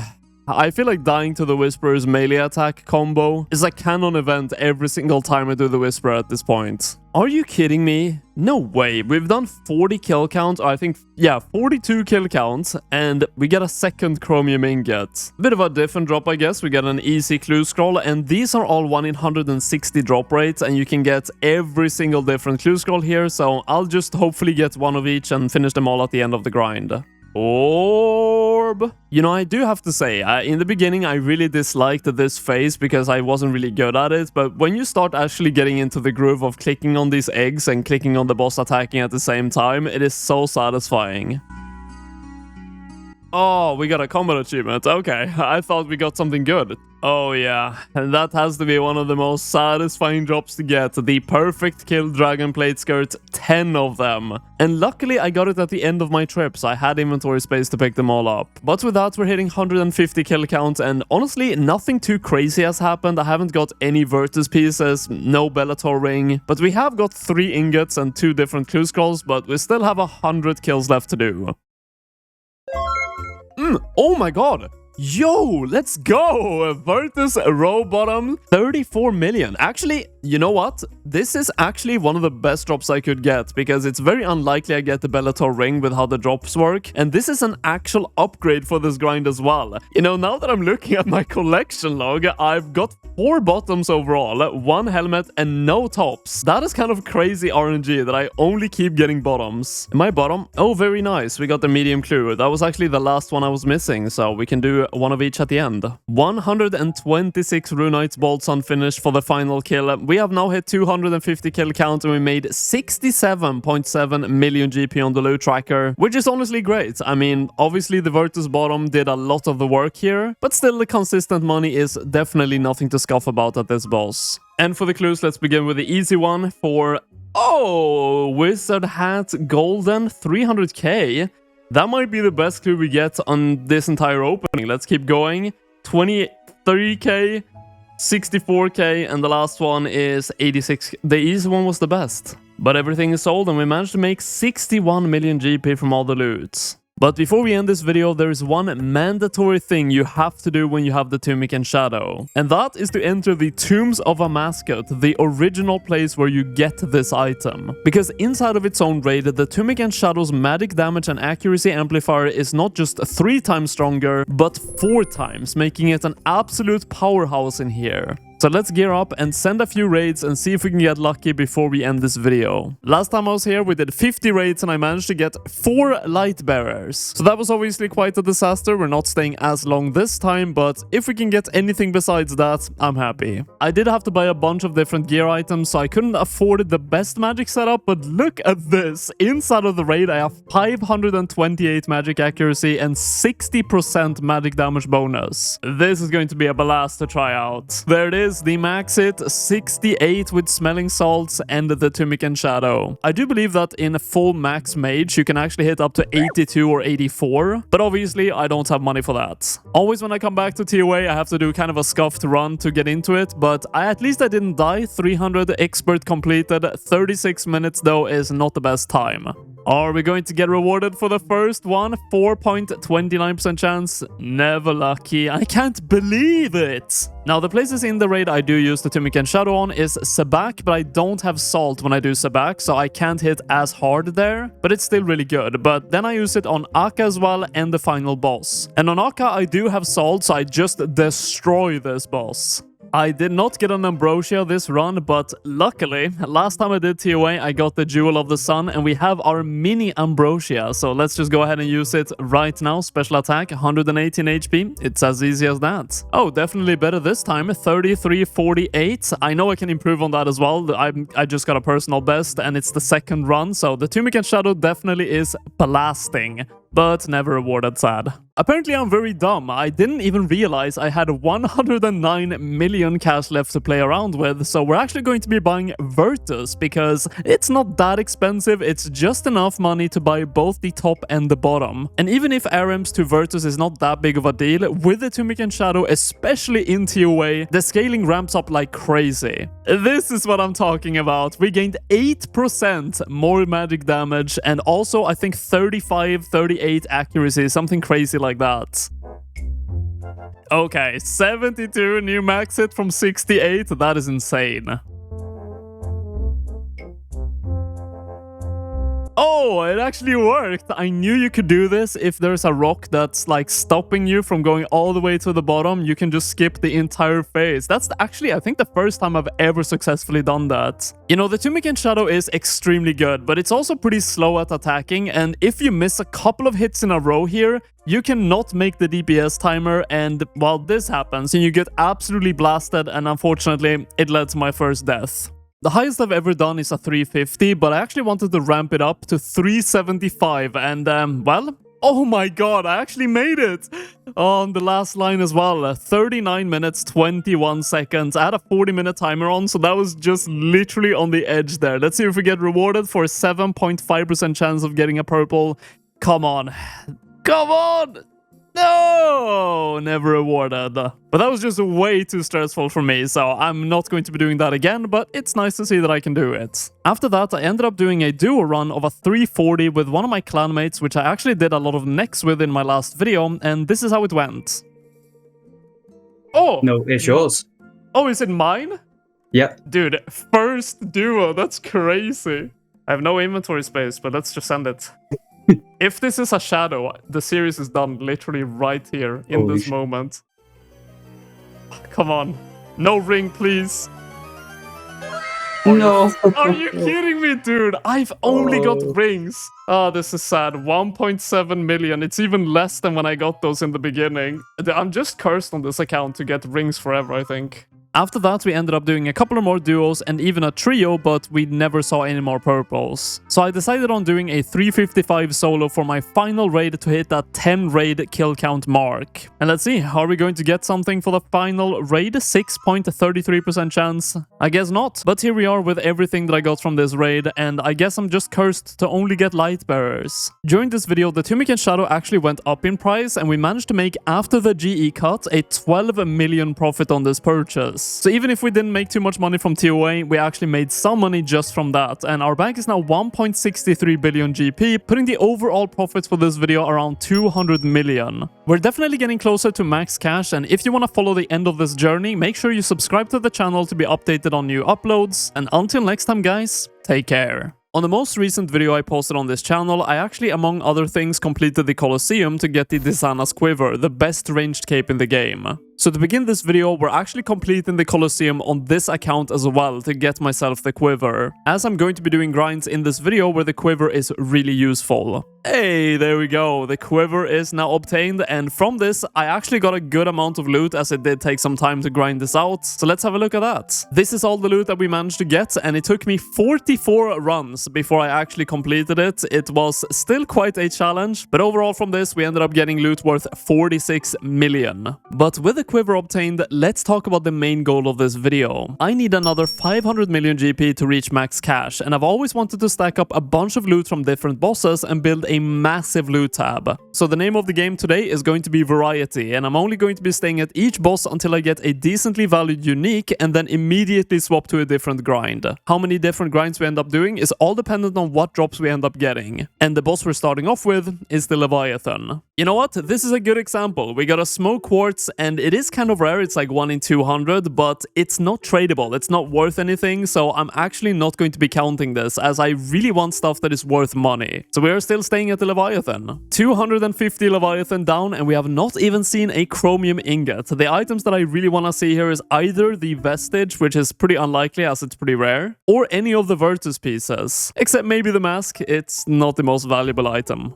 Oh, are you kidding me? Leviathan's lure before we get anything else. It's one in like 768. It's actually a duplicate as well, and it's worth nothing. It's one of the 4 pieces used to make the Soul Reaper axe. And because I don't have the other pieces, I can't do anything with this. I'm gonna be honest, I anticipated the Leviathan grind to take maybe 10 hours to get at least one of the uniques, and I was kind of wrong. I spent over 25 hours at the Leviathan, and finally, we did actually hit something. Oh my god! Yo, we got the vestige! This is actually, I think it's the most valuable item we could have got. So that's like 70 million GP. Let's go! The Leviathan grind is over. Okay, so it instantly sold for 69 million GP, and of course I have already started the loot tab with all the other Leviathan loot, but for all the uniques, I'm going to be turning them into platinum tokens to keep track of how much money I've actually made from only the uniques. But this is the loot tab. We already have made 101 million GP out of the 500 I need. We are now returning to the first grind we did in this entire series, the Corrupted Gauntlet. The 3 main uniques here are all the crystal seeds you can get, ranging from 300k all the way up to over 160 million GP. So let's see which one we end up getting. Imagine I only opened this one chest and we're just done instantly. That would be quite something, wouldn't it? Give me the crystal seed? Never mind. Oh, you know what? I'll take it. Crystal Armor Seed is not too bad at 9 million GP, middle of the road, I guess. We only did 13 runs, and I actually made almost 11 million GP, so that's definitely not bad, like 1 million per run almost. The next grind is a great consistent moneymaker and only has one single unique that could end the grind. And that is the Venator Shard from the Phantom Muspa at a drop rate of 1 in 100. So let's see how far below or above the drop rate we end up going. Listen, I don't want to talk about it. I'm rusty. Just don't mention it. Do not talk about it. This is one of the areas where the quiver is extremely good, as I used both Sapphire and Ruby bolts, but I was wondering, why are they not proccing on the final phase? And I mean, you can see they are not enchanted, so I accidentally bought the wrong bolts. Great. Alright, so we actually have enchanted bolts this time. Let's see how good they are. Okay, 300 XP drop and half the shield is already gone. Okay, way better this time. We have the first frozen cache, and this one actually, when opening, has a 1 in 500 chance to get a Venator Shard. So let's see, never mind, we do not get one, but 2 dragon legs is not bad. I was actually kind of in the zone and I spaced out a bit. I did not realize we already passed 100 KC, which is the drop rate of the shard. This is all the loot that we've got so far, and it's pretty good money. So even if you're unlucky here, you're still going to be getting a lot of money, which is why I really wanted to do this. Okay, I really want to show this. There is someone doing a scam here, by the way, where they want you to go out and try to pick these up, and as soon as you do, a PK is gonna log in. So let me just bank everything and show you guys. Okay, I banked everything, and okay, yeah, the guy is already there picking everything up. He saw that I banked probably everything. Remember, nothing is free. If you see randomly good items in the wilderness, don't go for them. Oh, this cannot be real life. Shield left half before we get a Venator Shard. I don't have a Ring of Wealth on, so that is definitely going to be disgustingly rare. Oh, that's it. Venator Shard. It looks so good with the golden beam. It's so expensive. 16.2 million GP. And smack on 150 KC. After we got that Venator Shard, I had to do some AFKing, so I parked myself at Vyres and I did not get a Blood Shard, but we did hit 97 thieving. I've actually been extremely unlucky with Blood Shards here, but in all my downtime, I will slowly work towards 99 thieving during this video and hopefully at least see one more Blood Shard drop for some extra money. But with that done, we are now taking on a boss I could potentially spend a very long time at, as the uniques are very rare. It's time to revisit Vorkath, which we took on in episode 2, but since then the standard drop of the superior dragon bones has almost doubled in price. These are all the items that could end my stay here, and as you can see, the most common one is 1 in 1000. Just to show you guys how good of a consistent moneymaker Vorkath currently is, if we put all of the first kill loot in a loot tracker, we got 224,000 GP from 1 kill. I did actually want to time it to see how long one trip is and how much money I made, and this trip took me roughly 8 minutes to do. And in 8 minutes we made 854,000 GP, so that means we're making roughly 100,000 GP per minute. You know, collectively on my main account and this account, I've killed Vorkath thousands of times, and I've never seen a skeletal visage, and I guess it does make sense because it's 1 in 5,000, but seeing one would be so incredibly cool, as well as it obviously being good profit. So if there is one item I would really love to see here, it's that. Oh, we have a Vorkath head, I guess technically the first unique on this grind, but this is 1 in 50, and I think every 50 KC it's actually guaranteed. At this point we have like 14 of these, and there's not really much use for it. I think you can turn it into small amounts of prayer experience, but that's it. No way, I lived with 1 HP! Imagine if that was a unique and I died, that would have been tragic. So I've roughly been here now for 10 hours, maybe a bit less than that, and we're hitting 250 kill count, so we're getting around the 25 kills an hour, maybe up to 30 sometimes. And this is all the loot that we've got, 43 million from only the regular drops, no uniques, no nothing, it's just consistent money. You know, I think with the loot I have in my inventory now, if I put it into the big loot tab, it's going to reach over 200 million. Let's have a look. Yep, there we go, 200 million. Loot tab is looking very juicy. You know, I don't mind it. If there is a grind I want to get unlucky at, it's this one. But we just hit 500 kill count, and I think that is the drop rate of seeing just any of the uniques. But again, I'm completely fine with it. The money is just insane here. It's actually kind of crazy how bad my luck has been on Vorkath on this account. I've done 1.3 thousand kill counts, and I've only seen the Jar of Decay. Oh, let's go! We actually got the Dragon Bone necklace. I don't think anyone in this entire game has ever been hyped about getting a Dragon Bone necklace. It's 64,000 GP.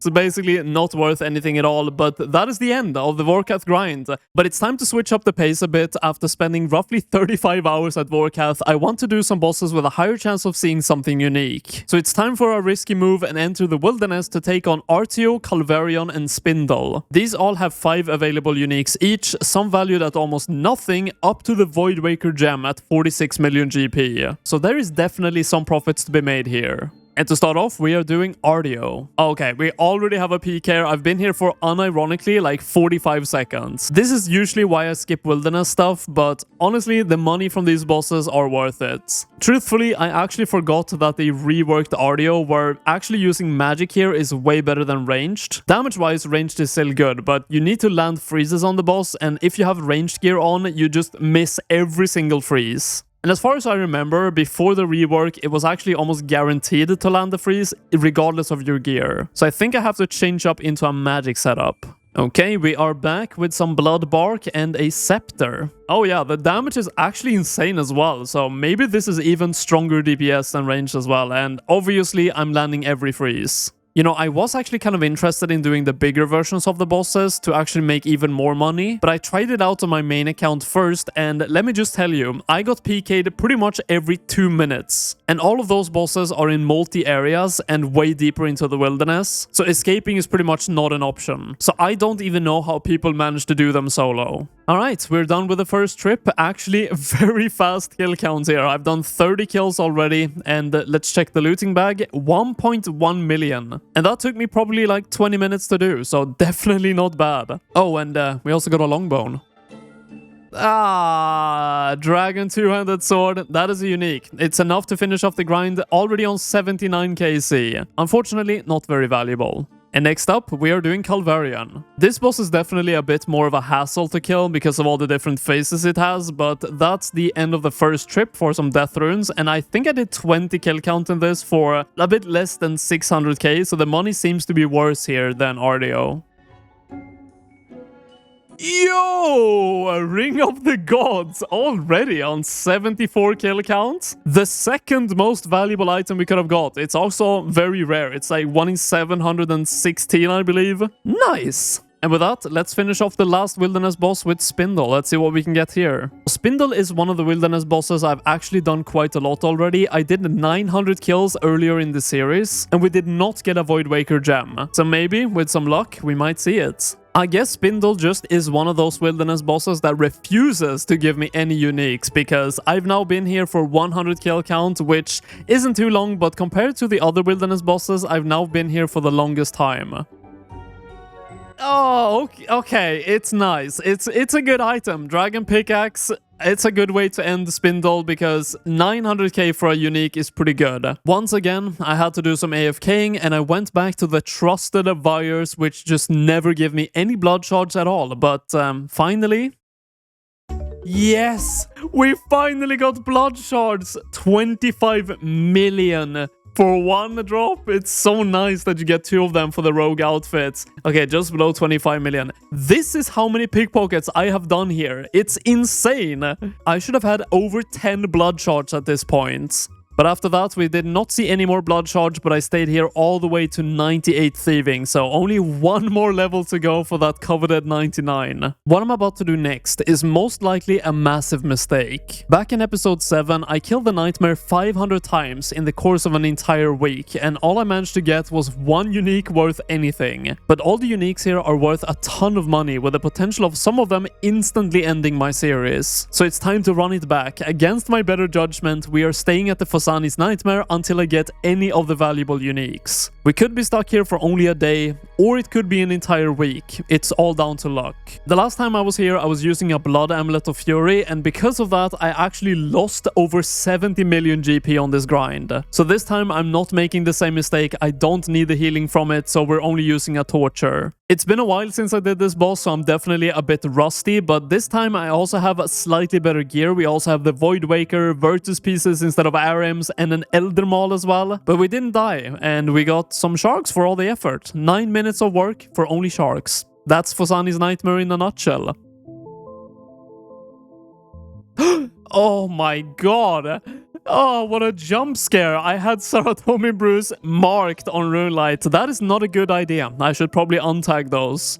So we're coming up on 10 kill count here on the Phosani's Nightmare, and I have now realized after not using the Blood Fury here how absolutely useless it was that I actually used it before. I'm so used to using it from the normal Nightmare where you take a bunch of chip damage, but on the Phosani's Nightmare, because I'm pretty experienced and I don't mess up too much, I barely take any damage, so actually using the Blood Fury was just a waste of money. So that means at least if we're going to stay here for a very long time, the supplies will be way cheaper. This Snapdragon Seed drop worth 300k is the best drop we've got so far, and I have now done 70 kill counts on the Phosani's Nightmare. Mind you, the drop rate of seeing any unique is 1 in 113, so we're actually already close to seeing another unique on drop rates. Wait, what? My staff is 5 charges? Okay, I can't finish this kill. I started with 6,000 charges on the staff, so I didn't think it would run out this quickly. I do want to make it abundantly clear. This boss is roughly 6 kills an hour. And after this, we are hitting 100 kill count. We're getting close to the drop rates of another item. And this is all the loot that we've got. 6 million worth of loot in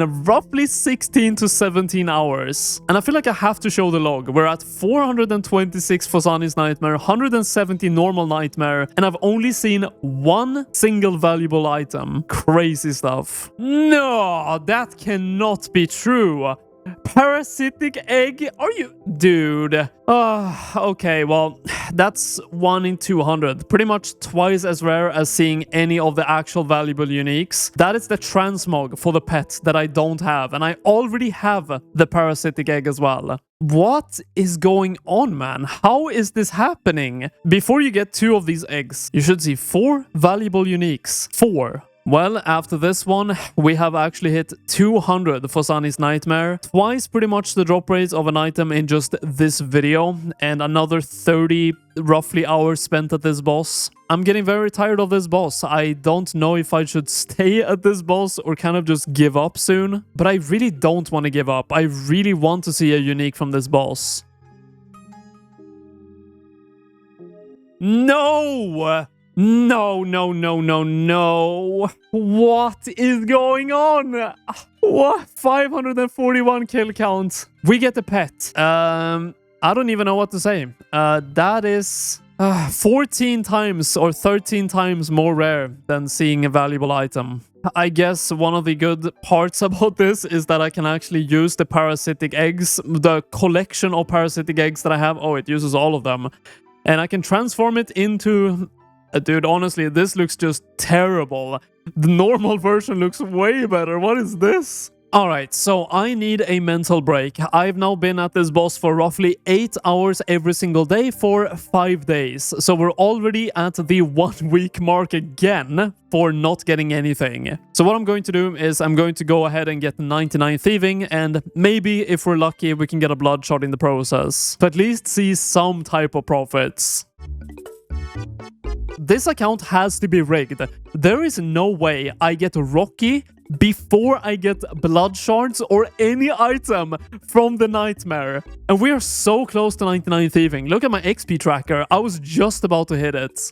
But here we finally go. After that Rocky pet still in my inventory, 99 thieving. 2 big achievements, I guess. Thieving is pretty much fully completed at this point on this account, but unfortunately not a single blood shard. I've been told many times by my fiance that my in real life spirit animal would be a raccoon, so I guess the Rocky is one of my favorite pets. And I am actually going to be buying the skill cape for thieving because this one provides a 10% boost to pickpocketing. So even if I'm 99, I might go back to pickpocket some in my AFK downtime just to see if I can get some more blood shards. We are back and we already have another parasitic egg. At this point, I am just going to take it. I'm gonna smile. I'm gonna be happy.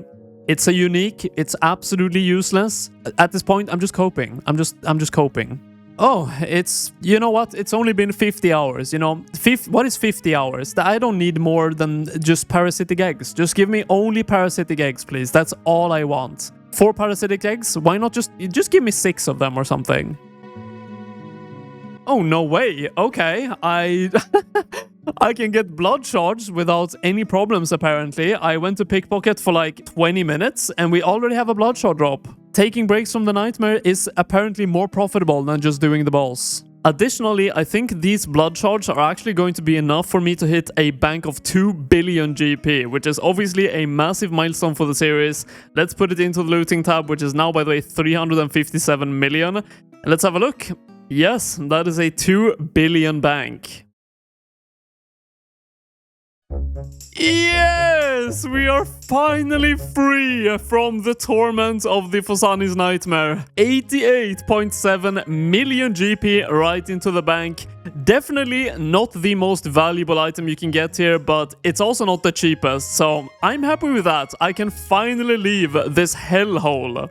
Let's see if it insta-sells for medium price. Seems to be going even higher, so yeah, it did. Okay, I'll take extra money where I can get them. And that now puts our loot tab at 443 million GP. Next up, we're going to be doing some Tormented Demons, and there are 2 main items you can get here. The Tormented Synapse, worth roughly 50 million GP, and the Burning Claw, worth only around 8 million. Both of these have pretty much the same drop rate, so let's hope that we actually land on the good one. You know, I do have to say, after doing a bunch of Phosani's Nightmare for the past week, it feels really good to just rack up fast KC on stuff. I feel like I've barely been here, and I'm already at 100 KC. The regular drops from these are not super great, but it makes up for it in the uniques. Oh yeah, there we go. The Tormented Synapse actually only slightly above the drop rate. Nearly 50 million GP, and I actually think that could be enough because some of my items have been going up in price that I have equipped or in my bank. So selling this might be enough for max cash.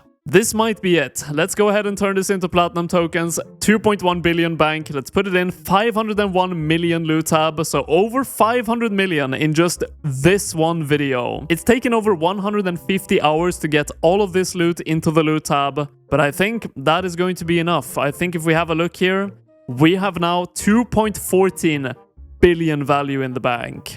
So all that's left to do now is sell everything in my entire bank.